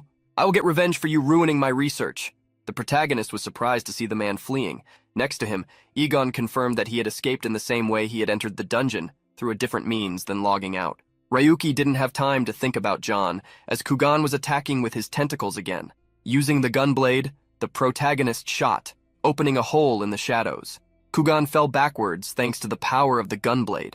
The protagonist found the outcome quite interesting. Despite the powerful blow, Kugan still seemed to be alive. Egon, however, stated that while the appearance might be the same, inside he was just a mass of buggy code. As he regenerated, Kugan remembered the past. He recalled fighting with swords against someone and constantly receiving complaints that he was too slow.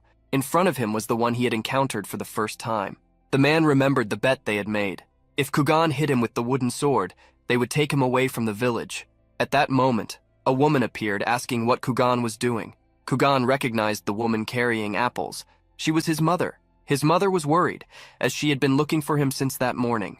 Changing the subject, she asked if he had prepared the firewood. Kugan was refusing to do so, revealing the bet he had made. But at that moment, the players attacked Kugan's mother. Kugan saw the apples falling just like his mother. The players attacked her because of a necklace she was wearing. The leader, holding the necklace, claimed that she was the right NPC, as they had said that the clue for the next dungeon was in her necklace. Kugan was in shock, asking why they had hurt his mother. The player laughed while holding the necklace. "Did you really think we would take an idiot NPC like you? We were just using you to lure her here." Kugan fell into despair at that moment, hearing the players say they still needed to confirm whether that necklace was authentic or not. In the dungeon, the battle between Ryuki and Kugan had ended. The protagonist obtained the spear and the antidote, everything he needed for the analyses. He faced Kugan, as he still had something more to say. The boogie NPC remained on the ground as the shadows consumed him. Before the NPC disappeared, Ryuki asked for his final words, as he wanted to hear his last wish. Kugan spoke slowly. "Player, I will never forgive you." In his mind, the memory of losing his mother surfaced.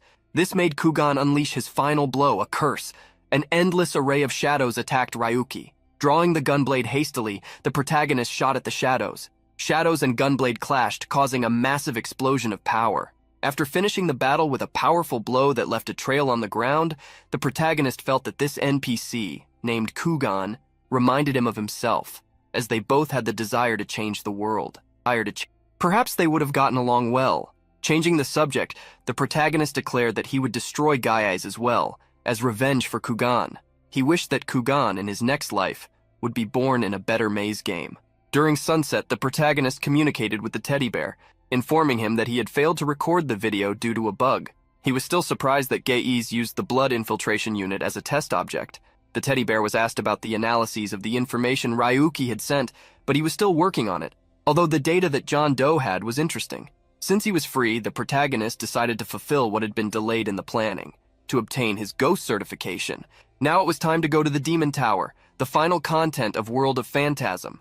In front of the Demon Tower, many people were circulating. One of those people was Visk, who was completely irritated at having to stand still like a guard when she could be climbing the tower. With her was Noir, a young woman with black hair, who, with her arms crossed, stated that according to the guild, there was a 90% chance that Ryu 7017 would appear there that week. Noir supposed that Gabriel was nervous after receiving wanted notices. However, for Visk, he should be planning something like a snake, not acting like a human. Visk was irritated. The information they received was always wrong and the support was a joke. Because of this, people were already openly speaking ill of their guild. Noir agreed that World of Phantasm had been chaotic lately, recalling that a group of NPCs had conquered a dungeon, which had collapsed due to a bug afterward. As a result, players began to think that the NPCs were the cause of the bugs and started hunting them down, which worsened the conflict. Noir revealed that there was evidence of someone interfering with the blood unit, and since the dungeon data had disappeared, the suspect had become Ryu. Noir had already heard the details from Laguna, who treated Ryu like a deity. She also found the techniques used in his videos impressive, wishing they had a player like him on their dungeon raid team. However, Visk didn't trust those who did dangerous things, like deleting data, and Noir had to agree with her. While the two were talking, someone appeared to annoy Visk. "Look at this! Isn't it a child? The dungeon-crazy child has finally been brought out of the tower." The man provoking Visk was named Explosive Sword, and he was also a self-ranked member of the Linza Guild. Explosive Sword rubbed Visk's head, asking if she was working. Visk gritted her teeth at the man's interaction, who had 2 swords and powerful armor, and asked if he thought she had come there to see his ugly face. Explosive Sword smiled, asking why they didn't settle this once and for all. Whoever defeated Ryu would take the position left by Linfell.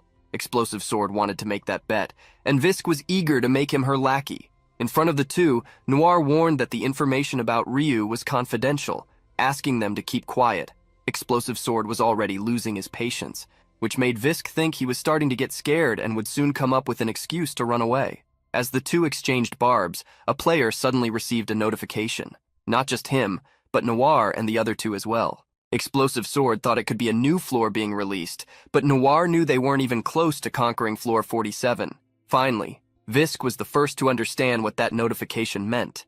A new record for the clearing time of the first floor of the tower had been established. The new record for the first floor was set at just over 18 hours, unlocking a secret location, the beginner's garden. Explosive Sword's mood exploded. He couldn't believe the 18-hour time when the previous record was 72 hours, with the support of a guild. Noir also couldn't believe there was an undiscovered area on the first floor. This could mean that a new route had been discovered. Visk wondered what the hell was going on. She was even more shocked when she read the information more closely. The first place record had been set by Ryuki, the Ryu, 7,017 they were trying to find. She couldn't understand how he had entered the tower and when. Explosive Sword thought it made even more sense for the record. Although he didn't know when Ryu had entered the tower, he had defeated Linfell. Noir agreed as well. With the skill level he had, clearing the first floor should be easy. To make a comparison, Explosive Sword asked Visk if she could set a new record if she tried the first floor again, as he was confident he could. Visk thought for a moment, assuming that if she were prepared, she could manage, but she didn't believe anyone would want to redo the first floor, especially since it reset all progress made in the tower. Noir thought she had made a mistake by not believing Laguna. Ryu was someone she couldn't underestimate. She decided to face him from the start with everything she had. Looking at the tower, she understood why Gabriel was so cautious about this unknown. Together with the protagonist, Egon felt it was a shame, as he had exceeded the target time by 13 minutes. The protagonist was lying on the ground to rest, and asked if that was all Egon had to say after 18 hours of fighting. Ryuki got up, irritated. "Now that I think about it, this is super annoying. You were the one who shortened the target time yourself." Despite Ryuki being irritated, Egon stated that he had proposed the goal based on his abilities. The protagonist thought for a moment, realizing that the delay had been caused by the unknown area they had found. He wondered what kind of clearing the Linza Guild had done, if there were still hidden areas on the first floor. Egon thought this happened because they lacked intuition, so there was no way to blame them. Setting that aside, the protagonist stood up, asking if the preliminary battle had ended. For him, the time of the first clearing hadn't been that bad. Looking at the area where he arrived after clearing the first floor, a vast forest, the protagonist decided to return to reality. It had been a while since Ryuki had logged out. Unlike when Linfell had found him, Ryuki hadn't faced any intruders in this specially prepared place. He hoped that nothing would happen before he achieved his goal. The protagonist received a call from the person controlling both the Jushin shop doll and the programmer Bear, congratulating him on the impressive clearing of the first floor. The protagonist wanted to get straight to the main point, but the girl asked him not to be like that, as she had prepared a special place for him where no one was watching.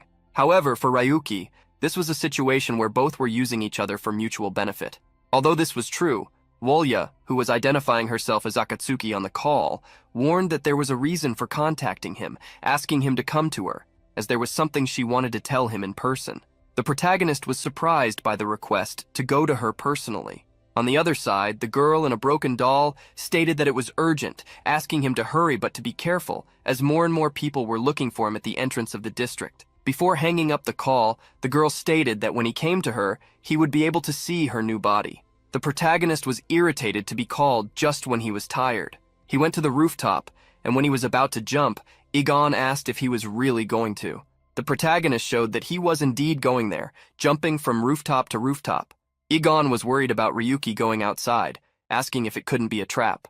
The protagonist replied to Egon, "I don't trust him completely either, but I'm not planning to betray him. I'm tired of betrayals." The moment Ryuki finished speaking, an explosion occurred behind him. Ryuki stopped his hurried steps, and looking back asked what was happening. The protagonist looked at the source of the explosion, and Egon confirmed that it was the hideout where he had been earlier. It seemed he had been targeted. Seeing the explosion, the protagonist instantly became worried about the person he was about to meet. When he arrived at the Jushin shop, the protagonist found it in flames. He hid in a corner asking if Egon could locate Akatsuki. Egon scanned the area but couldn't find her. Likewise, Ryuki was unable to contact her. Egon suggested that he could hack the security cameras, although it would take some time. However, Ryuki believed there was a quicker way. Shortly after, Ryuki broke down a wall with the Celestial Dragon attack. Inside the location he invaded, the protagonist found a man in a suit and a floral shirt, the thug Luga. The protagonist walked slowly towards him, releasing an overwhelming aura and snapping his fingers.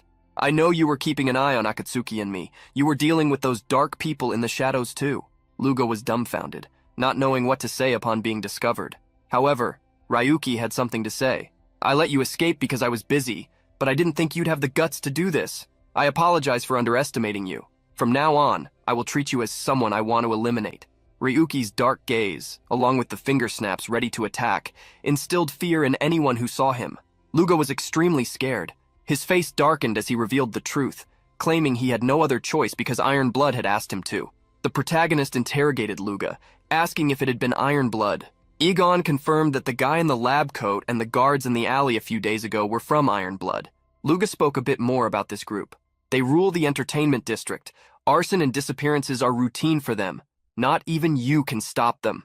The protagonist grabbed a piece of wood, frightening Luga, and warned that the words he should be saying were not words of apology. Spit out the location of their base. What is this? You should be begging for your life and asking for my help. Several armed men returned to the base, celebrating that they had completed the mission of destroying the building. However, these men found someone else besides their captain. They had found Ryuki, the famous unknown. The armed men noticed Luga's presence, asking what he was doing there. Luga was irritated that they had taken so long. Luga began to laugh, confident that he would defeat Ryuki now. He crossed his arms, warning that it wouldn't be like before, as his level of armament was now at a completely different level. The protagonist gripped the piece of wood tightly. Didn't I tell you? You should be begging for mercy. Several buffs were activated by Ryuki as his expression darkened. The piece of wood in his hand also glowed, radiating power. Luga became irritated with his men, ordering them to shoot. The sound of gunfire could be heard from a distance, but the source of the red liquid splattered scared Luga. He realized he shouldn't have messed with Ryu. Following Iron Blood had been a mistake. Luga realized he should never have gotten involved with Ryu in the first place. That night, he stole his ticket. He shouldn't have gone to the random box shop. After Ryu dealt with everyone, Egon checked the security cameras, finding footage of Iron Blood taking Akatsuki. They must have been using her as bait to lure him. Egon confirmed that Iron Blood was a level above Black Snake. With their strength and intelligence, it would be difficult for the current Ryuki to defeat them. Egon recommended that he abandon Akatsuki. The protagonist scratched his head. Iron Blood's target was him, so he had to go. Seeing Ryuki throwing himself into danger, Egon asked if this was some sort of hobby. However, he stated he didn't want to lose a valuable ally. The protagonist smiled confidently. Well, if they're polite enough to invite me, I'll have to go meet them. The former player Crow was now the commander of Iron Blood. Dressed in a suit and with a burn scar on his face, he greeted Akatsuki. This is the first time we meet in person. I instructed them to bring you here respectfully. Why are you so hurt? One of Crow's employees revealed that the digital drugs hadn't worked and that she had resisted a bit. Hearing this irritated Crow, as it was obvious they wouldn't work since she was the one interfering, using a drug neutralization program. Regardless, Crow found Akatsuki's state rather lamentable. In an outfit similar to Shizuki's and with some broken parts of the doll, Akatsuki blamed Crow for not having time to cover her artificial body since he launched a surprise attack. Akatsuki changed the subject, claiming to have seen some interesting things on her way. Remembering the weapons she saw, which were quite difficult to obtain, she asked where he got them. Crow didn't think she was in a position to ask questions. Since time was valuable, he wanted to get straight to the point. He pointed a weapon at her, asking where Ryu 7017 was. Akatsuki didn't answer. Instead, she asked why Crow was after him since he didn't get along with Linza either. Crow began to get irritated at being answered with another question, and warned that he would burn her circuits if she kept doing that. However, Akatsuki continued not to respond. Instead, she asked if Crow hadn't stopped being a player because of Gabriel, and that it would be natural for them to join forces against Linza. Crow didn't want to talk anymore and pulled the trigger. With a hole in Akatsuki's circuits, Crow showed a look of anger. I told you my patience is short, but enough with the riddles. Next time I won't give a warning. Akatsuki put her head back in place, impressed by the threatening warning. Crow asked again for the last time where Ryu was. Akatsuki, however, stated that all she knew was about the hideout she had arranged. Therefore, he could have already escaped. There was no way for her to know. Moreover, since she couldn't communicate, there was no way to contact him. Crow was growing increasingly irritated by not knowing anything. Therefore, he asked what kind of technology Ryuki used. Unfortunately, Akatsuki didn't know. She was proud of her knowledge about technology, but Ryu's abilities were an exception. Crow pointed the weapon again, tired of meaningless answers, and asked if she thought she could keep hiding information about Ryu. Akatsuki began to laugh. It's not like I wanted to hide information. I was just trying to buy time. At that moment, some information boxes appeared for her. Oh, it's the Trucadia virus chip. Hearing about the chip left Crow stunned, asking how she knew about it. Akatsuki revealed what she knew about the chip, discovered in a sci-fi maze game. When injected into a real human body, It caused irreversible and terrible effects. Akatsuki was already surprised to learn that the digital drugs were based on Yggdrasil technology, but this was too much. She remembered how there was a huge uproar 10 years ago, and such items were completely banned. She asked Crow what would happen if the public found out. Crow became irritated by the implied threat, wondering if the information had been hacked by Akatsuki while she was imprisoned. Crow grew even angrier and shouted, "Keep an eye on her until I return. If she tries anything funny, take her out immediately." 2 guards stood next to Akatsuki as Crow walked away. She couldn't help but mock, "What a coward." Crow tried to connect to another location, but the connection wasn't established. Seeing that this wouldn't be resolved this way, Crow decided to take a different approach. He picked up the frozen snow sword, an item from Yggdrasil that froze everything with extreme ice. He smiled maniacally, eager to get his hands on Ryu's technology to escape the filth of the pleasure district, reach great heights, regain his strength, and return as a player. Crow smiled maliciously, intending to leave Gabriel Darius waiting for him, for the great hole he would create in him. As he reveled in his future plans, something caught his attention. Crow returned to the room where Akatsuki was, only to see a great light emanating from the doll. That sight shocked Crow. Akatsuki smiled upon seeing him. "I was wondering when you would return. I thought I might enjoy being the damsel in distress, but life is about survival. And then, I had a good idea." The moment Akatsuki finished speaking, the doll's body exploded. The Iron Blood Guards tried to run, but they were too slow. The explosion engulfed the entire building, raising a dense smoke that enveloped the area. However, thanks to the ice sword, Crow managed to stay safe, cursing Akatsuki. In the next moment, several drone-like cameras appeared. "Ha ha ha, this isn't exactly self-destruction, but it's still quite an interesting sight, isn't it?" Crow was surprised, but the voice from the drones continued. "To be precise, the body exploded, but the most important part, the head, did not. In other words, my brain is hidden in one of these drones." Crow gritted his teeth, calling Akatsuki a monster, but she didn't want to hear that from a piece of trash who sold drugs. The drones began to fly around, starting a game of tag. Crow swung the sword, cutting and freezing the drones one by one.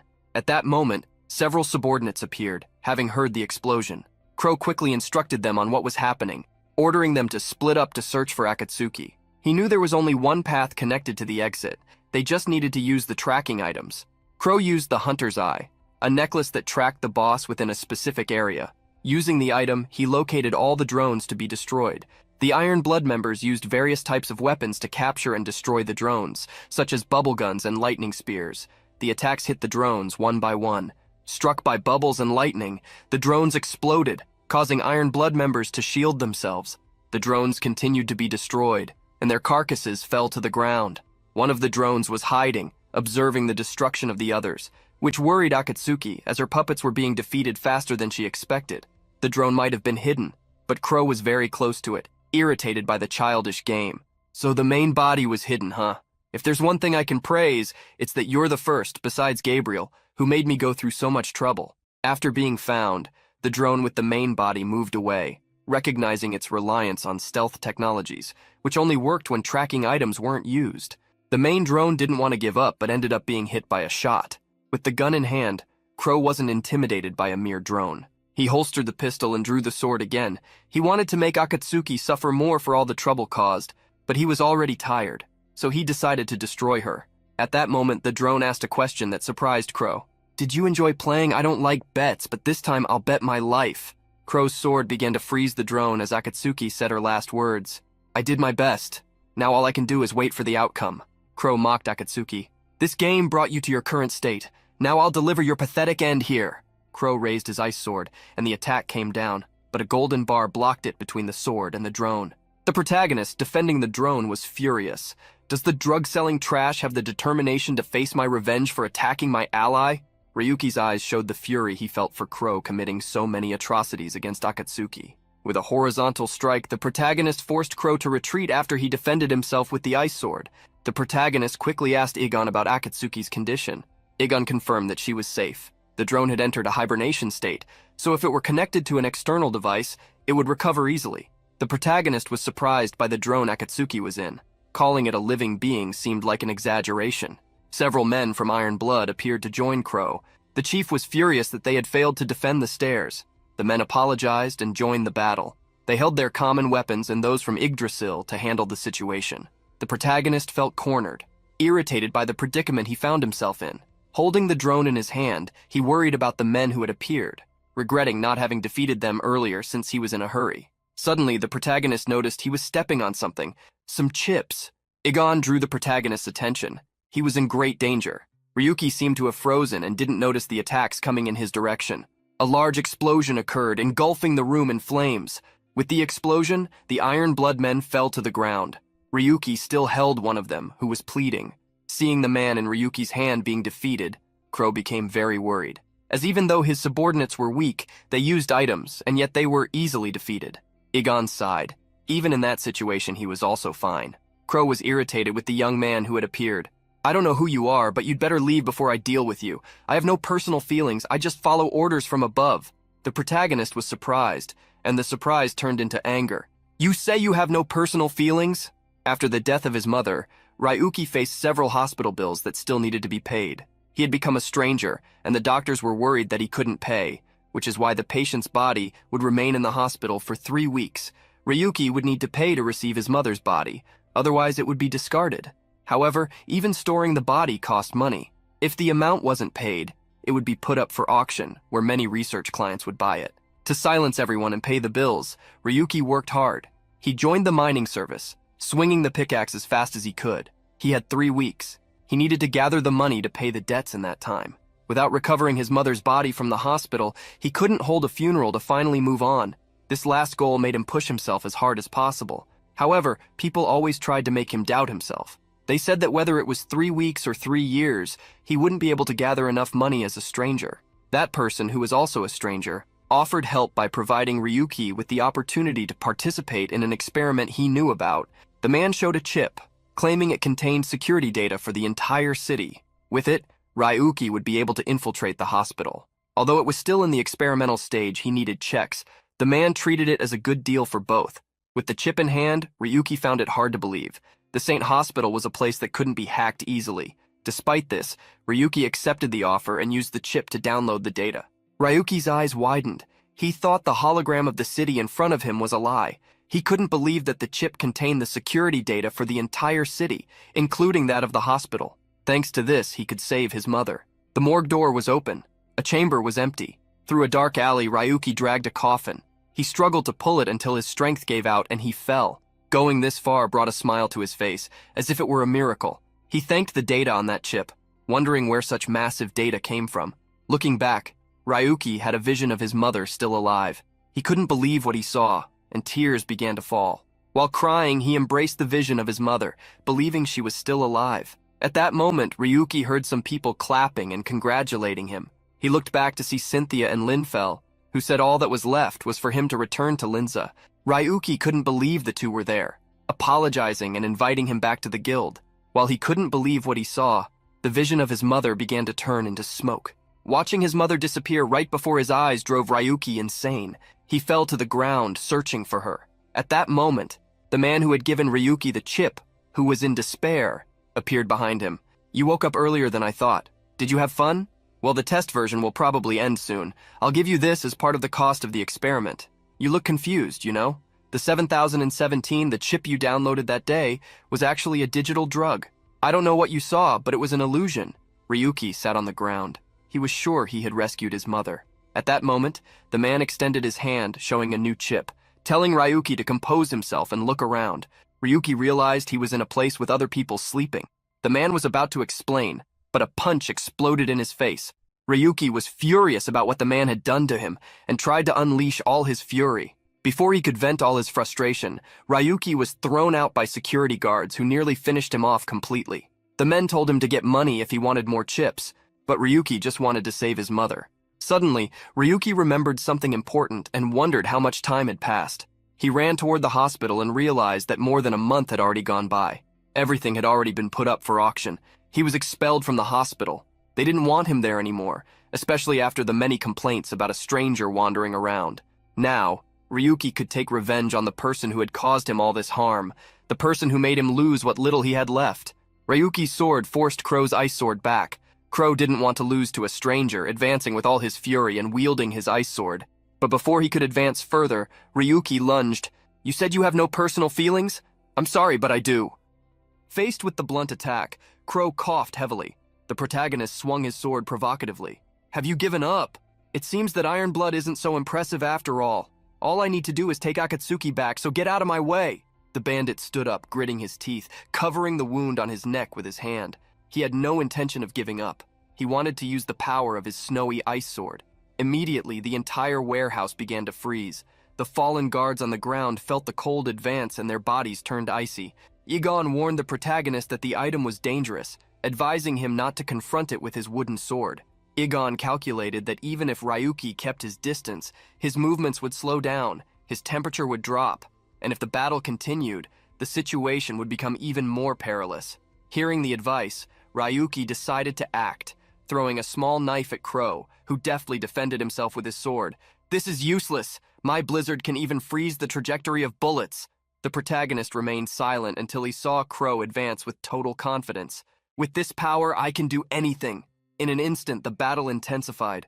With each clash of the two swords, shards of ice exploded in all directions. Icy gales completely covered the warehouse, freezing every spot where the clash occurred. With his weapon being of a higher rank, Crow managed to knock the protagonist to the ground as he tried to block the attack. Even with the Quick Steps ability, Ryuki could barely keep up with his opponent. It seemed that the cold truly made him slower. Crow couldn't understand how that boy was moving like that in the real world. Finally, he had a hunch. I see. You're using an item from Yggdrasil too, aren't you? Egon felt insulted to be compared to common items.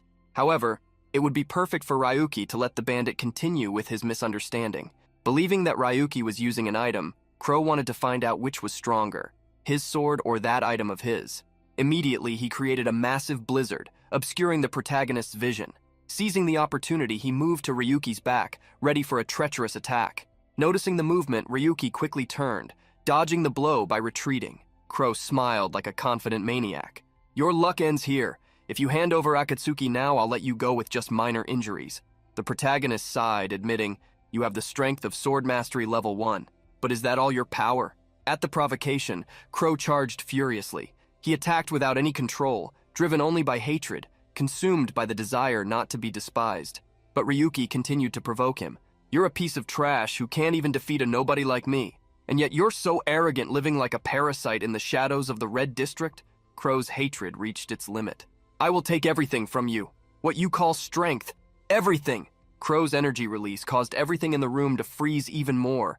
He activated an ability to camouflage himself in his own snow, exponentially increasing his power. His sharp sword lunged towards the protagonist, who felt the imminent danger. But revealing his true abilities, Ryuki broke the attack with a series of counterattacks, using the Holy Sword technique combined with level 4 parry. Seeing his attack nullified head-on, Crow became furious, but relieved to realize that Ryuki's sword had been broken. However, the protagonist still held a hidden weapon. Big moves require big risks. I'll teach you the basics as a player. Crow felt immense pressure from the ability Ryuki began to unleash. Using the meteor attack, the protagonist advanced as fast as light, hitting his enemy as he passed by. Crow fell to the ground, gasping after the blow, his strength draining away. The protagonist, however, felt something strange during the attack and wondered if the enemy was wearing something under his clothes. As he got up, Crow revealed his black iron armor, an item that halved physical damage. He was proud of the equipment. It's as thin as a piece of paper, but its defense is incredible. I'm sorry, but your attacks won't work on me. The protagonist sighed, seeing how that guy was an idiot for simply not giving up. Before Crow could boast again, the protagonist grabbed him by the collar. In a quick motion, Ryuki threw him to the ground with all his strength, making him eat dust and ice. The protagonist climbed on top of him with a grim look. I was just thinking I wanted to get used to the real feeling. How about you become my training bag? Clenching his fists, the protagonist continued to strike the bandit, who no longer had any defenses. He wondered if this would be his end. Before him, the words of the guild leader surfaced in his mind. Losing his account would be his greatest pain. Screaming Gabriel's name, Crow forced himself to rise. Drawing strength from an unexpected place, he managed to hit Ryuki, throwing him away. With a more insane look, he envisioned attacking Ryuki and destroying him. He wanted to overcome that situation, aim for great heights, and cross as many mountains of corpses as necessary to regain his status as a player. He wanted to take everything from Gabriel, who had taken everything from him, and claim it all for himself. However, trapped in a bed and being taken to a psychiatric hospital, Crow could do nothing but lose himself in such fantasies. The police who arrived at the scene found the members of the organization frozen, and were informed that the Trucadia virus chip had appeared there. All the security cameras were destroyed, so the details remained obscure. But just like the gang leader, found in a frozen state, everyone else deserved what they had received for being involved with illegal items. The police could hardly believe that such idiots were messing with Trucadia when even simple things were already hard to handle. Everyone at the scene was exhausted just thinking about the long investigation ahead. Thus, Crow was taken to the ambulance under the watchful eyes of the police, who secretly preferred that he not recover. On top of a building, Ryuki watched with Egon, who had previously scanned the power of one of the drugs and injected it into Crow, causing that massive effect. It was impressive how what was happening in his mind made him laugh so much, as if he were trapped in pleasant dreams. Egon was satisfied. With the organization dismantled, his master would no longer be watched. Similarly, Ryuki felt relieved for Akatsuki, who would now also be free. However, something still worried him. At the moment Crow began to hallucinate, he babbled something about being chosen as the best decision of the SEN. Hearing the name of the organization, the protagonist didn't know exactly what it was, but he remembered that the sources of Yggdrasil items always came from there. It was then that he recalled Linfeldarius. Like Crow, he also carried a sword. This raised a significant suspicion. The weapons these people used might come from the same source. The protagonist returned to the underground where Akatsuki worked. However, Egon, who accompanied him, couldn't find any information about the SEN. Apparently, their security was impeccable. In the end, the protagonist didn't uncover any clues. The place Akatsuki had prepared for him was compromised, and now he would have to live in an underground storage room. With the information about the SEN coming to light, the protagonist felt irritated, as he needed to focus on climbing the demon tower, not worry about this. At that moment, a girl wearing a cat hoodie entered the storage room, waving enthusiastically. The protagonist looked at her suspiciously, asking if she was Akatsuki. The girl nodded with a proud look. "Of course it's me. Who else could it be?" Egon showed surprise as she looked exactly like a normal human. Such a level of precision was far beyond the ordinary. As he himself said, this created version was at an absurd level of perfection. Recalling that Akatsuki usually created specific robots, he set that aside to ask what had happened to her voice and way of speaking. He questioned if there was something wrong with her personality. Akatsuki struck an animated pose, sticking out her tongue. "It's my makeover. We're close now, right? I can be like this." The protagonist sighed, commenting that it was better this way. The simple comment caught the girl's attention, and she jumped closer to him. "What's this? Is this your preference?"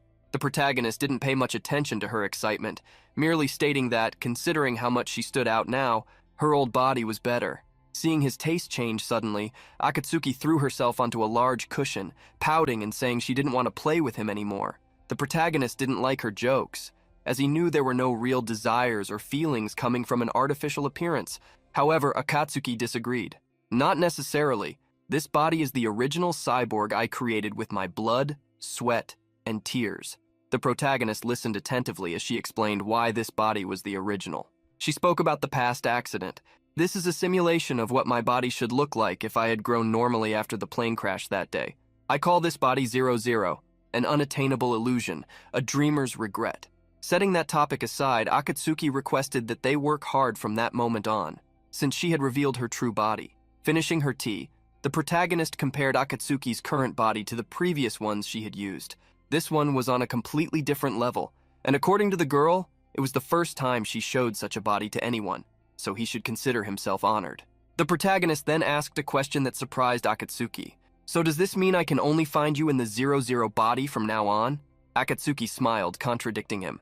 She had to reveal that if she stayed in the 00 body for too long, she would end up feeling a tremendous emptiness. To lighten the mood, the protagonist served her tea, something he had prepared while he was bored. 00 drank the tea, savoring the delicious flavor. "Hey, this is nothing compared to instant tea. I didn't expect you to have such good skills." The protagonist felt proud upon hearing the compliment and revealed that the one who taught him had rather peculiar tastes. "I even learned to measure the temperature, to understand each degree, but in the end, I never got a passing grade." Despite the protagonist's self-deprecating comment, Akatsuki praised the tea, something she genuinely enjoyed. Curious, the protagonist asked if robots had taste sensors. Taking another sip, Akatsuki clicked her tongue, regretting having praised it. Returning to an important topic, she stated that after what happened the previous night, Ironblood had been dismantled. Apparently, the entertainment district and the police were highly connected. However, even with all this rot in the system, they wouldn't be able to cover up the illegal items so easily. Akatsuki then questioned if Ryuki knew how items became illegal. The protagonist suspected it was because they went against social order. For Akatsuki, the reason was simple. It was because Daya decided what was illegal. This was an absolutely invincible authority. This was the being against whom Ryuki was currently facing. For Ryuki, the ability to decide what would or would not be legal was impressive. It was something worth climbing the ranks for. Akatsuki liked the kind of person Ryuki was. For her, the remaining problem was the SEN. She had heard rumors before. Apparently, an organization called SEN had suddenly emerged and made a proposal. They had even offered a significant reward, and that reward was exactly Yggdrasil items. The protagonist, however, had still not obtained any information about what the SEN's objective was, or why they possessed so many items. Facing not only geis but also unknown individuals, Ryuki was starting to feel a headache. Despite the problems they faced, Akatsuki knew they couldn't do anything for now. Still, she was excitedly thinking about something she would tell Ryuki once she was sure. Meanwhile, a Minotaur was defeated. A group was on the 10th floor of the Demon Tower. Despite the difficulty, they were satisfied to have come this far. The fact that the monsters appeared one at a time was also a relief for them. After defeating all the common monsters, they realized it was time to attack the boss. Agos, the leader of the Crimson Shield group, was confident in defeating it quickly so they could ascend to the 11th floor. Before starting the attack, he wanted to check a few things. He called the loader, who trembled due to the weight, to come closer. As they sat around a campfire, they commented on the news. Everyone had heard a lot about Ryuki lately. Apparently, he had just reached the 9th floor, setting a new record. Someone who didn't know Ryuki's name asked who he was. Agos explained that he was player Ryu 7017, the one who had declared he would take down the WAP. The person who had asked clicked their tongue, refusing to believe that someone like that truly existed, saying that his videos were probably fake. A member of the group agreed, wanting to defeat Ryuki just to gain fame. Agos believed that Ryuki was already on the 10th floor just like them, and that they could face him before challenging the boss. However, the loader interrupted them, trembling in fear. "Do you really need to fight him? That wasn't part of the plan." Agos walked up to the loader, asking if the young man thought he would lose to a stranger. But the loader reminded him that even Linfell had lost to Ryuki. Before he could say anything else, the porter was hit by Agos, who was shouting furiously, "Linfell was just a scarecrow from the Linza Guild. Why are you comparing me to a rookie with no real-world experience?" Agos grabbed the porter by the hair, ordering him to watch how he spoke if he wanted to stay in the group, as he was contributing nothing. The young porter apologized enough for Agos to let him go. Irritated, Agos ordered his companions to get up to defeat the boss and move on. The companion who wanted to attack Ryuki was upset to hear this, as they still didn't know when Ryu would appear. He also took the opportunity to insult the porter, venting his frustrations on him. The group then proceeded to the boss room door. As they pushed the doors open, they found a dark place. Upon entering the room, they noticed that the environment was strangely silent. Agos asked his companions what type of monster they would face. They told him it would be a giant minotaur of a different color, a typical monster from Latia, which they could avoid unnecessary efforts against. As they advanced, the porter warned that he felt something strange, but Agos silenced him with a terrifying look. "You baggage porter, stop complaining right now!" In that moment of tension, various error notifications appeared in the dungeon, surprising the group. Taking the lead, Agos ordered everyone to run for the exit. It was then that they heard a deafening roar, making them look back.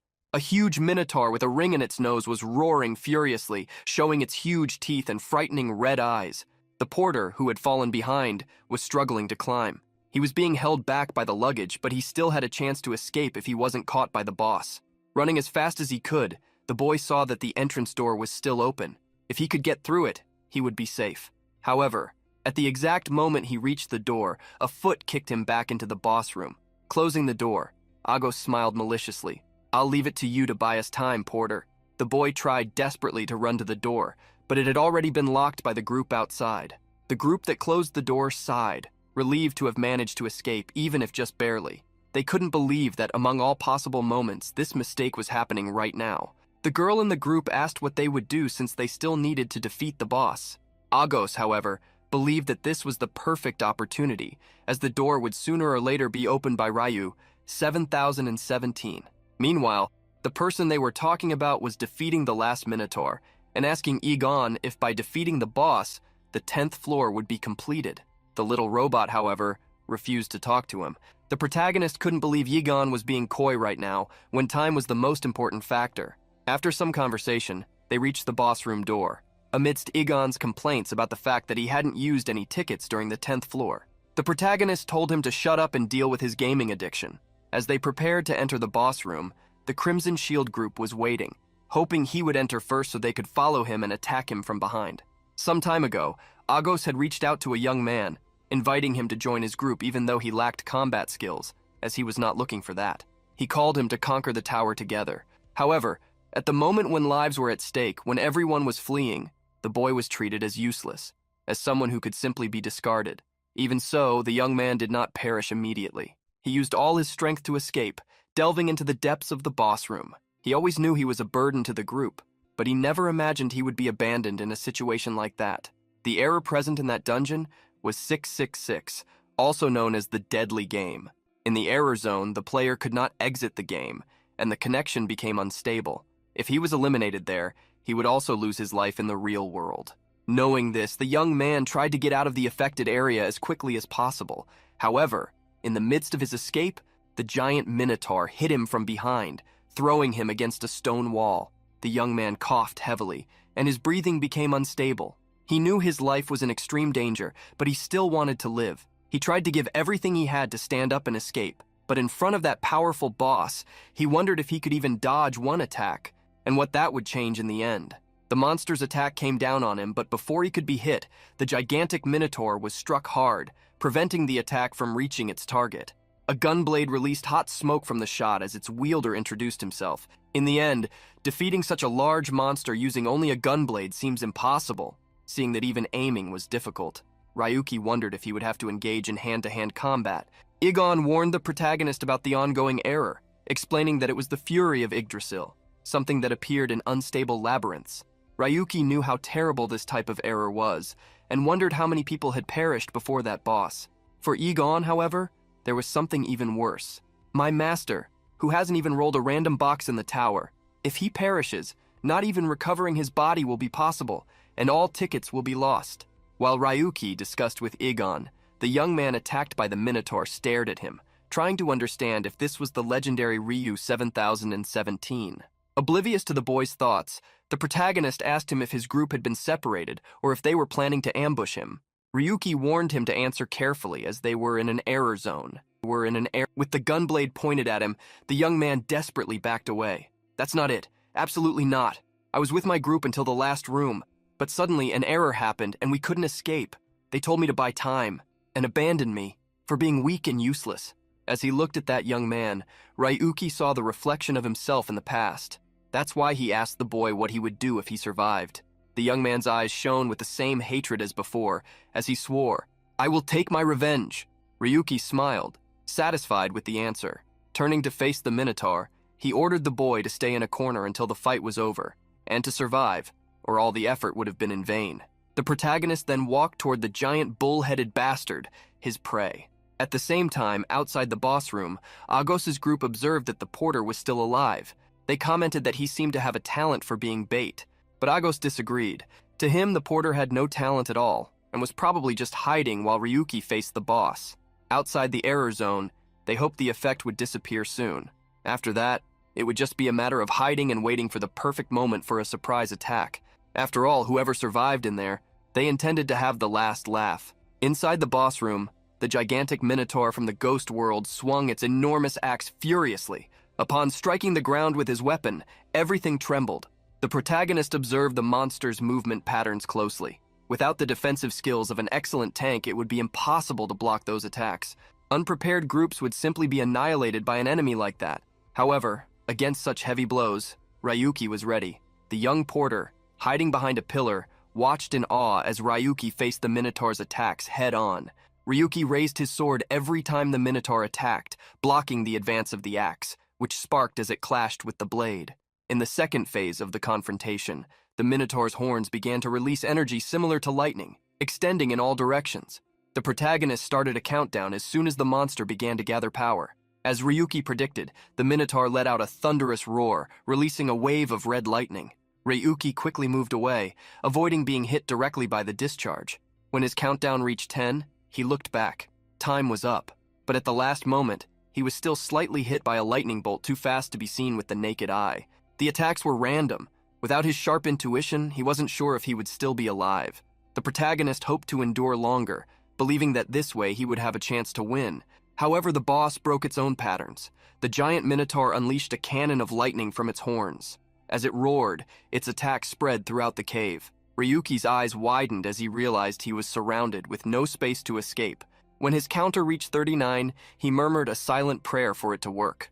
At the moment the 40 seconds completed, the lightning finally dissipated, just as Ryuki had predicted. The red thunder lasted 40 seconds. The young porter, hidden away, could hardly believe what he was seeing. Someone had survived alone in the hellish storm of red thunder, known for recreating hell itself during those endless seconds. After the electric attack, the Minotaur walked toward the protagonist, wielding its enormous axe. Soon after, a new roar echoed through the room. The second phase had ended, exactly as Ryuki had expected. But what would come next? He still had to find out. If he could block the most powerful attack of the giant Minotaur, then he would be ready to face the third phase of the boss. His survival instincts screamed at him, ordering him to flee from that hell. Before him, the Minotaur concentrated all its electrical energy in the axe, transforming it into a weapon of pure destruction. Egon tried to warn him that they were entering an even more dangerous situation, pleading for Ryuki to stop. But the protagonist no longer listened to his robotic assistant. He just smiled in the face of danger. The Minotaur roared thunderously as lightning coursed through its body, converging toward its axe. It was the final attack. Ryuki, still smiling, showed no intention of fleeing. Then, the gigantic axe fell with fury onto the ground, releasing the red thunder. The entire surface beneath Ryuki's feet was transformed into a scene of absolute destruction. When the attack hit the ground, the porter, still hidden, widened his eyes. He couldn't believe that Ryu was sane.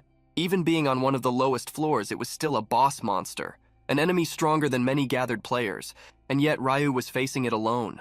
In the porter's mind, not even Phantom, the top-ranked player, would dare challenge a boss like that without support. The red thunder strike was not something that could be blocked. The most common strategy was to dodge or revive if hit.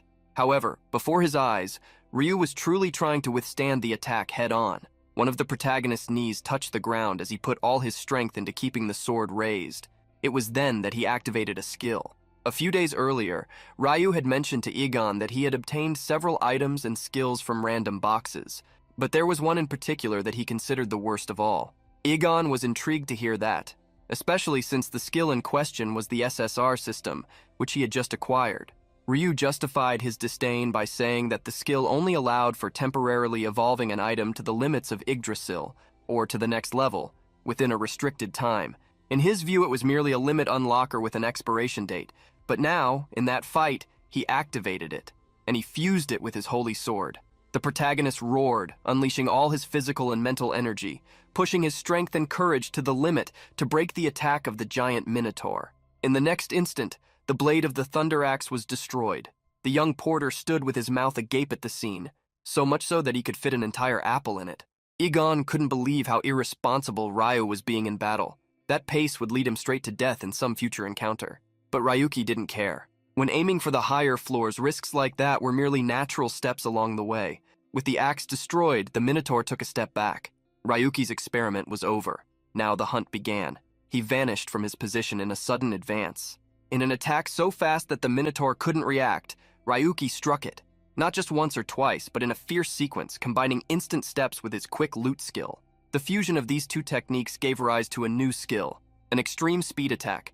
With the blows accumulating, the Minotaur roared in fury. It threw punches with its fists, but it wasn't fast enough to hit the protagonist. Dodging with precision, Ryu still had time to mock. "You're so slow, you horned cow." Once again, the sequence of attacks fell upon the Minotaur, which roared even louder. This time, one of the strikes hit the creature's heel, causing visible pain that made it bend down, howling in agony. Ryuki saw the opportunity and activated his second enhancement. After countless experiments, he had discovered his most powerful combination, adding the meteor strike effect to the holy sword, using the power of a fully charged meteor attack. With the accumulated impact in his gunblade, Ryuki charged against the Minotaur's claws coming at him, but his speed, fueled by courage, surpassed the attack. Dodging the monster's hand, he advanced straight for the creature's neck. With a clean and decisive blow, he made the giant Minotaur lose what it carried on its horns. The boss had been defeated.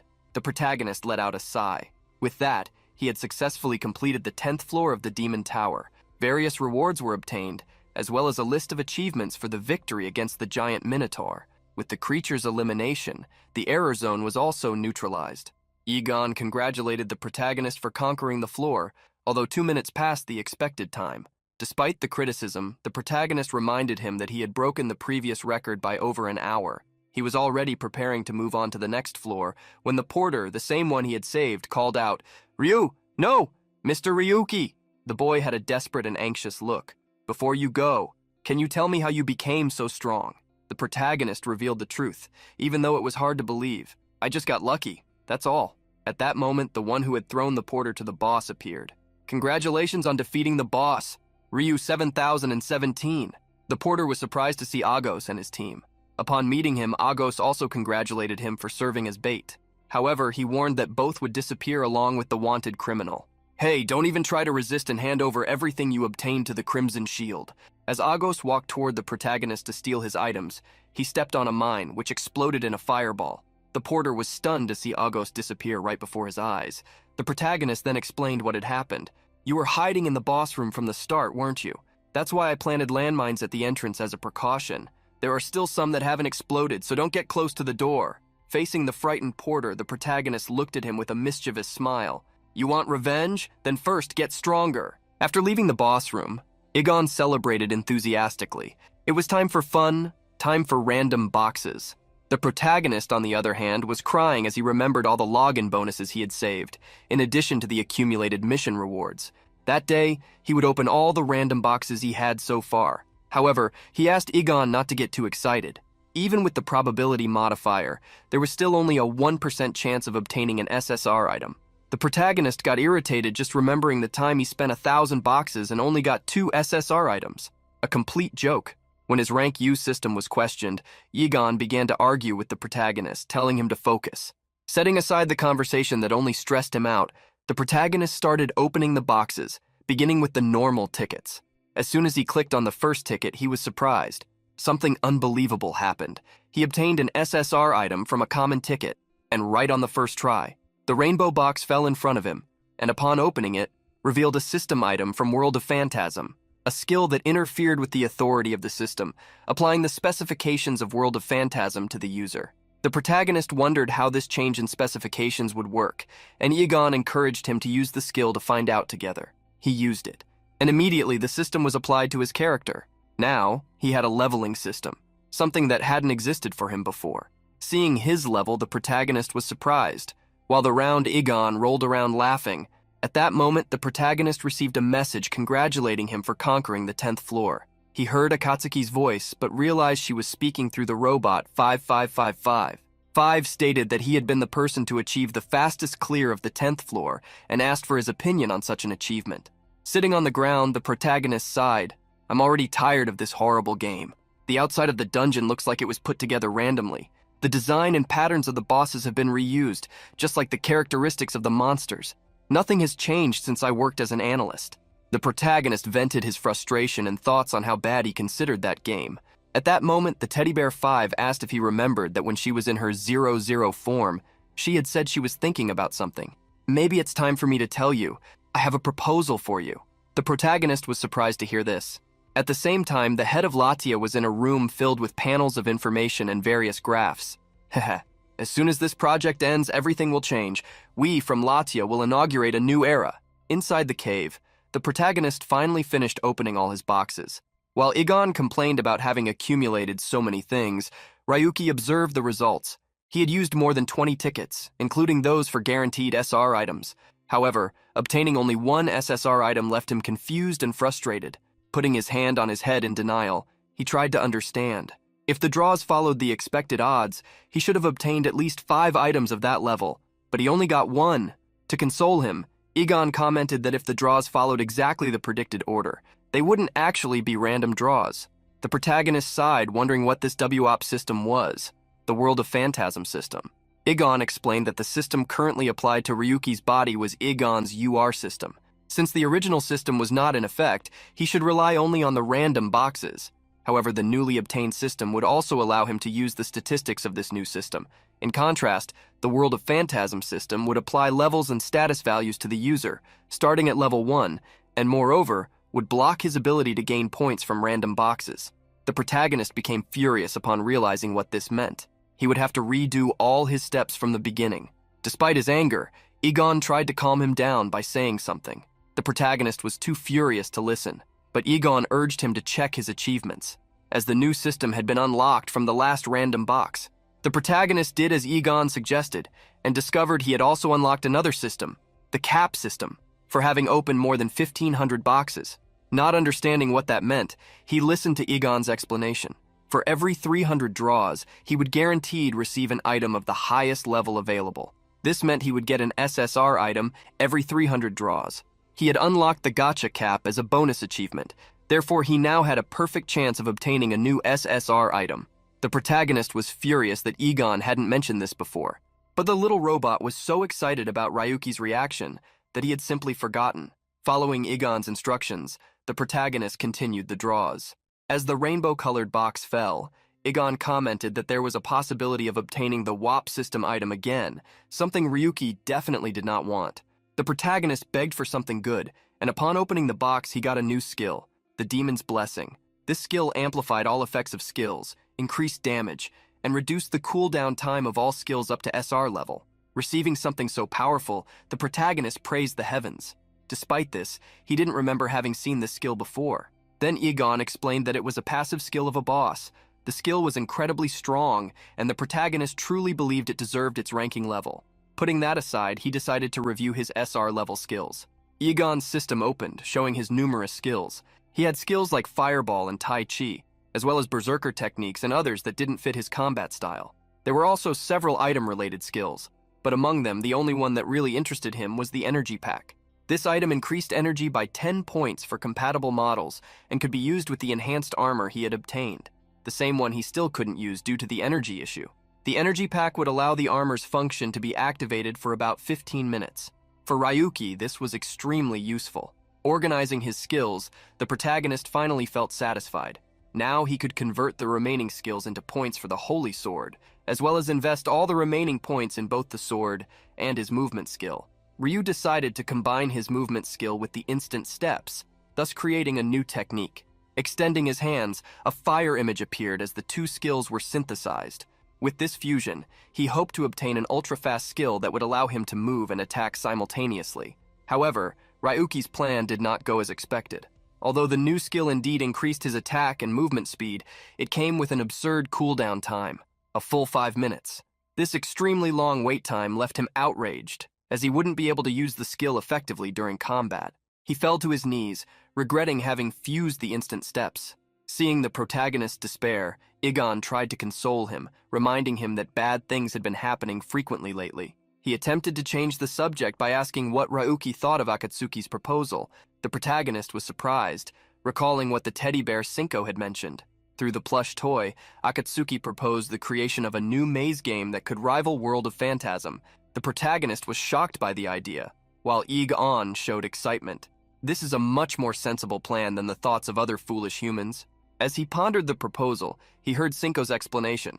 We're still in the preparation phase, but wouldn't it be fun if this became a reality? The protagonist obviously wanted to experience this new game, even if for now, it was just a concept. Thinking more calmly, if they could really surpass World of Phantasm, it wouldn't be a bad plan. However, before getting involved in any other project, he wanted to conquer the Demon Tower first. In the internal base city of the tower, players were taking care of their own matters. Rumors that Ryu had defeated the Giga Minotaur alone were already starting to spread, but many hunters believed they were just rumors. Although it was unthinkable according to common sense, everyone knew that Ryu was breaking records with each new floor he reached, even the 15th. The fact that he was reducing the time taken to conquer dungeons by a huge margin caught everyone's attention. There were even those who said his skills surpassed those of the legendary Linza. Two friends talking about Ryu even began to suspect that he had encountered some kind of hacker or bug. One of them was confident that as long as Ryu didn't train, everything would be under control. He believed that Linfell had been defeated simply because he underestimated Ryu. After all, he was just an unknown without a rank. While they talked about him, the protagonist rested outside, in the shade of a tree. Cinco transmitted his voice through Egon's system, revealing himself to be impressed by that speed beyond imagination. Even though strategies for the lower floors were widely known, what Ryu was doing went far beyond the ordinary. While eating his snack, the protagonist commented with his mouth full, "This is nothing. The top of the tower is still a long way off, but doesn't it seem a bit noisy?" The noise Ryu mentioned was explained by Egon. Apparently, the conflict between players and residents was intensifying. Although it had started with the players themselves, it had already taken on huge proportions. It was at this moment of rest that someone called him. Egon then noticed the surroundings and realized that Ryuki had been surrounded by 16 people. The protagonist stood up, drawing his gunblade. "How many times has this happened already? I'm starting to get tired." The leader of the group was preparing to say something when the protagonist interrupted him. "Hey, wait, I don't care who you are, so let's skip this part." The man became furious, thinking that Ryu was being arrogant just because he had defeated Linfell. "We, the people who caught Lin's attention, can do that too."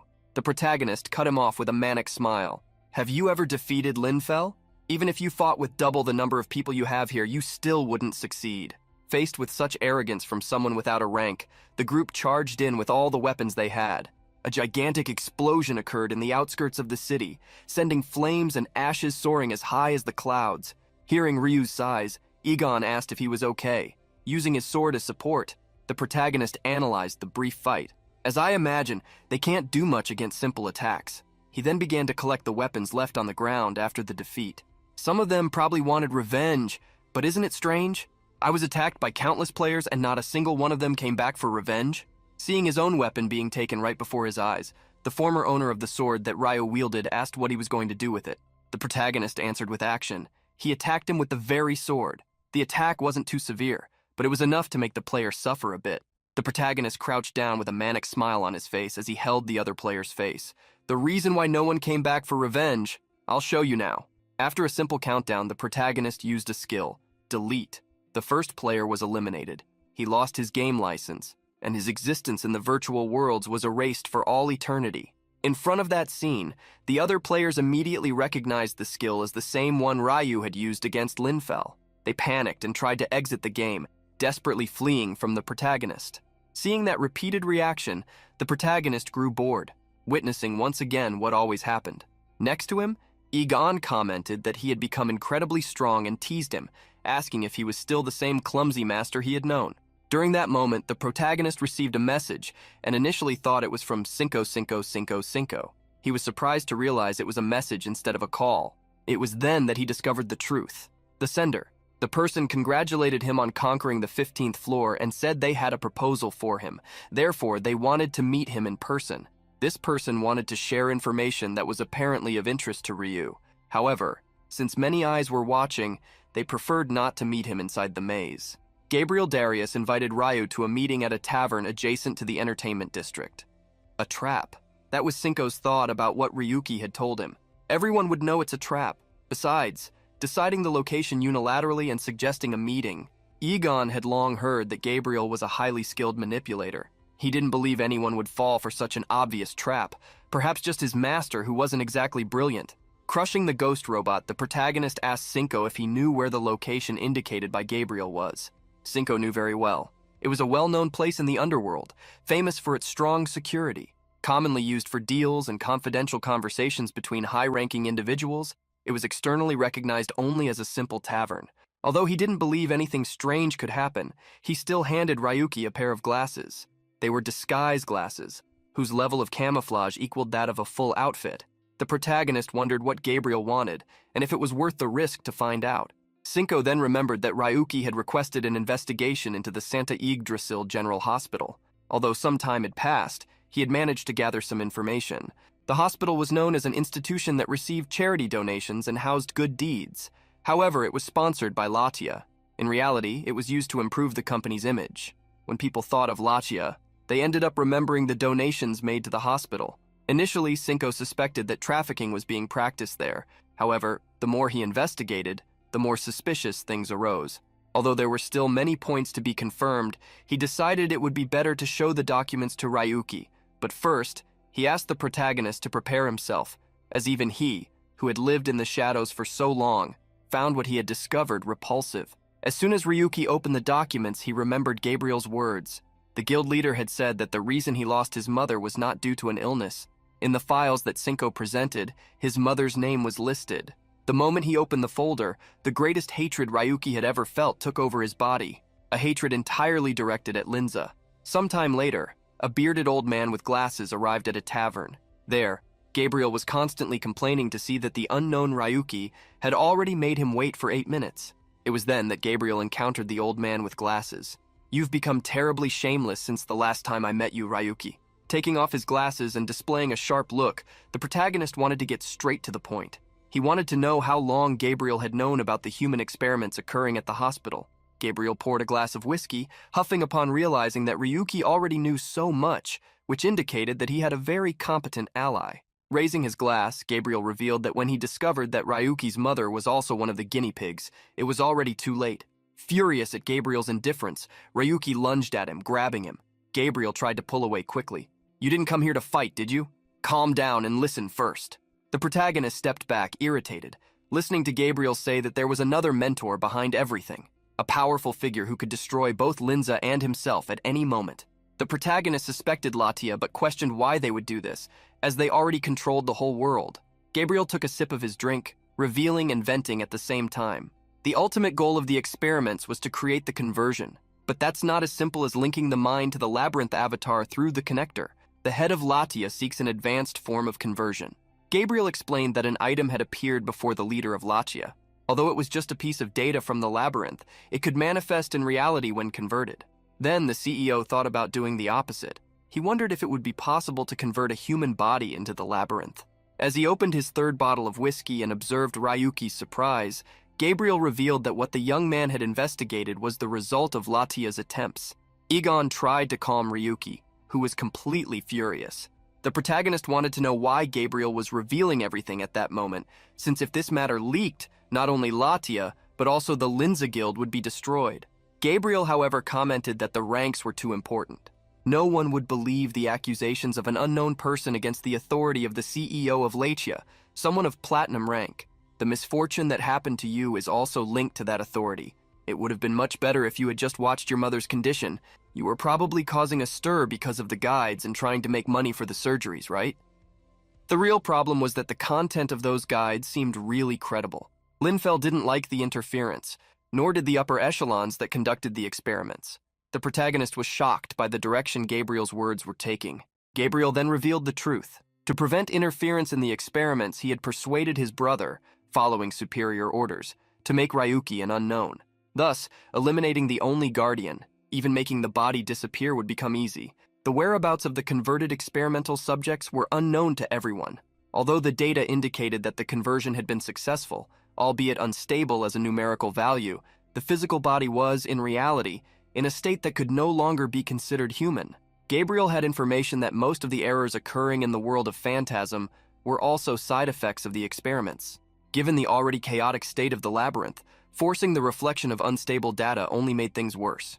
Sometimes the targets of the experiments could become NPCs within the labyrinth. However, if they were unlucky, they could be transformed into monsters and end up being hunted, perhaps even by their own family members. Ryuki could no longer bear to hear Gabriel's words. His energy exploded, destroying the room around him as he charged at him. "You bastard!"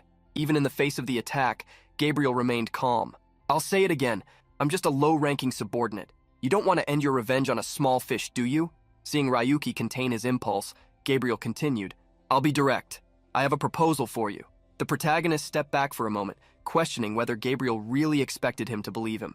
"The Vanguard team is on the 47th floor of the Demon God Tower, right? What kind of trick are you planning?"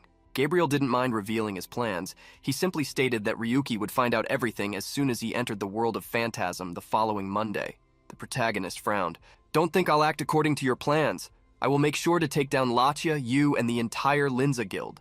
Gabriel was unfazed by the threats. "I'm looking forward to that. See you next Monday." Thus, Ryuki was left alone in the room. Meanwhile, in a dungeon, someone couldn't believe that the error 666 they had created had been defeated so easily. It seemed that things were taking a very different turn than planned. Beside him, a hooded figure observed the traces of destruction left by Ryuki as he single-handedly defeated the boss.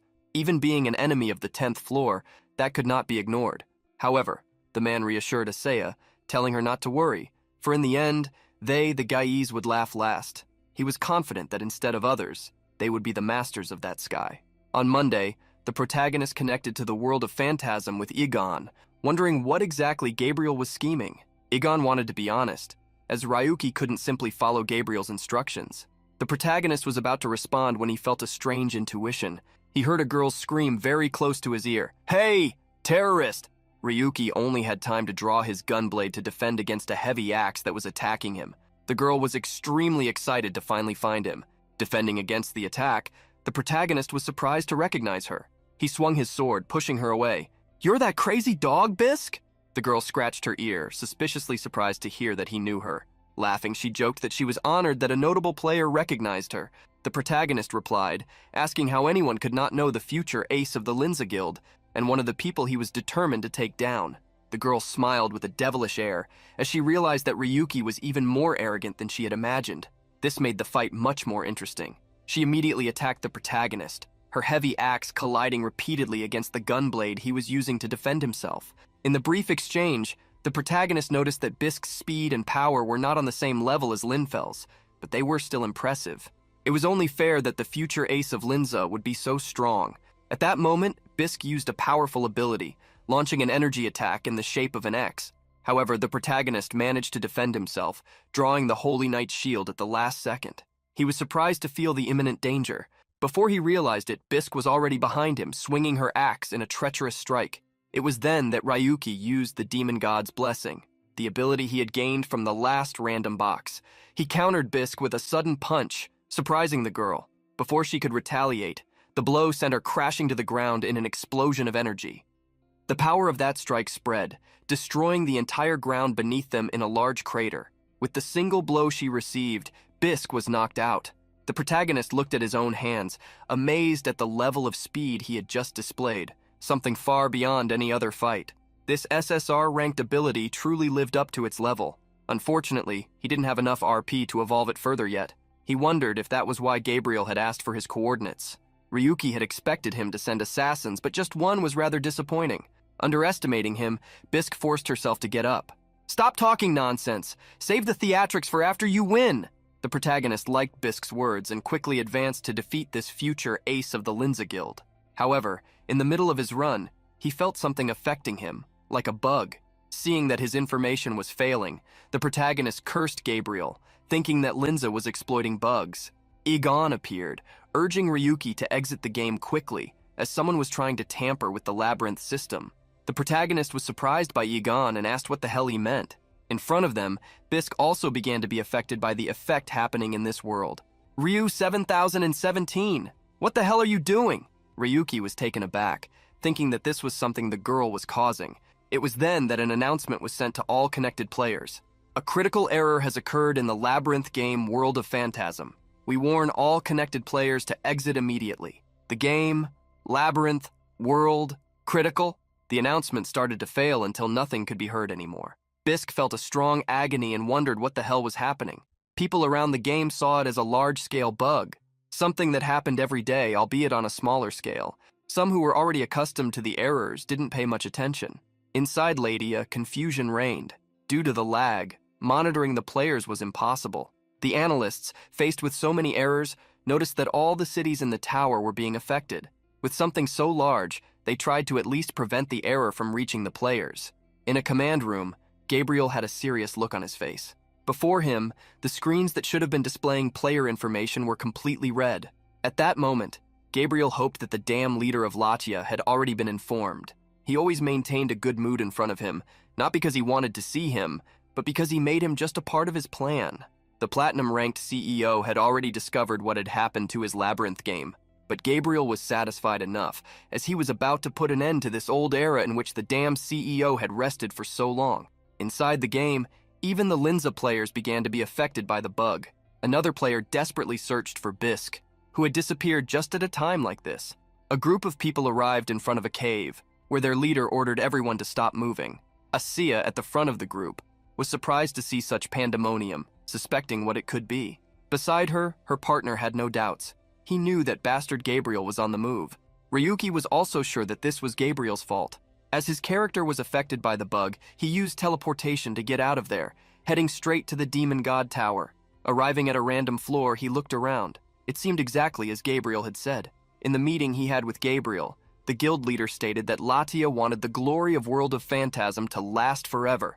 Therefore, they were deliberately delaying the conquest of the tower. The plan was to prolong the conquest for about 2 years. The protagonist had been surprised to hear such a thing, as he himself could reach the top floor in just 6 months. Gabriel believed that Ryuki's involvement changed the situation.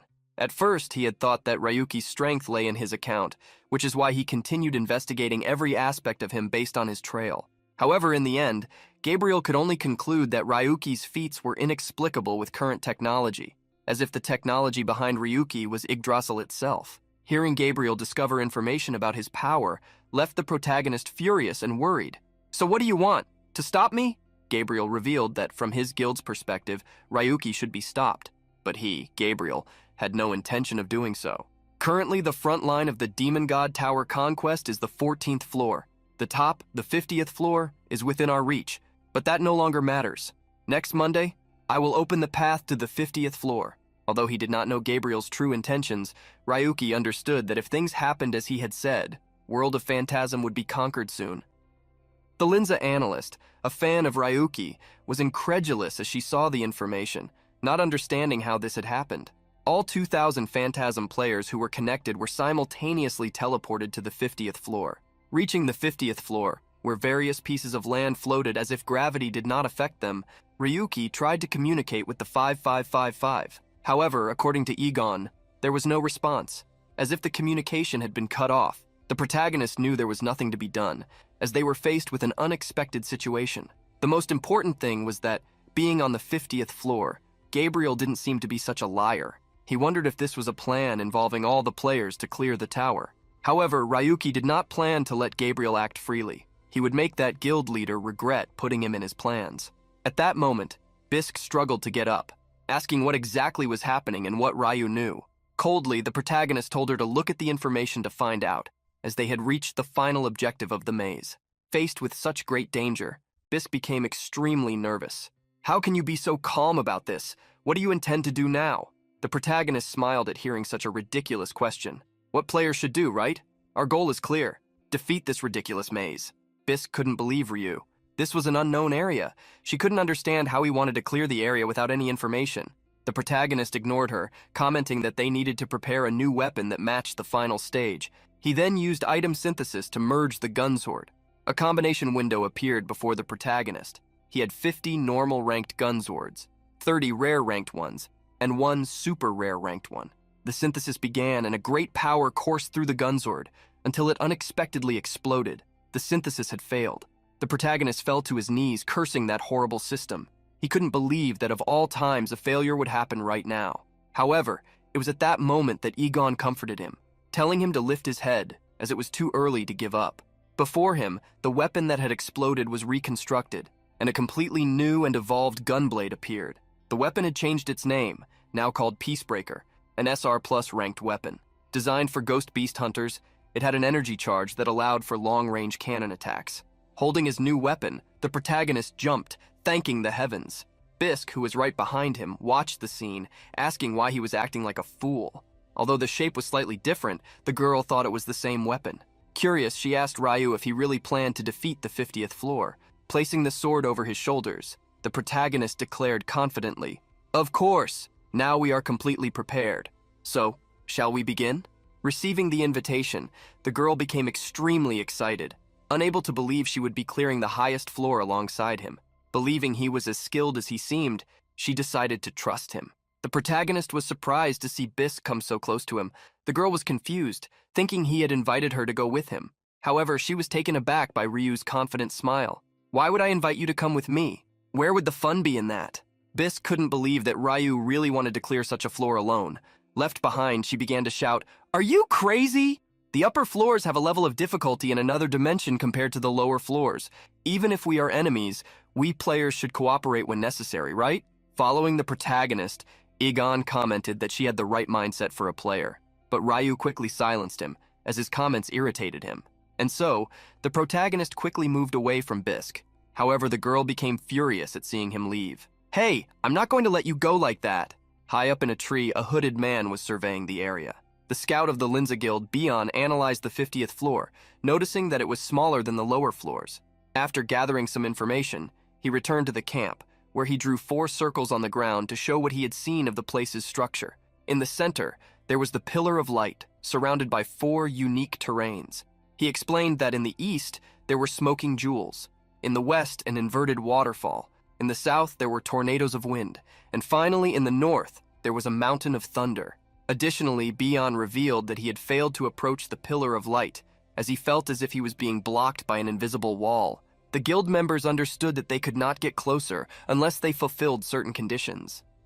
The scout believed that the terrains around the pillar were somehow related to these conditions, commenting that the closest one was the Mountain of Thunder. Determined, the Linza Guild prepared to head to the mountain. Meanwhile, Noir continued running with her companions. As soon as they arrived at the inverted waterfall, one of them asked what they would do about the other places. Noir was sure that other players had also been teleported to the 50th floor, and everyone must be trying to conquer their respective areas, especially Bisque. Noir was worried, wondering why this bug had happened, if it had been done on purpose, and how it had been executed. She suspected that Ryu 7017 was behind it. Unable to find Bisque so far, Noir wished that at least she was okay. Currently, Bisque was trying to chase the protagonist, who was running towards the forest. She wanted to know where he was going, as one of the areas, the Flaming Jewels, was exactly on the other side. She was sure they should conquer all 4 locations and then head to the center. The protagonist disagreed with her, as he knew that this would be the normal strategy, but World of Phantasm was not a normal game. Bisque, already furious for not understanding his actions, was incredulous. She knew the game was filled with errors and bugs, but she didn't want to hear complaints from someone like him. The protagonist grew tired of Bisque's nonsense. He stopped running, casting a threatening glance at the girl. "Do you think I'm going to cooperate with Linza? No chance, even if my life is at stake. Stop following me and disappear." Once again, the protagonist left Bisque behind, leaving her unsure of what to do. She cursed him. She believed that if the situation was part of his plan, she was the only one who could stop him. She knew her companions must also be on the 50th floor, so she would leave the conquest to them. Using a skill to advance in the blink of an eye, Bisque charged her axe. "I don't know what's going on, but I won't let you conquer this floor." Before Ryu, she used the Excalibur skill. The powerful golden axe struck against a large shield, being blocked. Seeing one of her most powerful attacks stopped like that, Bisque gritted her teeth. When she saw the girl starting to attack, the protagonist tried to warn her to stop, but she was focused only on how he had blocked her strike. She didn't realize that bugs could occur in that place. When she noticed the error beneath her feet, it was too late. A data hole opened below the girl, sucking her into freefall. In an instant, she fell into a void from which she couldn't escape the game. In a situation like this, if she wasn't careful, she could get trapped forever. She was the perfect chance to conquer the Demon Tower, but now that seemed to be slipping out of her reach. It was then that Bisque caught a glimpse of something. Various error notifications began to appear before her eyes. She wondered if she was still inside World of Phantasm. What she saw was madness, strange and mysterious. Bisque fell into a place where she could see real and digital elements, filled with alerts. That place seemed to be exactly where she had dedicated so much effort, the labyrinth itself. Since World of Phantasm was opened, signs from the labyrinth world had been scattered throughout the city. That's how Bisque discovered such a world. However, in her journey within World of Phantasm, everyone laughed at the rookie who couldn't even hold an axe properly. Soon, though, those who treated her that way were silenced by those who knew her. "That girl has been hunting for 17 straight hours. They're already calling her a crazy dog. Her ether mining is extremely high, and reaching the Phantasma is just a matter of time." Bisque heard everything they said about her, but almost laughed at it. Her goal was far beyond reaching the Phantasma. Her true objective was the Tower of the Demon God. That was her mission, for which she was willing to give up her own soul. Screaming, Bisque finally awakened from her memories of the past and found herself facing Ryu. The protagonist had used one of the items he carried, the multi-use rope, to save her. Bisque couldn't believe that Ryu had saved her, nor did she understand the purpose behind it.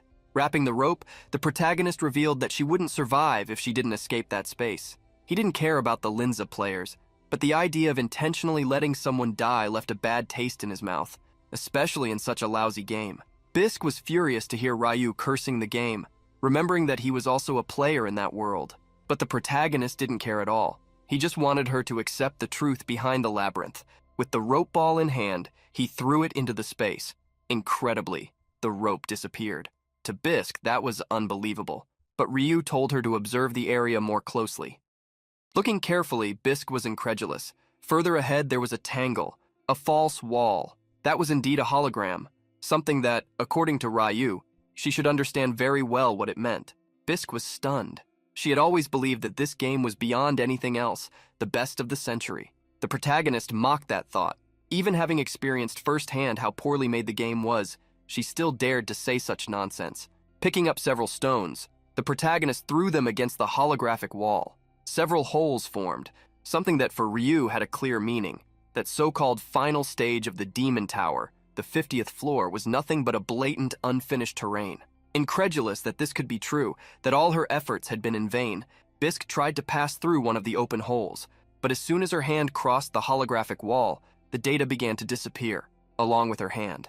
She immediately pulled it back, recovering her limb. Looking at her own hand and recalling what she had just felt, the girl was astonished. Quickly, she asked Ryu if he already knew about all of this. However, the protagonist revealed that he had only discovered it after arriving at the place, although it wasn't surprising considering how buggy the game was. Still, a thought crossed Ryu's mind. Perhaps it was possible to finish that game, even if it was still incomplete. Leaving the girl behind, the protagonist moved forward alongside Egon. Egon analyzed the area and concluded that less than 40% of the terrain had any defined function. It was questionable whether World of Phantasm could be completed under normal circumstances. As he walked through the fragmented landscape, the protagonist reached the edge of a cliff, from where he could see the Thunder Mountains. Egon didn't understand why they had gone to that dangerous cliff. Even if it wasn't an unfinished area, falling from a place like that wouldn't just result in minor injuries. However, Ryuki still intended to jump from there. Egon couldn't believe that Ryuki had gone crazy. The protagonist didn't know the reason either, but his intuition told him he needed to do it. It compelled him to jump, and the manic smile on his face made it clear that he intended to follow that impulse. Before Egon could stop him, the protagonist leaped from the cliff. He left behind the robot, which screamed in desperation. Before he knew it, Ryuki ended up crossing a portal that took him to a completely different place. Egon felt relieved at Ryuki's luck. The protagonist had shown that his confidence was not unfounded. He was indeed okay. Analyzing the new terrain, everything seemed strange. The path led upward, among various floating rocks covered in gems, and Ryu imagined he would have to climb them. The protagonist then began his walk through the field of flaming jewels. As Ryuki traversed the purple flames, Egon asked if he was okay, as he had read that the pain of a burn was one of the worst a human could feel. The protagonist was surprised, as he didn't know that what surrounded the crystals was actually fire. He approached what seemed to be just a purple mist, realizing how strange it was. Finally, they discovered that those flames had only a visual effect. It seemed that Ryuki's climb would be much easier than Egon had imagined. The protagonist was already prepared to endure burns, but as he jumped from stone to stone with ease, he began to doubt that the game was really that bad. When he reached a massive stone platform, Ryuki waited for a monster to appear. However, the monster, a gigantic minotaur, was already battling several players. When they looked back, they recognized the protagonist immediately. As Ryuki walked through the battlefield, some players got distracted from their duties, thinking about attacking him to earn the title of Ace of Linza. Seeing the chaos caused merely by his presence, the protagonist sighed, lacking the patience to deal with it. As the battle was intensified by large explosions, Geis arrived at the jewel field. Everyone there had already understood the situation. Gabriel must be taking the opportunity to destroy Latia. Acia didn't understand the point of destroying Latia after having been a leech on it for so long. That was a disgusting attitude. Turning her face, she asked her partner what he planned to do. The hooded man didn't intend to cooperate with any other group. Moreover, letting everything go according to Gabriel's plans would be boring, because if everything went as expected, the labyrinth would completely collapse, and then Gaz would inaugurate a new era. On the large platform, Ryuki leaned on his sword. Fighting monsters already took up a good part of his time, but dealing with players was even more troublesome. He didn't believe that Linza still refused to accept the power difference between them. With no way out, one of the players drew a dagger to use against himself. Just like him, several other players also harmed themselves. The protagonist immediately recognized the black dagger they carried. It was the same one that Geis had used. In an instant, the players began to transform into monsters. They took on demonic forms and united to attack Ryuki. The protagonist couldn't believe they had dared to use that against him. Ryuki knew exactly how that item was made, and that was what disgusted him. just like the other times he had seen it used. Ryuki swore, "I will make you regret using such a thing." The first demon attacked the protagonist with spikes that emerged from its back. The mouth of the gunblade's barrel shone with intense energy. The gunblade's shot created a beam of energy, decimating everything in its path. However, another demon was already behind Ryuki. With quick reflexes, the protagonist spun his weapon, striking the claws of that monster. In a matter of seconds, multiple attacks were fired, hitting all the other platforms. The demon grabbed the protagonist's sword, but with a swift twist, Ryuki threw it away, creating distance. With enough space, he could start shooting again. However, the energy accumulated for the shot disappeared, giving way to smoke. The protagonist became desperate, trying to figure out what had happened. As he tried to ask Egon what was going on, the monster that looked like a jackal attacked him with large claws. While the protagonist defended himself, Egon analyzed that the Peacebreaker had been infected by a bug, sealing long-range attacks. But that wasn't the only problem. The more he used the weapon, the more bugs would infiltrate it. Ryu couldn't believe that Egon was only revealing something so important at that moment. When the protagonist realized, dozens of players transformed into monsters were already gathered. He tried to find another solution. Egon stated that he would need to restart the game, but since the 50th floor was unstable, he might not be able to return. Seeing Ryu gritting his teeth, the robot asked what he was going to do. The protagonist smiled upon hearing the question. "It doesn't matter. I just need to use the blade of my weapon, right?" In a sudden advance, Ryuki unleashed numerous strikes, defeating each monster with a single attack. In an instant, new explosions of energy erupted at the top of that platform. When Ryu finished the battle, he received a call from Cinco, who had finally managed to connect with him. Asking if he was on the 50th floor, Cinco wanted to know how the situation was.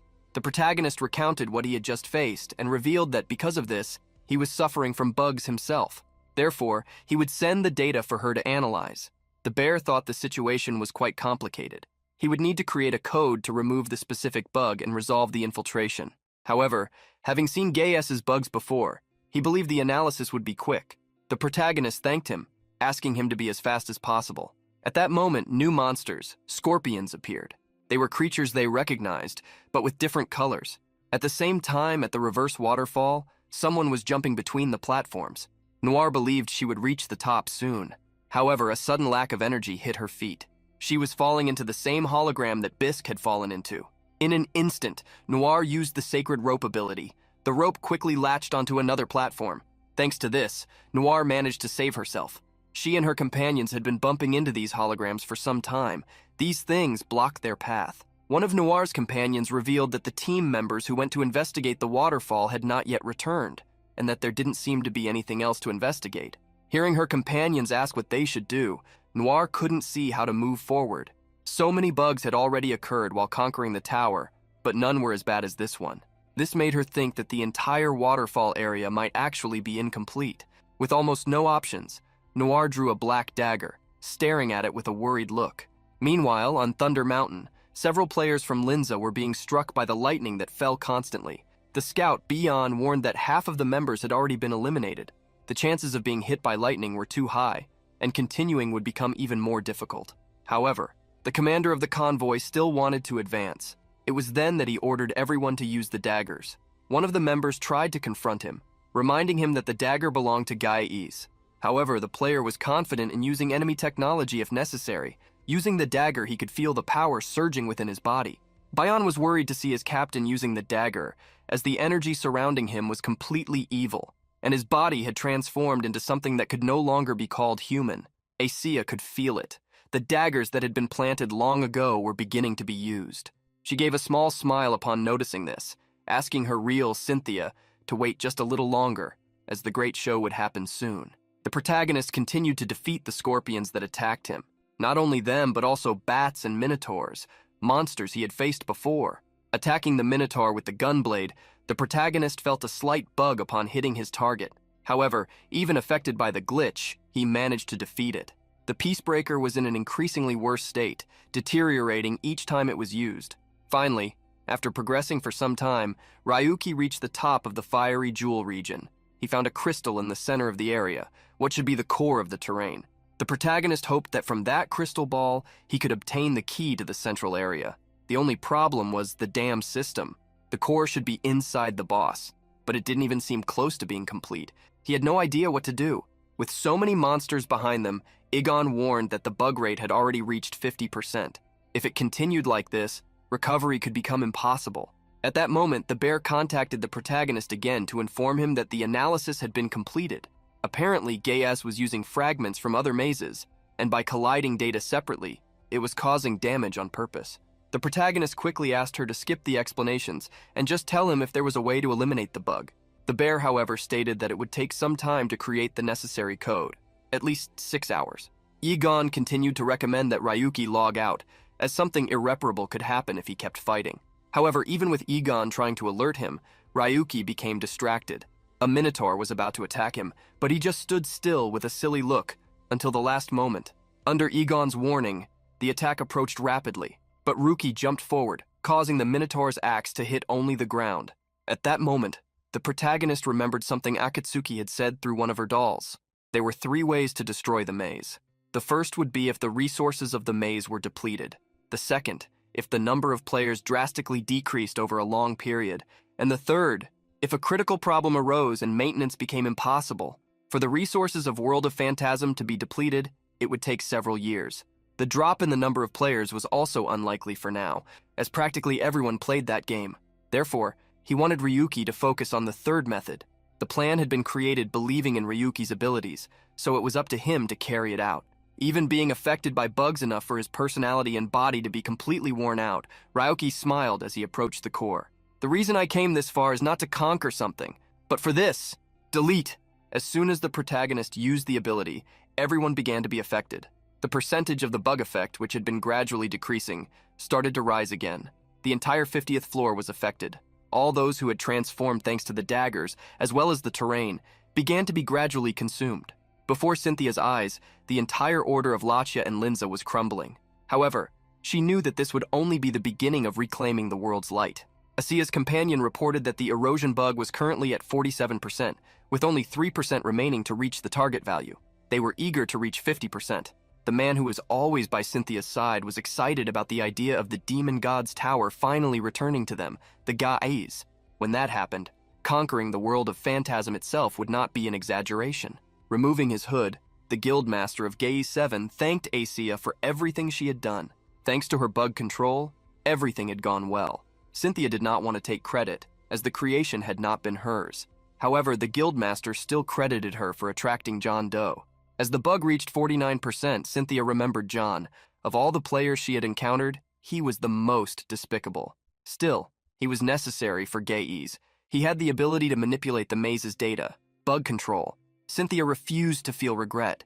It was too late to feel guilt for everything she had done to them, as she had gone too far to turn back. She only hoped that Gabriel would regret his decisions, regardless of what he was thinking, because in the end, she would be the winner. As the counter was about to reach 50%, a great earthquake occurred. The Gaze group believed it was an earthquake caused by the bug. The guild leader tried to calm everyone quickly to understand the situation. The person monitoring the bug could no longer access the information, and the control of the bug had been suddenly eliminated. Cynthia panicked upon hearing they had lost control, questioning whether John had betrayed them.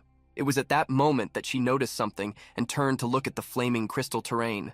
Before Cynthia's eyes, the entire terrain began to crack and collapse. Seeing several particles in the air, Seven associated it with the same ability that had erased Linfell. It was then that Cynthia told Seven to look at the sky. Simply put, the entire sky of the 50th floor had been torn apart. Seven fell into despair upon seeing what was happening. The entire demon god's tower was collapsing. One person came to Cynthia's mind, the person who, after Linfell, had also ruined her plans. Thinking of the protagonist, she gritted her teeth filled with all her hatred. "Ryuki, I will never forgive you!" Before she could realize it, Seven saw Cynthia run. Despite his calls, the girl did not return. Several flaming jewels were falling from the sky due to the collapse. The players looked up, not understanding what was happening. However, there was something even more important. Getting out of there. They needed to escape if they wanted to stay alive. After deleting so many things, the protagonist found a doll. However, before he could approach, several demonic beings appeared. The protagonist was furious with that damn game. The entire terrain was collapsing just because he had deleted the core. Igon recommended that the protagonist evacuate, but going to a cliff, he asked the robot what the chances of surviving if they jumped were. The little robot stated that, without a doubt, it would be 0%. Still, the protagonist simply thanked him, moving closer to the edge. Egon wanted to suggest that he use the teleportation ability, but Ryu believed it would be difficult to move in a place like that. The protagonist thought of a plan which made Egon anxious. The protagonist smiled confidently, increasing the robot's fear as he saw him run straight for the edge of the cliff. As Egon screamed, fearing something would happen, Ryuki passed through a portal. In the completely destroyed jewel field, some players appeared searching for Ryu. However, the place was entirely clean. One of the players wanted to know why they needed to search everywhere since everyone there was probably dead. However, the group leader stated that they needed to confirm properly for the guild. What confused them was the fact that Ryu should have appeared. However, there was no reaction coming from the detection abilities. One of the members knew that in a situation like that, teleportation could not be used, so there should be no survivors. He was betting that even Ryu 7017 wouldn't survive that. However, Ryu was right in front of them. The protagonist had found a space where he could hide, a location isolated from all the other areas. He had never expected that his instincts would lead him to that place. Egon checked that the bug was worsening with every moment, recommending that he escape quickly. However, the protagonist classified that place as safe. At least that he was sure of. Egon decided to follow his judgments. Still, he wanted to know if this was his decision, or if it was a decision made because of the intuition ability. Egon was starting to think it would be safer to delay the evolution of that intuition ability for now. While Ryu was hiding, the group that had gone to look for him began to leave. They didn't want to waste time. However, the member who was searching had not yet finished. At that moment, a person in armor appeared. In a single attack, he eliminated the entire group. Watching the scene, the protagonist showed Egon why that place was safe. The protagonist wanted to wait for the collapse to finish. That wasn't a problem. The real problem was his weapon, which was completely destroyed. The protagonist cried at the sight of his peacebreaker in such a state. It was in that moment of despair that the teddy bear Cinco sent a message to the protagonist. Cinco 5555 sent the bug remover file to the protagonist, and immediately his body began to recover. The protagonist couldn't believe it had been completed so quickly. The teddy bear was proud, since the data was intact. Restoring it to its original state was no big deal. The protagonist thanked him, mentioning that he owed him one now. Without that, he wouldn't be able to escape without risking his life. Recovering even his sword, the protagonist appreciated the view of the surroundings. He never imagined that the entire floor would collapse just because a single core had disappeared. Cinco wanted to know what he would do next. Looking at the horizon, the protagonist thought about taking a stroll. The collapsed terrain was beginning to reveal itself. From there, the protagonist could see a giant golden tree, the birthplace of this maze game, the final destination of the 50th floor of the Demon God's Tower, the fragment of Yggdrasil. In just a few hours, the world of Phantasm will come to an end. The protagonist hoped to end this game, but as he looked at the final destination, a small eye was watching him too. Gabriel could see everything and was waiting for this. Just like the scenery, the entire sky was being torn apart, giving way to a dimensional void. As the earthquakes reshaped the ground, Ryuki quickly advanced across the now uneven terrain. It was then that he felt a sense of danger. The air behind him simply shattered like glass, unleashing a gust of wind that he barely managed to dodge. When Ryuki managed to return to the ground, he was surprised. Like a pile of unstable cubes, the ground collapsed. Immediately, the protagonist activated Egon System Skill, a technique that increased his attack speed, movement speed, and casting speed by 130% for 15 seconds. With his movement speed more than doubled, Ryuki jumped from cube to cube of earth, rapidly advancing downward until he was finally on solid ground. Safe, he was satisfied and relieved enough to sigh and say, although this skill has a 5-minute cooldown, it's worth it. At that moment of relief, Ryuki felt a sharp headache. Egon quickly approached with its robotic voice. Master, are you okay? Is there a problem? The pain passed quickly, easing the protagonist, who confirmed he was fine. I think the excessive amount of bugs just caused an overload. Since reaching the 50th floor, Ryuki felt his instinct skill was out of control. Even though it was only at level 2, he felt his head about to go mad. It could be even worse if it were at level 3. Egon tried to encourage and tease him at the same time. You chose this path, so you have to endure it. Despite holding his head and grinding his teeth, the pain was still bearable. So, Ryuki decided to think about it another time. What he needed to do now was to move forward. As soon as he took the first step, great explosions painted the skies with flames. Even Egon was startled to see a disaster unfolding. After the series of explosions, a large glowing tree appeared, casting a lilac hue over the atmosphere. At the same time, the young Bisque tried to advance through the path of destruction. What's happening? The path to the center was open, but this looks like the end of the world. Recalling the explosion that had just occurred, Bisque wondered if it had been caused by Ryu. Furious, she gritted her teeth. He must be the reason for this chaos. I won't forgive him, absolutely not.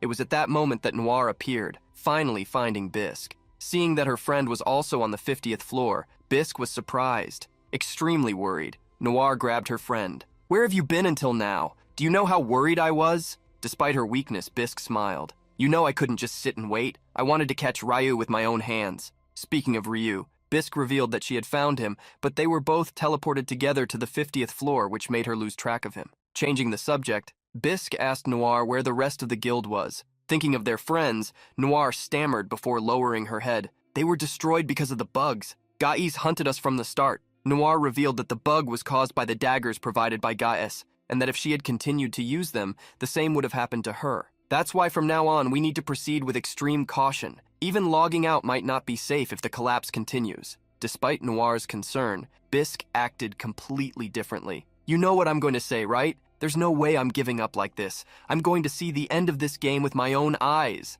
Drawing a large double silver axe, Bisque's eyes showed an insane will to fight. Surprisingly, Noir showed the same look as she responded. That's the Bisque I know. Of course I'm going with you, partner. However, immediately after saying that, the two were startled by a scream of terror echoing around them. The scream came from the direction of the pillar of light at the center of the floor. Remembering how the guild members were collapsing, they climbed a mountain, running toward the center of the map until the path was blocked by a shadowy player. The man before them, along with that white tree that had appeared, had already eliminated countless players. That player was not unknown. Bisque was shocked, wondering what Burst Blade was doing there. The person under Blade's claws managed to turn slightly, trying to warn them of the danger. Noir! Bisque! He went mad because of the bug! Run! Fast! Those were the player's last words before receiving a game over from a powerful strike. Furious at what Blade was doing to her guildmates, Bisque raised her axe toward him. Beside her, Noir grabbed her battle item,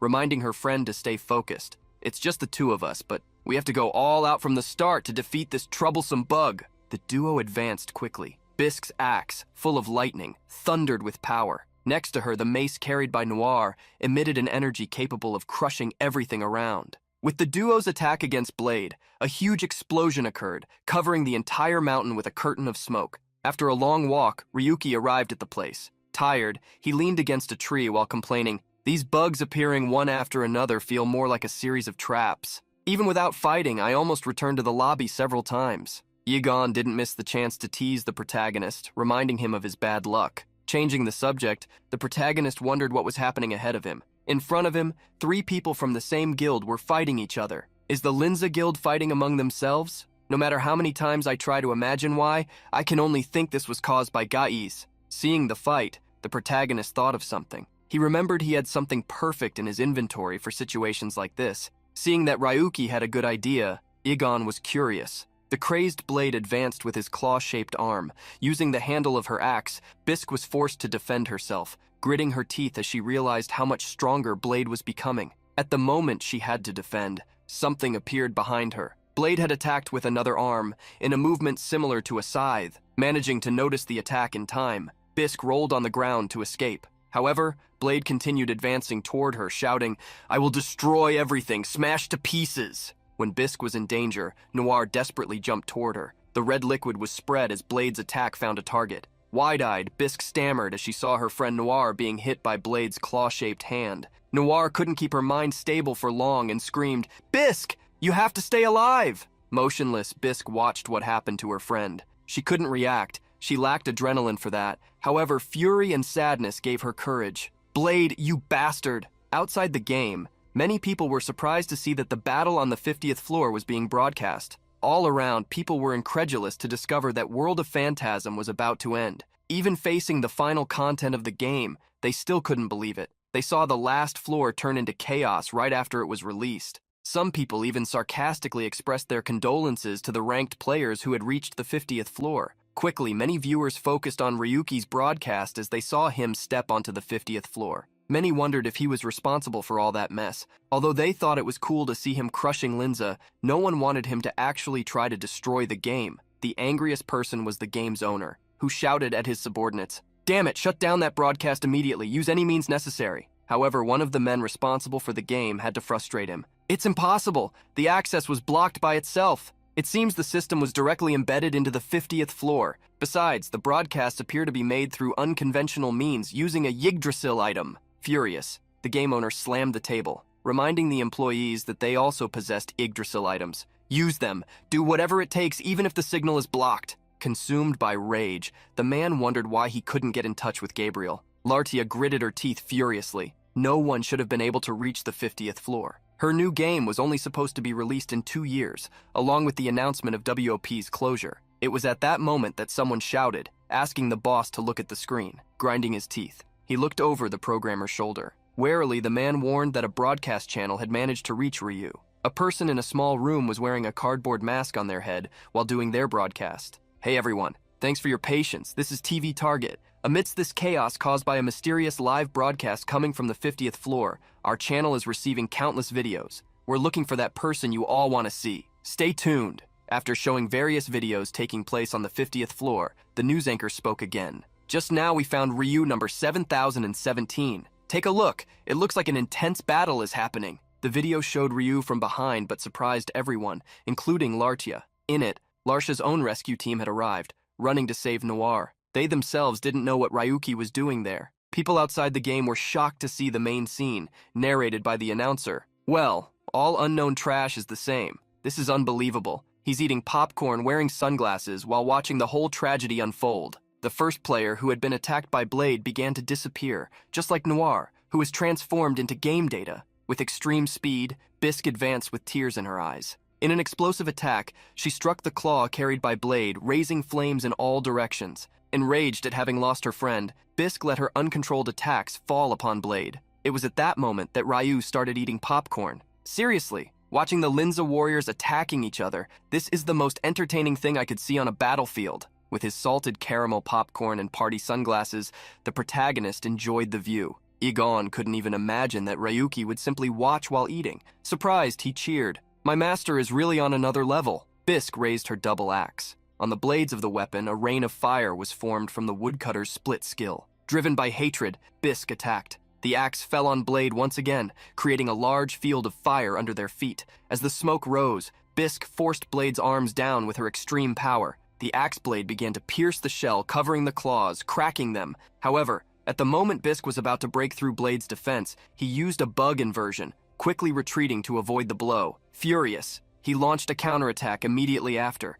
Bisque managed to dodge with agility, showing how naive he was to try to face her. It was then that Blade changed targets, advancing with a claw toward Ryuki. When the tip of the claw approached, Egon was startled and quickly warned his master, who was still eating popcorn. The red ink, a result of a successful attack, stained the grass around. With a manic look, Ryuki drew his gun blade. I recognize your determination. I'll take care of you properly. At that moment, Blade's dark energy passed through the protagonist, who immediately recognized that power. It was the same feeling as the dagger Arcia had used against him long ago, on the day of the fight against Gabriel's brother. At the same time, the woman who had appeared in the protagonist's mind arrived where he was. I found you, intruder. Seeing Ryu, Bisque was shocked. She didn't know when he had appeared. Wiping his face, the protagonist greeted her. Hello. I didn't expect you to still be alive. I thought you'd already been knocked out for advancing so recklessly. Before Bisque could respond, Blade, with energy even more evil than before, attacked the young woman, who was furious with Ryu.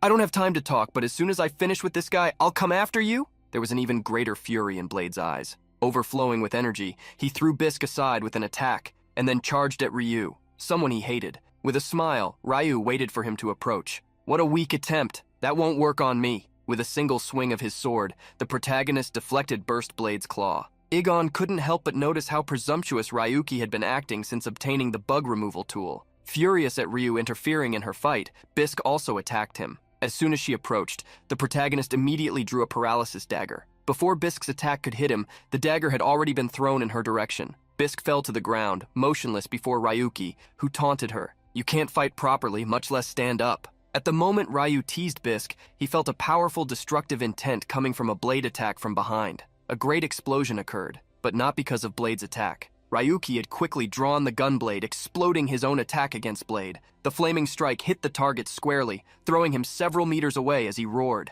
Blade collided with a stone wall and fell. Seeing how easily he had pushed the enemy away, Ryuki taunted, "Is that all? How disappointing." Blade forced himself to get up, muttering, "I am the strongest. I am the strongest. Stronger. More powerful." The rage overflowing in Blade for not achieving his goal transformed into an evil power that radiated around him. With this power leaking from his body, he exploded in crimson energy, oppressive and gasping. Watching Blade's transformation, the protagonist taunted, "The best solution you found to become stronger was to fill your character with bugs? At this rate, won't you self-destruct first?" The moment he underestimated Blade, the protagonist felt something approaching. Looking up, he saw a huge halo, like a ring of energy, launching several meteors at the ground. Ryuki gritted his teeth, extremely worried to realize those were no ordinary meteors. From the cosmic vortex, countless energy filaments fell toward the ground. It was the annihilation skill, Stardust arrows. Like hammers of justice, the attacks pulverized and destroyed everything they touched.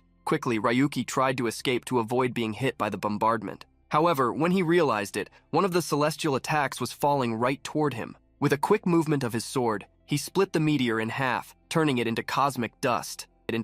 Blade, on the other hand, didn't have the same luck or agility to defend himself. The attacks hit him full force, making him suffer from the unexpected bombardment. On the ground, Bisque tried to crawl away, but couldn't feel her own legs. Looking down, she was shocked to discover why. They no longer existed. While the protagonist breathed a sigh of relief for dodging the attack thanks to his level 2 intuition, the skillcaster finally found him. Arcia, approaching Ryuki, gritted her teeth furiously. "So you were here! How dare you! How dare you!" With a provocative smile, Ryu looked at her. "Oh, so it was you. Long time no see. How have you been?" Darkly, Arcia asked if Ryuki was responsible for the destruction of the 50th floor. The protagonist thought he could say yes, although he had no intention of making it collapse so quickly. Furious, Arcia accused him.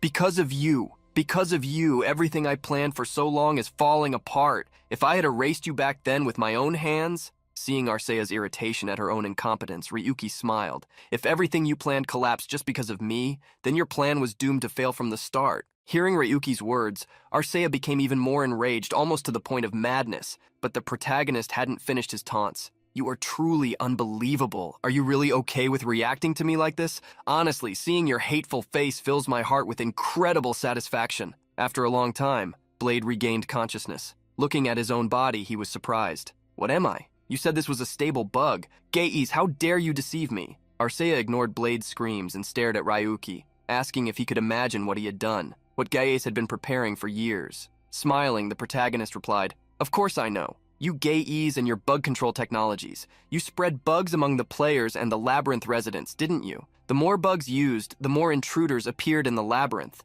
In a normal place, this would be impossible, but you exploited the gaps in this flawed game. You wanted to infiltrate and control the world of Phantasm, and then take over the Lattice software company. Wasn't that your plan?" Arcea gritted her teeth furiously when exposed. This showed how right Ryuki was. As Arcea approached him, Ryuki guessed she wanted something. "So? Are you coming to take revenge now that your plan failed?" However, Arcea went further. "I haven't given up yet. See that white tree? It belongs to us, Geis. I won't allow you to interfere anymore." Ryuki could hardly believe she was accusing him of being the intruder. Long ago, he had started receiving messages from Cynthia, who wanted to clear doubts. Ryuki, infatuated, would blush completely, not knowing how to respond. His mother, in the hospital bed, seeing her son's excitement, asked, "Are you going on a date with such a beautiful girl?" Hiding the messages, he explained it was just about work. Crossing his arms, he tried to insist it wasn't what his mother thought. However, she opened the messages herself to see how beautiful the girl in the photo was. That interaction between mother and son still remained vivid in Ryuki's mind, as well as the memory of how he was dragged into all this. Clenching his sword with hatred, Ryuki revealed what he already suspected. "Gabriel ordered Linfell to do this, and Linfell probably asked for your help with the plan, right? To create a good excuse and turn me into a stranger. You pretended to help me, and used my account to leak data. In a single night, because of you, I would have become the enemy who sold the guild's secrets." Hearing how Ryuki knew everything, Arcea no longer wanted to listen to him. But he was furious beyond the point of hearing her. "Was it really worth sacrificing my life and others for your goal? You traitor!" Arcea tried to argue, but failing, immediately attacked him with a shadow made of bugs. Extending his sword, the protagonist blocked the attack, but when touched by Arcea's broken dagger, the blade began to disintegrate. Arcea was extremely satisfied to see that she had damaged his sword. However, Ryuki rested the corrupted sword on his shoulder, staring at her with a look of contempt. "What are you laughing at? You don't mean that was serious, do you?" Arcea had no idea what Ryuki's source of power was, and still imagined he used those obtained in Linza.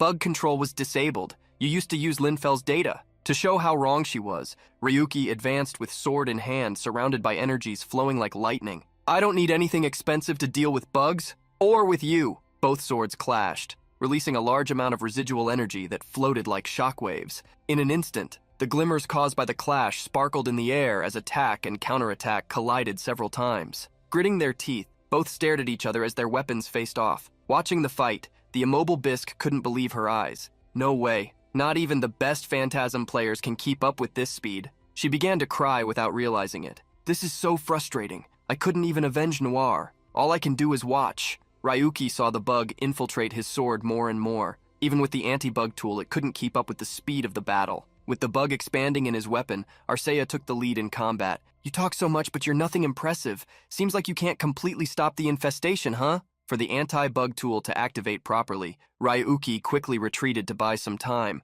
However, Arcea knew exactly what he intended to do. She immediately drew a bow in which the arrow looked more like a spear. The arrow flew toward him, carrying a corrosive energy that tore even the air apart. Using intuition, Ryuki waited for the ideal moment and exploded the arrow in a torrent of flames. The flames created by him activated the combustion jewels on the ground. The fire was intense, and the pain of real flames could be felt by Ryuki. With the amount of fire spread across the area, he knew he needed to get out before being surrounded. Quickly, he found a possible path, and with all courage advanced, using his arms to protect his face. However, Arcea would not let him escape easily. Since he had dodged the first arrow, she increased the attack level, firing several at once. In an instant, arrows that looked cosmic cut the sky, descending toward Ryuki, who had barely left the sea of flames. With intuition activated, he moved quickly, dodging the first arrow. As it touched the ground, a current of energy spread like lightning, traveling along a charged line.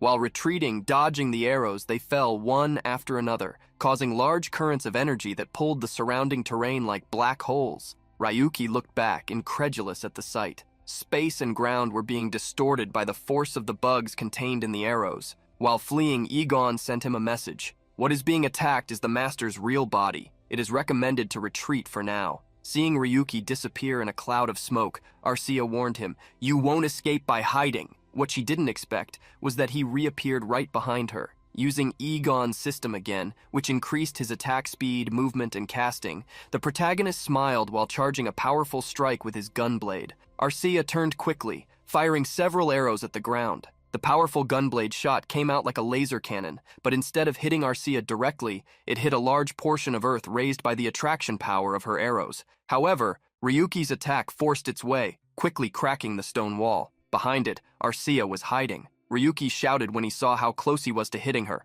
Almost there! But unexpectedly, a claw-shaped attack hit him at that exact moment when he was caught off guard. Blade, who had remained silent until then, had altered his body to strike Ryuki. After the attack, Blade gasped, returning to his usual corrupted form. Seeing Ryuki fallen, Arcea gloated. "This is your end, Ryuki. The end of your story of fleeing on the high seas." Lying on the ground, Ryuki felt danger approaching. Until that moment, he had resisted thanks to the anti-bug tool and his intuition ability. But the bugs used by Arcea were on a completely different level from those used by the Linza Guild. Ryuki found himself facing the only option left. Egon quickly appeared by his side, warning, "Are you planning to further increase your intuition level?" "It's too early for that, Master. You've already been influenced by it many times. And since you reached the 50th floor, the frequency has only increased, hasn't it? Once the level goes up, it will never return to its original state. When you reach a realm beyond knowledge, your consciousness won't be able to resist." Despite Egon's warning, Arcea quickly approached, sword in hand.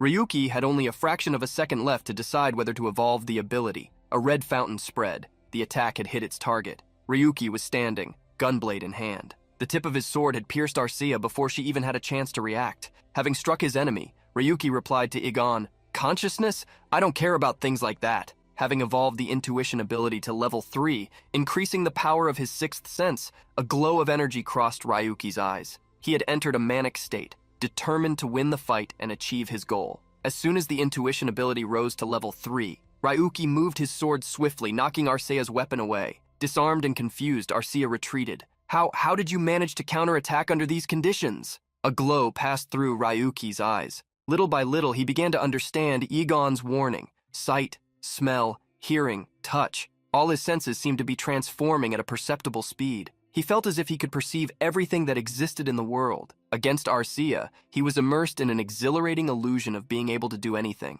He couldn't help but wonder what would happen if he evolved his intuition level to reach the Yggdrasil rank. In that moment of self-reflection, a new pincer attack advanced toward the back of his neck. Easily sensing its approach, Ryuki moved his arm with the sword backward, blocking it. Now he felt everything, from the parts corroded by the bug to those not yet affected. Imagining attacking the space between them, he thought he would no longer need to worry about his own corrosion. Arcia couldn't believe how much Ryuki had changed in such a short time. She gritted her teeth in disbelief. With glowing eyes, Ryuki stared at her, mocking, "Even this highly praised bug isn't perfect after all, huh? Your attacks don't work anymore. You might as well give up." Arcia grew even more irritated by those words of disdain. Grabbing another dagger, she threw it to the ground in front of her. Immediately, a new bug affected the terrain, and a large pillar of ice rose like a tower to block Ryuki's path. Smiling, the protagonist stated the truth. "It's useless. Even your appearance reveals how fake you are." With his gunblade, Ryuki fired a new energy cannon that evaporated the ice before him. Having cleared the way, he showed how well he understood Arcea's powers. Judging by this, you can cause bug phenomena, but you can't rewrite them the way you want. As he explained how the bugs imbued in Arcea's weapons worked, she moved quickly in a surprise attack against the young man acting so arrogantly. A dark attack headed toward Ryuki, but his gaze held the same confidence as before. Arcea brandished her sword, unleashing a tsunami of dark energy, sweeping everything ahead in a massive area. Even on the other side of the field, Blade and Bisque were hit by the energy, which burned like fire. However, at that moment, Ryuki reappeared behind Arcea, surprising her with his words. "You really have sharp attacks. Maybe if I were the same as before, you would have managed to hit me." In Ryuki's hands was the Sacred Knight's shield, which he had drawn at the last moment to block the attack and retreat. Arcea couldn't understand when he had taken that shield. Frightened, she quickly retreated, but when she touched the ground behind her, she fell into a trap, a field that sucked in space. Ryuki, who had lured her to that spot, smiled. "Looks like you got caught in your own trap. You must have prepared several corrosive bugs around this white tree to prevent its collapse, right? You didn't want your objective destroyed, but throwing so many of those techniques wouldn't hold the ground for long." In such a difficult-to-move position, Arcea couldn't believe Ryuki had planned to appear at her side just to make her fall there. With Arcea trapped, the protagonist raised his gunblade. "Peacebreaker, activate meteor attack effect." Hearing the name of the technique Ryuki was about to use, Bisque was shocked. "Meteor attack? That's the ability Linfell used. How did he get it?" Facing the gunblade's barrel, which was already gathering a huge amount of energy, Arcea realized there was no time to counterattack. However, when activating the ability, Ryuki sensed something with his intuition. The attack's range was only 10 centimeters. The shot practically dissipated after leaving the weapon's barrel, unable to reach Arcea, who was several meters away. Furious with Igon, the protagonist quickly retreated, complaining, "Are you kidding me? What's with this 10-centimeter range?" Igon apologized, reminding him that he never said skill synthesis would always evolve into an optimized configuration. Apparently, some mechanics had changed. Having escaped the attack, Arcea swore she would never let her guard down again. She immediately grabbed a dagger she had been avoiding using. With no other choice, she applied a bug directly to her leg, quickly spreading the power. In an instant, she broke the ground around her feet and ran toward Ryuki. Gritting his teeth, the protagonist asked, "What are you planning by increasing the bug's concentration even more? Not even your account will hold up." With a cold look, Arcea began gathering energy in her hand, aiming at Ryuki. "You won't be able to act so well anymore." While fleeing, Ryuki used his intuition, discovering that Arcea would launch 3 attacks from the upper right side and 2 from the left side. Level 3 intuition was proving incredible, able to predict all the attacks. The protagonist skillfully dodged some while using his sword to block others. Amid the movement, he activated the True Chi ability, as well as the SSR level blessing. However, just when he thought he was about to turn the fight around, he felt an incredible pressure. As Arcea appeared above him to launch more attacks, he realized something. Am I really just dodging? Shouldn't I be fighting? Did I really think fighting her was so dangerous that I needed to run away? Since when did I start thinking like this? Knowing Ryuki's thoughts, Igon explained the reason behind that feeling. Intuition is affecting your thoughts. I warned you, this ability prioritizes your survival, but your goals are far from just surviving. The ability conflicts with what you truly want. While running, Ryuki revealed to Igon that he had a request. Before making it, he asked if it would be easy for him to analyze the ability's code. Arrogantly, the AI tool replied not to underestimate it. Arcea's eyes had already darkened, filled with hatred. Unable to land any attack, she chased Ryuki, trying to provoke him. "Are you going to keep running? You talked so much about getting revenge, and this is the best you can do?" Like a slime, Arcia unleashed an energy containing countless effects against Ryuki, but thanks to his speed, he managed to dodge once again. At that moment, energy appeared in the protagonist's hand. Arcia, who had prepared for the fight, realized it was the deletion ability. She stopped chasing him just to mock, "Do you really think you can defeat me so easily? If you can't catch me, that ability is useless." At the same time, Igon responded to Ryuki, warning that it had analyzed the ability's code, but only at a technical level. What he wanted to do depended solely on him. "Keep in mind that if you fail, you will be completely deleted." Ryuki gritted his teeth, but his eyes shone with determination as he touched his own face and replied, "I know, but there's no way I'm running away." As the countdown began, Ryuki tried to remember the bug of the witch Sariel's wings, as well as the moment Linfel's spear was erased. He needed to focus exactly on what he wanted to delete. When the countdown ended, Ryuki used the ability, transmitting the energy to his own body. Seconds later, he pulled his hand away from his face. Arcia, who had watched everything, wondered what exactly he had done. Worried, Igon approached the protagonist, asking if he was okay. Although she didn't know what had just happened, Arcia saw the opportunity to finish the fight. She immediately advanced with a dagger full of dark energy. Swinging the dagger, she approached Ryuki,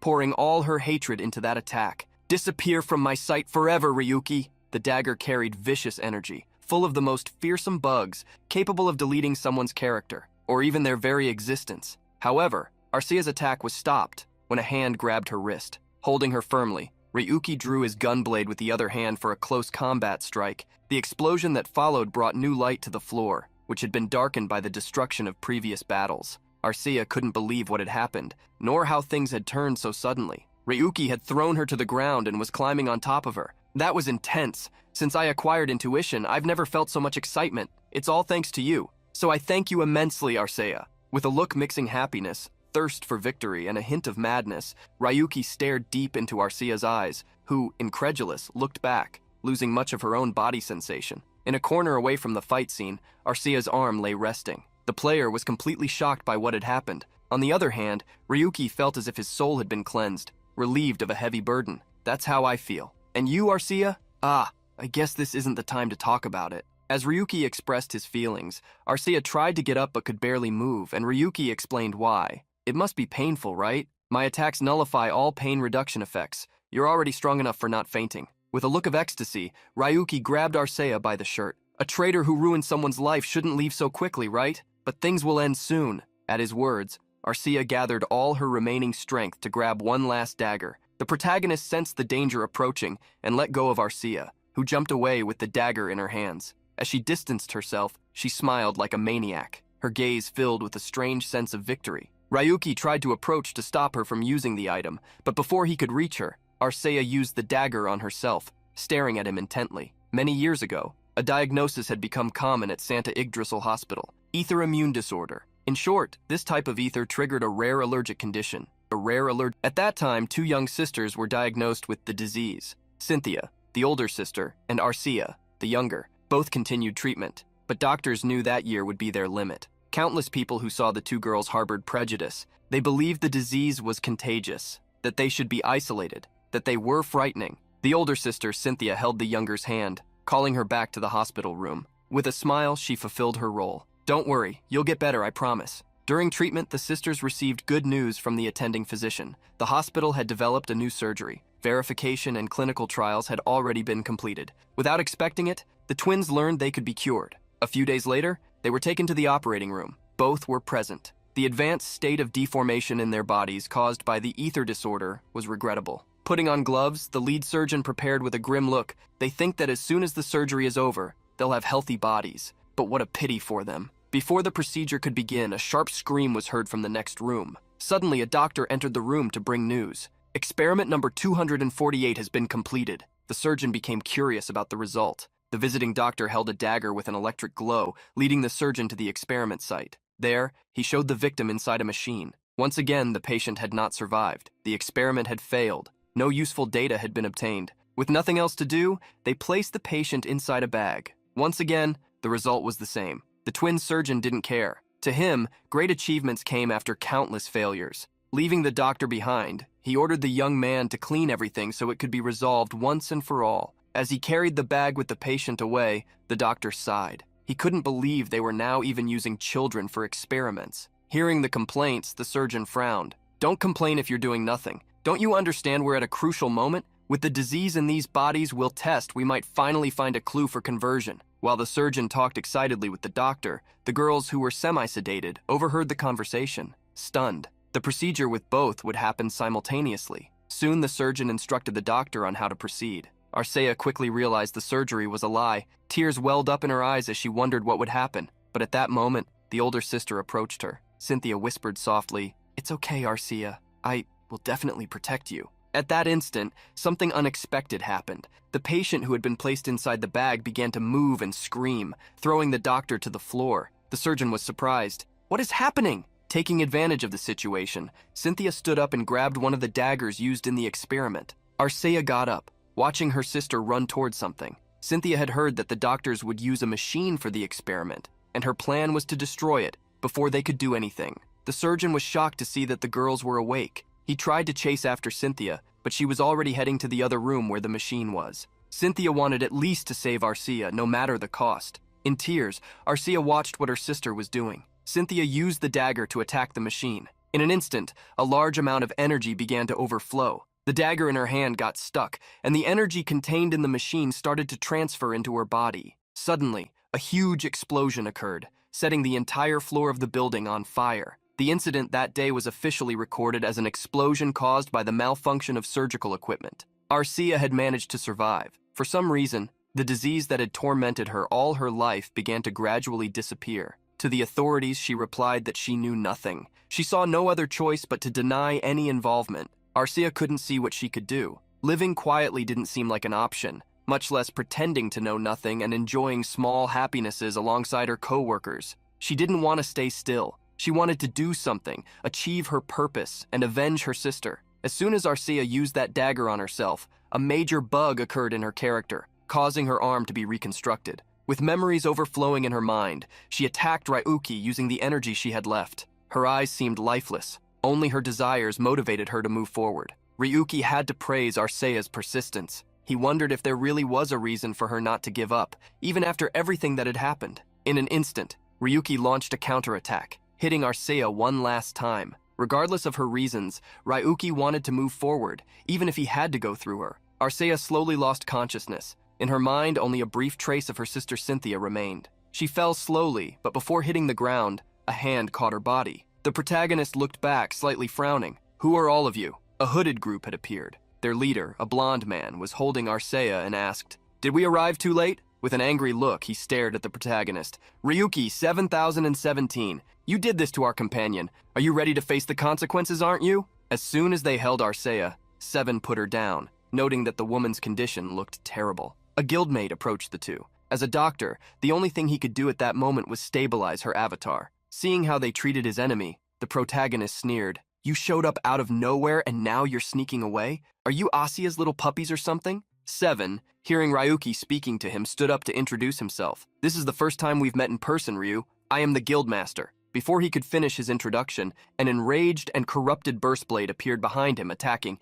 "You liars! How dare you hand me a piece of defective trash!" With the claw he had created with his arm, he aimed at Seven's upper body. However, his claw only hit the edge of an axe, which blocked his advance. The one who had stabilized Arcea's avatar acted quickly to prevent his leader from having to move. While focused on his anger for missing the attack, Burstblade did not notice a sword wrapped in powerful energy appearing behind him. With a smile, Seven gave him a piece of advice. "Don't interrupt when someone is talking." As if a building was falling on him, Burstblade was buried in the ground by the force of that sword attack, which released powerful energy, more like a lightning strike. That attack was a finishing blow. Within seconds, Burstblade's avatar began to disappear. Seven couldn't help but complain. As always, the Linza guys rushed in without thinking. Seeing the crazy dog girl further ahead, he addressed her. "This is a perfect opportunity. I'll make sure you meet the same fate as them." Seven held up his sword, raising it toward Bisk. "You got this far without using any bugs, but there's no need to leave any risks behind. No evidence must remain." Bisk gritted her teeth and, holding her axe, tried to stand despite trembling in pain.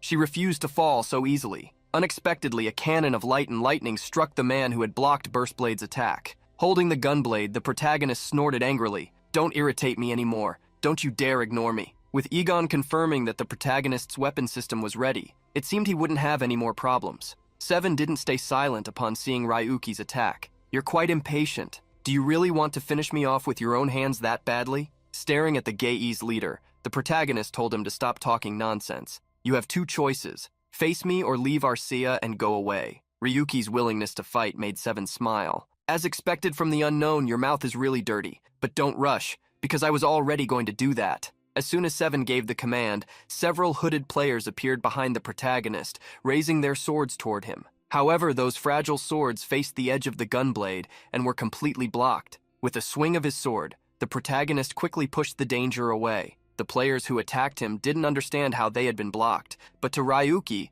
their moves were too obvious. The protagonist knew he would win if he managed to defeat those people. However, upon defeating the first, he noticed two enemies using stealth running toward the great white tree. Those who attacked him were just decoys. The players advancing toward the tree had only one objective: to claim it as theirs, because once they did, the entire game would be in their hands. The protagonist's eyes widened as he heard a scream coming from the direction of the tree. One of the players, upon approaching it, had been magically lifted. A hand came out from inside the tree, grabbing him by the neck and lifting him without any resistance. While the player tried to understand what was happening, the one holding him emerged from inside the tree, revealing himself by deactivating his stealth ability. Seeing the blonde man with glasses come out of the tree, Ryuki shouted in fury and desperation, "Gabriel, why are you here?" Before he could hear an answer, an attack fell on him like a spear charged with red lightning. Thanks to his quick reflexes, he managed to dodge in time. A red flag charged with energy was planted in the ground with tremendous grandeur. Ryuki immediately recognized that flag, the same one used by John Doe during the Blood Brigade event. At the moment the flag was planted, a great amount of energy began to gather. Ryuki, being the closest, was the first affected by that crimson energy, which instantly began to drain him until he disappeared. After Ryuki vanished, Gabriel walked towards Seven, praising his achievement. "You chose an interesting method. Does Gai's do things like this?" Seven smiled as he swung his sword. "Exactly. There's no reason to be foolish and fight you and Ryu at the same time." Ignoring Gabriel for a moment, Seven asked his companions how Arcea was doing. In response, the doctor said the situation was extremely serious. She would need to abandon her game account. At the pace things were going, even the condition of her real brain could be at risk. Grinding his teeth, Seven saw no choice but to force her exit from the game. Seeing Seven worry about Arcea, Gabriel couldn't help but taunt. What a touching sight. But Seven didn't want to hear his words. "Shut up. A coward who could only hide and watch all this time has no right to speak." Gabriel frowned and corrected him. "A better description of what I was doing would be waiting for a challenge." Seeing Gabriel's expression, Seven began to fill with rage. "There's one thing I've always thought in these 18 years knowing you. Your dark face has always brought me frustration. That's why I've always wanted to break that expression." At that moment, players began to rise from the ground, like zombies awakening after coming back to life. At the same time, Seven drew a dagger overflowing with crimson, thunderous, bug-filled energy. He and his companions, one after another, used those daggers to activate a power within themselves. Their eyes turned red, and the power overflowed, filling every corner of their bodies. Seeing how they seemed increasingly distant from humanity, Gabriel asked, "Can you handle that?" Seven's eyes turned black with red pupils. Several flaming swords appeared, floating behind him as he activated the seven-sword skill. With a malicious smile, he answered Gabriel's question. "I never underestimate my opponent." As soon as he completed his transformation, his now empowered subordinates stabbed their knives into the ground,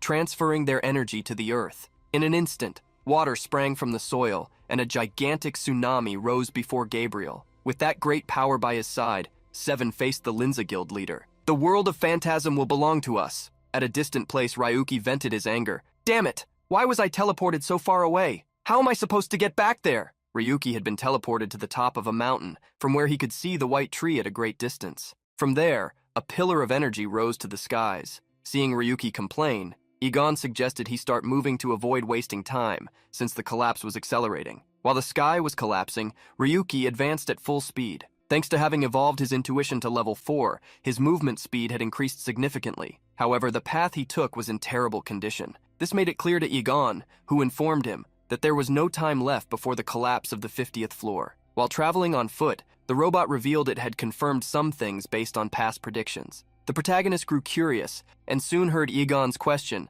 "Master, are you familiar with the acronym GM?" The protagonist knew exactly what it meant. It was the abbreviation for Game Manager. a real concept that existed before the emergence of Yggdrasil. Egon confirmed his guess, explaining that such a position granted absolute authority over a game system. Now that Egon had mentioned this, Ryuki remembered something he had heard while working as an analyst. I heard something about the predecessor of World of Phantasm, the maze game World of Genesis. There was a time when Yggdrasil's power, which governed the maze's order, ended up in human hands. To investigate further, Egon decided to connect him to Cinco. Seeing how seriously Egon treated the matter, the protagonist was confused. Is there really something significant about this? After analyzing much data, Egon reached a conclusion. This situation where players were teleported to the 50th floor, and that white tree that serves as a conduit and artery connecting Yggdrasil to the maze, the ability to move freely through it is proven to be abnormal. Egon was referring exactly to how Gabriel had moved inside the white tree,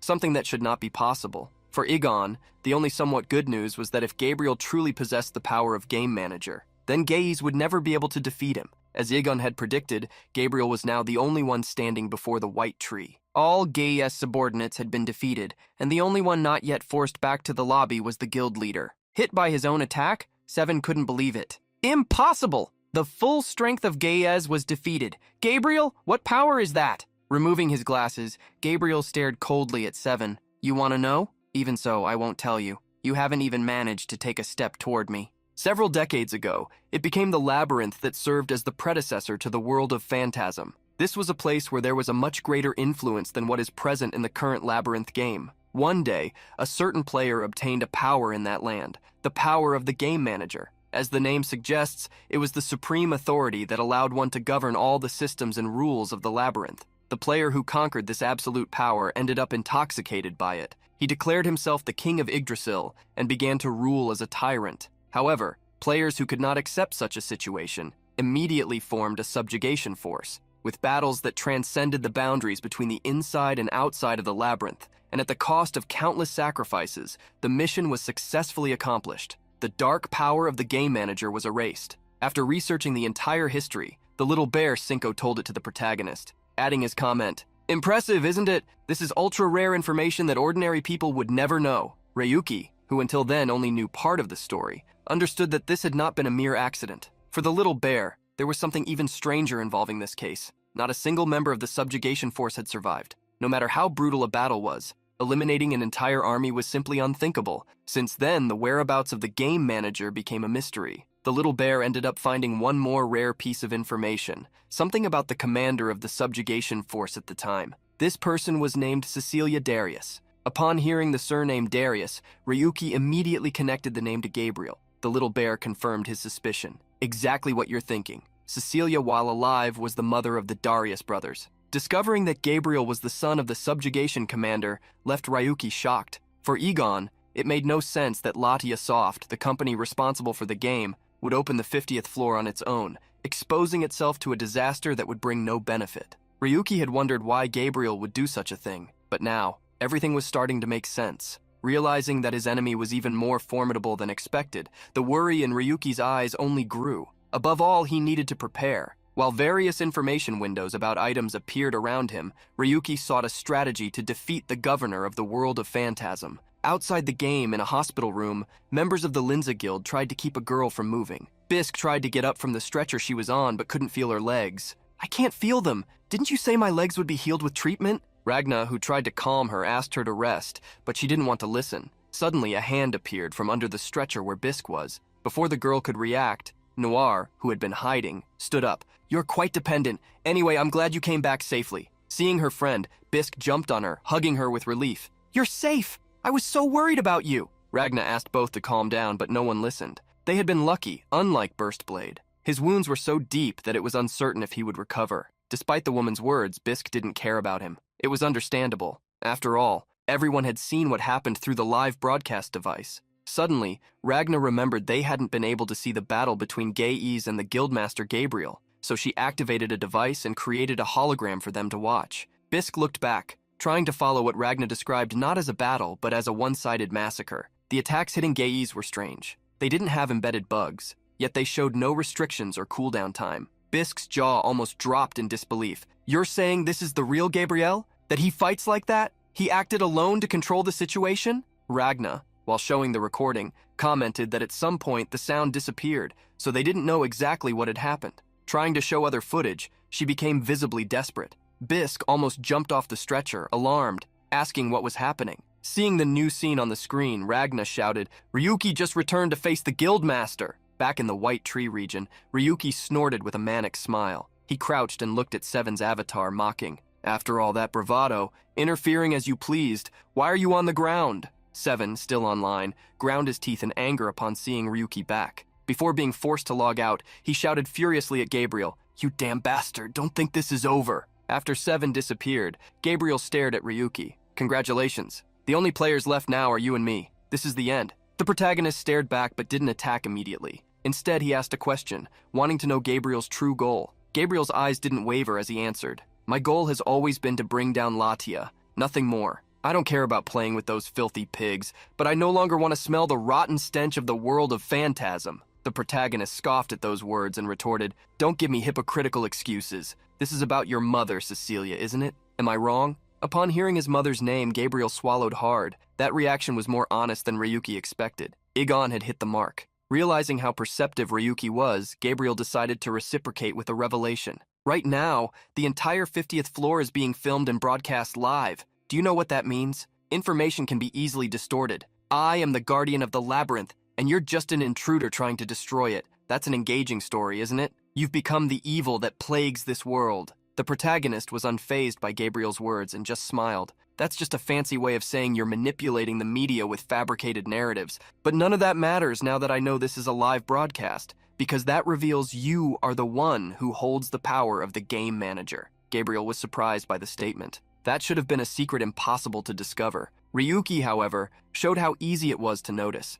Time inside the labyrinth moved 10 times faster than in reality. Therefore, a live broadcast would be impossible without direct system intervention, and Latia, which managed that system, was clearly incapacitated. Even the transfer of players to the 50th floor was probably caused by the game manager's power. That's why Ryuki could say with such certainty, "You're only acting powerful because of that power. Because of your self-declared goal, you've trampled countless lives." Even faced with the accusations, Gabriel just smiled indifferently. "If you worry about the insects under your feet, you'll never move forward." The way Gabriel acted arrogantly, even after being exposed, deeply irritated the protagonist, who ground his teeth in anger. Releasing his fury, he charged at Gabriel. "You bastard! Enjoy your arrogance while you can." During the charge, Ryuki activated all the skills that could grant him bonuses. With his sword overflowing with power, he quickly approached Gabriel, who in an instant extended his hand and created a magic circle from which chains of fire poured out. The sword and the chains clashed, and the blade was deflected.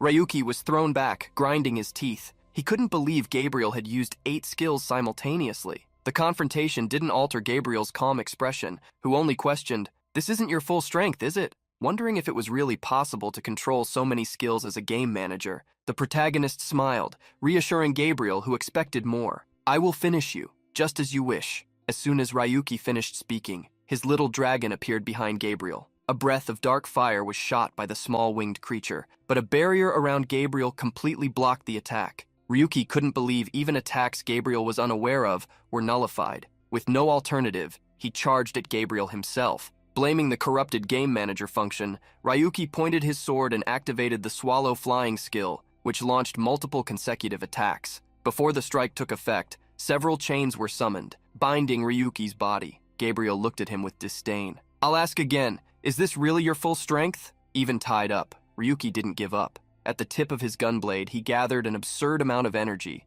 and in an instant, triggered a melee explosion that engulfed the entire surrounding area like a miniature sun. It took a while for the attack's brightness and dust to fully settle. Ryuki ground his teeth upon realizing Gabriel was still standing before him, even after all that. Gabriel frowned, but still praised the attack. "Not bad. You're the first person to force me to use this power in a real battle." With the power of the game manager system, Gabriel activated the authority of the world of phantasm. Out of nowhere, a spear began to form, along with red armor that covered his entire body. Seeing Gabriel materialize that so easily thanks to the authority he possessed, Ryuki ground his teeth in anger. "So this is your power." As a robot appeared next to Gabriel, he raised the spear and declared an ultimatum to Ryuki. "From now on, I will show you the true authority of a game manager." Looking at the little robot, Ryuki quickly commented to Igon, "That looks like you." Egon immediately corrected him, explaining that it seemed more like an artificial intelligence created to assist the game manager. In other words, an inferior version. Hearing Egon's words,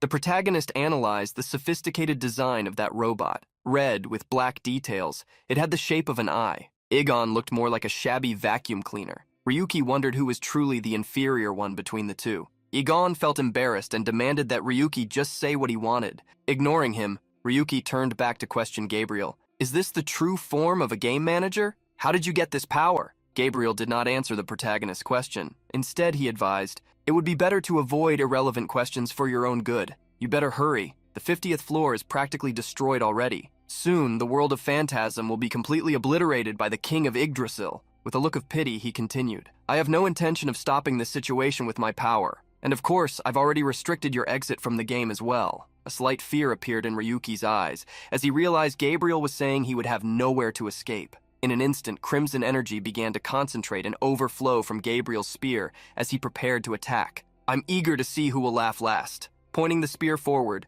Gabriel launched several simultaneous attacks. Meteor Strike, Stardust Arrow, Magnum Break, Thunderblade. All these skills combined tore through the air with immense energy toward Ryuki. The protagonist gritted his teeth as he saw the attack approaching, feeling overwhelming pressure. In a flash, an explosion occurred, sending Gabriel's attack energy skyward. Before Gabriel, a gigantic crater had formed, as if a real meteor had struck the place. Suddenly, a large amount of debris began to move. A hand rose, pushing away the rubble above it. As he stood inside the crater, Ryuki began analyzing Gabriel's attack. It seemed he had not manually activated those skills, but they had targeted the enemy automatically. Knowing that both Gabriel's attack and defense were being adjusted by the system made Ryuki furious. Before he realized it, Gabriel was already behind him, ready to strike with the spear. The protagonist quickly turned and drew the Holy Knight's shield to block the attack. However, the shield, which should have had an impenetrable holy barrier, was pierced by the spear and completely destroyed. That showed Ryuki that the world of Phantasm's items were useless against the authority of a game manager.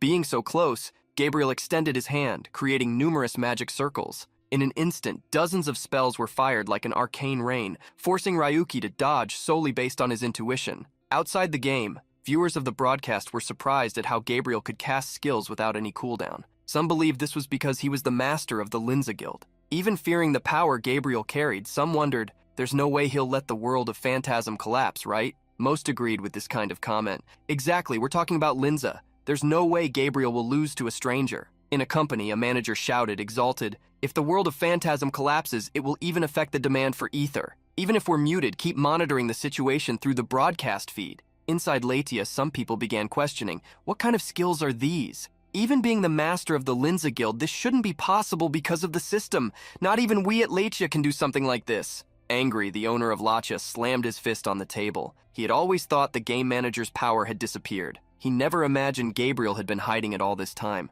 Despite this problem, something still pleased him. As long as his project was ready, the world of Phantasm would mean nothing. It might even be better if it were deleted by someone else's hands. Inside a data world, a man wearing a cowboy hat watched the battle. This is getting interesting. Now that this is happening, I can't take my eyes off him. The Great King. Being bombarded by attacks while everyone watched, Ryuki tried to dodge, but the danger zones were excessive. With intuition at level 3, the Eagle Eye skill was also active, enhancing his vision dynamics. Even with the increased intuition level and improved dodge precision, it was clear that if things continued like this, such evolution would be useless. After an extensive bombardment, Gabriel ceased attacks when a curtain of dust covered the entire area, preventing him from seeing Ryuki. Still, the situation was under his control, and in his eyes, Ryuki was fighting in vain. With sharp eyes, he questioned the missing Ryuki. Do you think the smoke will give you a chance? I can see everything through it. You should already know that these tricks don't work on me. Ryuki ignored Gabriel's words and fired a cannon with the gun blade. Seeing the attack coming, Gabriel sighed. Looks like I overestimated you. But just as Gabriel prepared to block the shot, several fragmentation grenades appeared behind him. A series of explosions erupted, creating a curtain of fire. The impact shook Gabriel only slightly but left him confused. An item that doesn't belong to the world of Phantasm, but an attack of this level is nothing. Taking advantage of the distraction, Ryuki enhanced his gunblade. Plum Blossom Sword Art, Enchant. With power overflowing from the weapon, he activated his combined skills, fury in his eyes. Peacebreaker, good luck! Ryuki quickly charged at Gabriel, who reacted by extending his spear to strike him. However, thanks to his speed, Ryuki managed to dodge and passed by Gabriel, reaching his back. Turning quickly, Ryuki launched a sword slash. Gabriel, who for a brief moment couldn't keep up with his speed, was hit. Like a king losing his crown, Gabriel lost what he had above his shoulders. The protagonist thought he had won, but soon realized he was mistaken. Using the Phoenix Feather item, which allows resurrection, Gabriel's body was reconstructed. Ryuki became extremely irritated seeing him use an item he himself had only obtained once. Seeing this, Igon appeared beside him to warn, Gabriel theoretically has unlimited access to all items in the world of Phantasm. There is no way to defeat him by normal means. Having been hit by Ryuki's skill, Gabriel reflected, can he also use skills from other games? The protagonist was surprised to realize Gabriel hadn't shown any pain despite the attack. Hearing his doubt, Gabriel replied, pain alone cannot stop me. Raising his hand, Gabriel began to cast the Chi Meteor skill, but not before activating a layer with all kinds of buffs existing in the game. With that, a large amount of crimson lightning appeared, as if Gabriel were the lord of a red storm. The lightning rain fell on Ryuki, who swung his sword countless times. Gritting his teeth, Ryuki gave his all to keep up with a terrifying power far surpassing Gabriel's brother. Gabriel frowned seeing Ryuki dodge all his attacks. Each attempt had been perfectly blocked. This left him no choice but to use something even stronger. Ryuki's sword overflowed with power when he found an opportunity for a counterattack. But in the middle of his advance, the power in his sword disappeared. And not only that, all his skills began to be blocked. With a great explosion of energy, everything in Ryuki dissipated into the air. Falling to the ground, the protagonist rubbed his fingers in the dirt, refusing to believe what had just happened. Both his skills and items had vanished. Igon, beside him, stared at the robot Gabriel was using. For an inferior version, you're doing very well. All data from the world of Phantasm has been sealed. Ryuki gritted his teeth. Discovering that his skills had been sealed made him understand why his attack had also failed against Asura, even in close combat. Seeing that Ryuki had understood everything, Gabriel sneered in disdain. You understand things too quickly for a defective little brother. That skill was created for Linfell, and yet you dared to use it as if it were yours. How pathetic. Realizing that more than half of his skills and items, obtained from random boxes, had been restricted, Ryuki wondered if this was the end. He didn't know if what remained would be useful. The only certainty he had was that worrying further would be a waste of time. Ryuki didn't know if anything else would work, but one thing was certain. He needed a single powerful attack. With such a description, only one option remained. Before Gabriel's eyes, Ryuki used a skill from another game, Item Summon, Reinforced Armor. Data began to form around Ryuki's body. Whether on his hands or feet, the armor he wished to summon began to materialize. Equipping the Galactic Empire's standard exoskeleton armor, the 10th version of the Reinforced Armor, Ryuki decided to place all his faith and hope in that item, betting everything to win the battle. Gabriel, seeing Ryuki equip yet another item from a different Labyrinth game, was surprised. Even though he was his opponent, this could be considered a trump card, and that was exactly why he wanted to respond accordingly. Extending his hand, Gabriel released a crimson energy that shimmered with lightning due to its magnitude. In an instant, more than a dozen magic circles appeared, pointing directly at Ryuki. Even though Igon claimed it was just a low-level artificial intelligence, the protagonist shouted as he tried to dodge the attacks. How can you think this is a degraded version of yourself?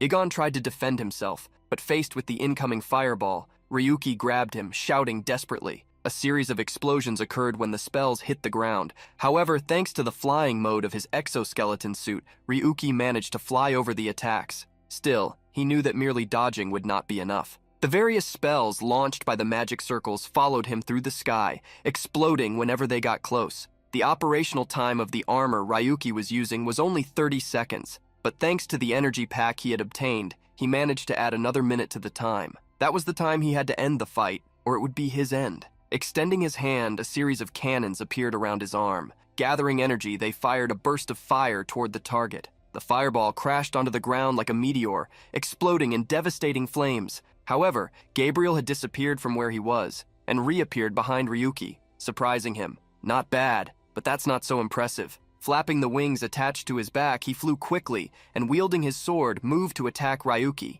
The spear tip aimed at the armor, but upon thrusting, it only caused a scratch on the structure. Gabriel was shocked to see he had not managed to pierce the armor. Ryuki turned quickly with a smile on his face. Even if you are the manager of this labyrinth, my items will not be affected by you. In Ryuki's hand, a dense amount of energy gathered. In an instant, the protagonist attacked Gabriel, trying to grab him. However, his palm hit a solid shield. At the last moment, Gabriel had managed to summon the barrier to protect himself. Knowing Ryuki was trying to use the data deletion skill, Gabriel planned to avoid any direct contact, as that would guarantee his safety. To push him away, he summoned dozens of magic circles again, now at close range. A great explosion happened in the sky, as if the sun itself had been shattered. With the shockwave, Ryuki was thrown downward, falling heavily to the ground. Several parts of the protagonist's armor were damaged, though he still managed to stand, albeit with effort. The deletion skill had some restrictions. It could only be used if the target was touched for at least 5 seconds. Also, it could only be used 4 times per week. Ryuki had already used 2 of the 4 possible uses of the skill, one during the fight against Asura. Moreover, one use had to be reserved for the destruction of World of Phantasm, meaning he could only resort to this technique one more time. After seeing Ryuki retreat from the attack, Gabriel landed safely. Even if your strike was defended, you had the chance to use your skill and you didn't. That can only mean there is a usage limit, and since you equipped that armor, you've been acting as if desperate. It has a time limit too, doesn't it? Just as Gabriel had deduced, the remaining time on the armor was only 26 seconds. Seeing that Gabriel had figured everything out made Ryuki furious. In that situation, he found himself desperate to use the deletion skill as quickly as possible. However, just as he was preparing to attack, something impressive happened. Gabriel multiplied himself several times, creating an army of copies. His many duplicates, in unison, extended their spears while shouting, "It's useless, this is your end. Goodbye, Ryuki." With less than 10 seconds remaining and a massive attack coming his way, Ryuki wondered if this was as far as he could go. Gabriel's attacks fell upon Ryuki, who did not move, causing a series of cascading explosions. Yet amid the wave of flames, a shield from the reinforced armor was activated. Amid the chaos of the attacks, Ryuki thought, "I've come this far. I won't give up." When the armor's usage time reached 1 second, a power from the Yggdrasil system enveloped him. The system analysis had been completed, something Igon had been working on for some time. Thanks to this, all restrictions imposed by the game manager were removed. With a sequence of characters forming a proud emoji, Igon smiled at Ryuki. "Didn't I tell you? That is just an inferior copy." Immediately, Ryuki activated his most powerful blessing, the blessing of the Supreme Chief, the one who oversaw the world of Phantasm from the top of a tower, granted an increase to all of Ryuki's stats and skills. Thanks to that, the remaining operational time of the exoskeleton armor became 1 billion seconds. The dark energy of the blessing overflowed from Ryuki's body as he drew his sword. With mastery skills, breaking all limits, he fused his power with the enhanced armor, advancing like a comet tearing through the atmosphere. Gabriel and his copies did not understand how Ryuki had managed to break his authority as game manager. However, since there were so many clones, he was confident that Ryuki would not be able to find his real body. But in an instant, using his level 3 intuition, Ryuki struck all the clones with his sword, showing why he could never be underestimated. Seeing that Ryuki even had a skill that allowed him to distinguish the clones left Gabriel deeply surprised. For him, it seemed only one last option remained, to destroy the entire area around them with a single attack, hoping to finish Ryuki once and for all. His attacks responded to the command and began to intensely bombard the entire zone between him and the enemy. But before Gabriel realized it, Ryuki was already behind him, announcing, "This is your end." Gabriel could only look back, incredulous that he could not track Ryuki's movements even with the powers of a game manager. He had no time to dodge, and Ryuki's swift attack found its mark. The spear Gabriel held shattered into countless pieces,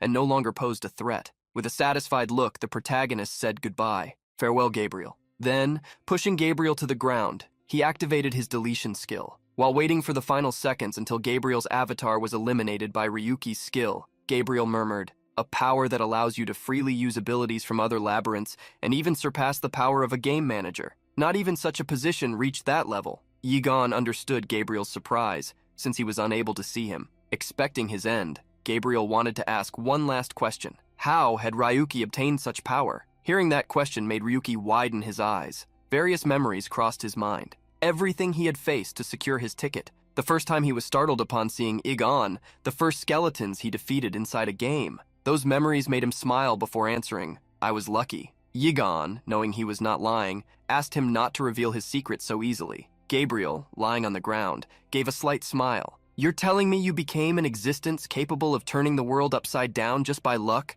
That's hilarious. Anyway, I must congratulate you on your victory. Outside it must be chaos, but at least I achieved my goal." As Gabriel had imagined, the girls at the hospital were extremely anxious when the transmission was cut off. At the company Ladia, their leader gritted his teeth, wondering what would happen to his game. In his last second, Gabriel whispered, "I will leave the choice to you." Thus, Ryuki became the last player standing inside that game, the only one before the Great White Tree. To Ryuki, the authority of game manager was granted by Gabriel. With a smile, the protagonist asked, "Is there any reason to hesitate? I was already planning to destroy this messed up game from the start." Touching the tree that sustained the world of Phantasm, the protagonist activated the deletion skill. All data around began to change. However, instead of the world being destroyed, he was teleported to a completely unexpected place. In that space, where the ground resembled the surface of a lake, a young man walked toward him. Hearing a voice, the protagonist turned. Before him stood a blonde young man with golden eyes, whose white and gold cloak gleamed. Staring at Ryuki, he said, "So you are the source of the disturbance that destabilized the order." Curious, Igon wondered why there was a small human in that place. Quickly, Igon noticed that Ryuki clenched his teeth and asked what had happened. Ryuki immediately recognized that young man. He is the only diamond-level being in the world, the law itself, the king of Yggdrasil, Norn. With sharp eyes, Norn instilled fear in Ryuki with his words, "That is me, and you whose name and existence were torn away, I have come to settle what you have done." Surrounded by an aura of extreme power, Norn commented, "I know everything about this situation, about Latiia, about the collapse of the tower, and even about your goals. Everything." With a furrowed brow, Ryuki tried to investigate Norn's intentions, asking why he had only appeared after the tower and the world of Phantasm had already disappeared. Norn gave a slight smile, trying to reassure him. "You don't need to worry so much. I didn't come here for you. I simply enjoyed watching your journey up to this point. While Latia's stagnation dragged on, I was reflecting on whether to intervene directly. Then, unexpectedly, you appeared. Thanks to you, I finally managed to clear the stagnant and foul waters that had accumulated over the years. Now all the residents of this world will be blessed and can return to Yggdrasil, receiving the power of each villager from that game, now converted into energy." Norn smiled. In the future, they will become part of other labyrinths. Faced with that energy and the aura controlled by Norn, Ryuki felt immense pressure. Little by little, he began to understand the true meaning of being a king. Changing the subject, Norn looked at something beside Ryuki while congratulating him. "You deserve congratulations for obtaining that universal robot." Hearing that Norn knew about Igon, the protagonist was surprised. Igon also showed surprise and soon asked, "Oh, so you know who I am?" Norn ignored Igon's words and revealed what was happening outside, the fall of Latiia, and it was precisely because of this fall that he wanted to ask a favor of Ryuki. Concerned and curious, the protagonist asked what he wanted. Norn, with a meaningful look, replied, "I have a job for which you are perfectly suited. I have prepared a gift that will make everyone happy." 3 months had passed since the closure of the world of Phantasm. Throughout the city, news linking the game to real life still circulated. Since the labyrinth was responsible for nearly half of ether mining, its sudden termination caused great turmoil. The main culprit behind the incident is the unknown known as Ryu 7017. Public opinion firmly demands his immediate capture. Despite the many who wished ill upon Ryuki, others aligned themselves with him like pieces of a puzzle, defending him. This was due to long-standing criticisms of Latia's monopoly, its questionable management, and the shocking state in which the game's final content was at the time of the accident. After that day, countless clandestine activities and illegal experiments came to light. These were important cases personally handled by the king, but there was no mention of punishing Ryu. What is the true intention behind this decision? While all this was happening, Latiia was now trying to divert attention to the announcement of a new Labyrinth game. Within the company's premises, Latia's leader furiously pressured his employees to finish the new Labyrinth before the announcement. His eyes nearly popped out of his head from rage. "Gabriel, you damn useless. First you took the game manager authority silently, and upon losing it to a stranger, you simply hid." The king, surrounded by gold and treasures before the great Yggdrasil, received a visit from Latia's leader, who was there to announce that he was developing a new game. Kneeling and with his head bowed, he tried to justify his reasons. Society was thrown into chaos by the villainous actions of the unknown. This broke the social balance. You should punish him in the future. Hearing such nonsense, Norn ordered him to be silent. His sharp eyes scanned him from head to toe. "Do you really think I don't know anything? The stench of rot and blood emanates from what you locked in Yggdrasil." Desperate, the man tried to make excuses, claiming they were necessary sacrifices to ensure a prosperous future, but every word only made Norn more bored. To end the matter, Norn asked when the new game's launch conference would be. The president tried to delay the answer, but with an imposing voice, Norn repeated the question one last time. "When?" The man quickly lowered his head again, stating they would make the announcement in 3 months. Faced with such a short deadline, Norn nodded. "Very well. If this is a success, I will ignore this matter." Latia's president, sweating nervously, raised his head with a big relieved smile. Oh, what a merciful decision. Norn did not let him rejoice completely, as he imposed a condition. In return, you must also put something at stake. If you fail, you will leave your current position. The president saw this as his last chance, so he wanted to succeed at any cost. If his platinum rank was lost, the exposure of his evil acts would throw him directly into the unknown rank. After some time, the day of the announcement arrived. Before the stage, countless excited people awaited the big announcement. Among them, many still held serious complaints about the closure of the world of Phantasm. Will the next generation labyrinth, supposedly superior to the world of Phantasm, be able to meet the demand? The stored ether won't last more than a month, right? All this chaos was caused by an unknown. Why did the king do nothing? Among those waiting for the announcement, surprisingly, Gabriel was also there, silently. However, a woman appeared behind him, surprising him by calling out,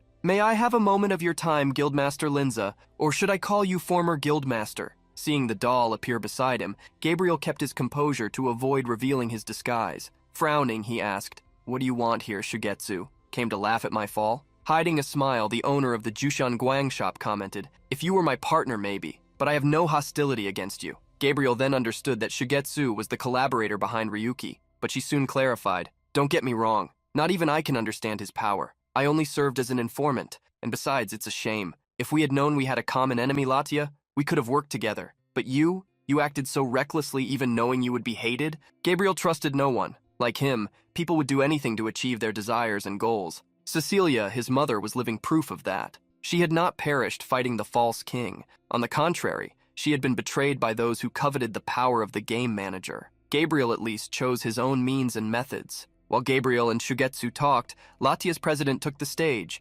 excitedly addressing the crowd. "Ladies and gentlemen, thank you for your patience. Now we will begin the announcement of Latia's next generation labyrinth." A small tree, like a miniature Yggdrasil, was brought under a dome, and the president soon explained, "This is the first and only sapling of Yggdrasil, the labyrinth device created by the king." The president raised a cube in his hands and announced, "And this is the data source for the next generation labyrinth we developed." Placing the two items side by side, he asked everyone to envision the opening of a new era. In an instant, the cube shone with Yggdrasil's light, and various writings appeared on its surface. Before everyone, those writings overflowed with the power of the Yggdrasil sapling. Everyone was surprised to see the labyrinth being generated before their eyes. However, something unexpected happened, an error. The president of Latia was stunned to see the failure in constructing the labyrinth. Amid his fury, the sapling began emitting a red light, signaling missing data and failure in reconstructing the information. Suddenly, someone in the audience noticed something familiar and shouted,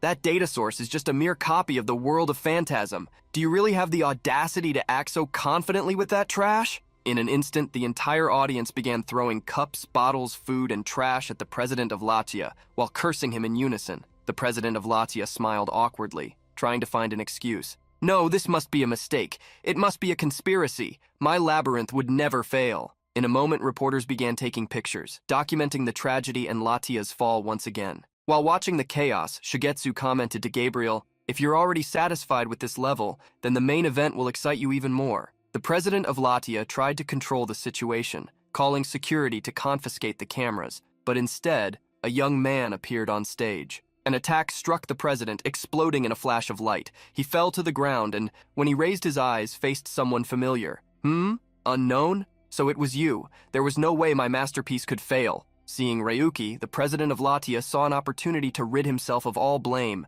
trying to shift it onto him. Destroying the world of Phantasm wasn't enough? Now you want to ruin the next generation's game too? Ryuki even cleaned his ears, not believing what he had just heard, and retorted, "What are you talking about? You're the one who made that trash game." Trying to quickly get out of the situation, the president ordered the guards to attack Ryuki. However, before anyone could react, Ryuki advanced, not toward the president, but toward the Yggdrasil sapling. Before they could understand what he was doing, Ryuki activated his skill, Delete. The energy spread throughout the dome until it reached the plant, which began to disappear. The people in the audience were shocked, unable to believe that Ryuki had erased the only item capable of creating a new labyrinth. As soon as the sapling vanished, several reinforced guards surrounded the protagonist, warning, "Don't move." Immediately, criticisms began to be hurled at him. "You're trying to throw the world into chaos? There's still time. Stop him." Amid the crowd's uproar, Ryuki silenced everyone with his voice. "This outdated mentality is why labyrinths have never progressed until now. In the name of King Norn, I declare that from this moment, the era of Latia is over. A new era will begin." As Ryuki raised his hand, a notification appeared. It was an update note for Yggdrasil's version, announcing a new seed. Yggdrasil version 2.0 was being launched. For every person on the planet, notifications appeared on their interfaces. Access permissions have been granted to all accounts. The game area now includes the entire human world. The beta feature for converting the human world labyrinth has been unlocked. All accounts have been linked to Labyrinth development tools. Please continue enjoying the Labyrinth of Yggdrasil. Faced with these notifications, people began to wonder what was happening. At the hospital, the Lachia girls were the first to understand what was about to happen. Bisque was the most incredulous among them, her eyes nearly popping out in astonishment. Anyone can become a player, and this is connected to reality? An active conversion? With the announcement initiated by Ryuki, people soon realized that anyone could create a labyrinth. Latia's boss saw his dream and his money shatter before his eyes, before his hands. Before him, the protagonist declared,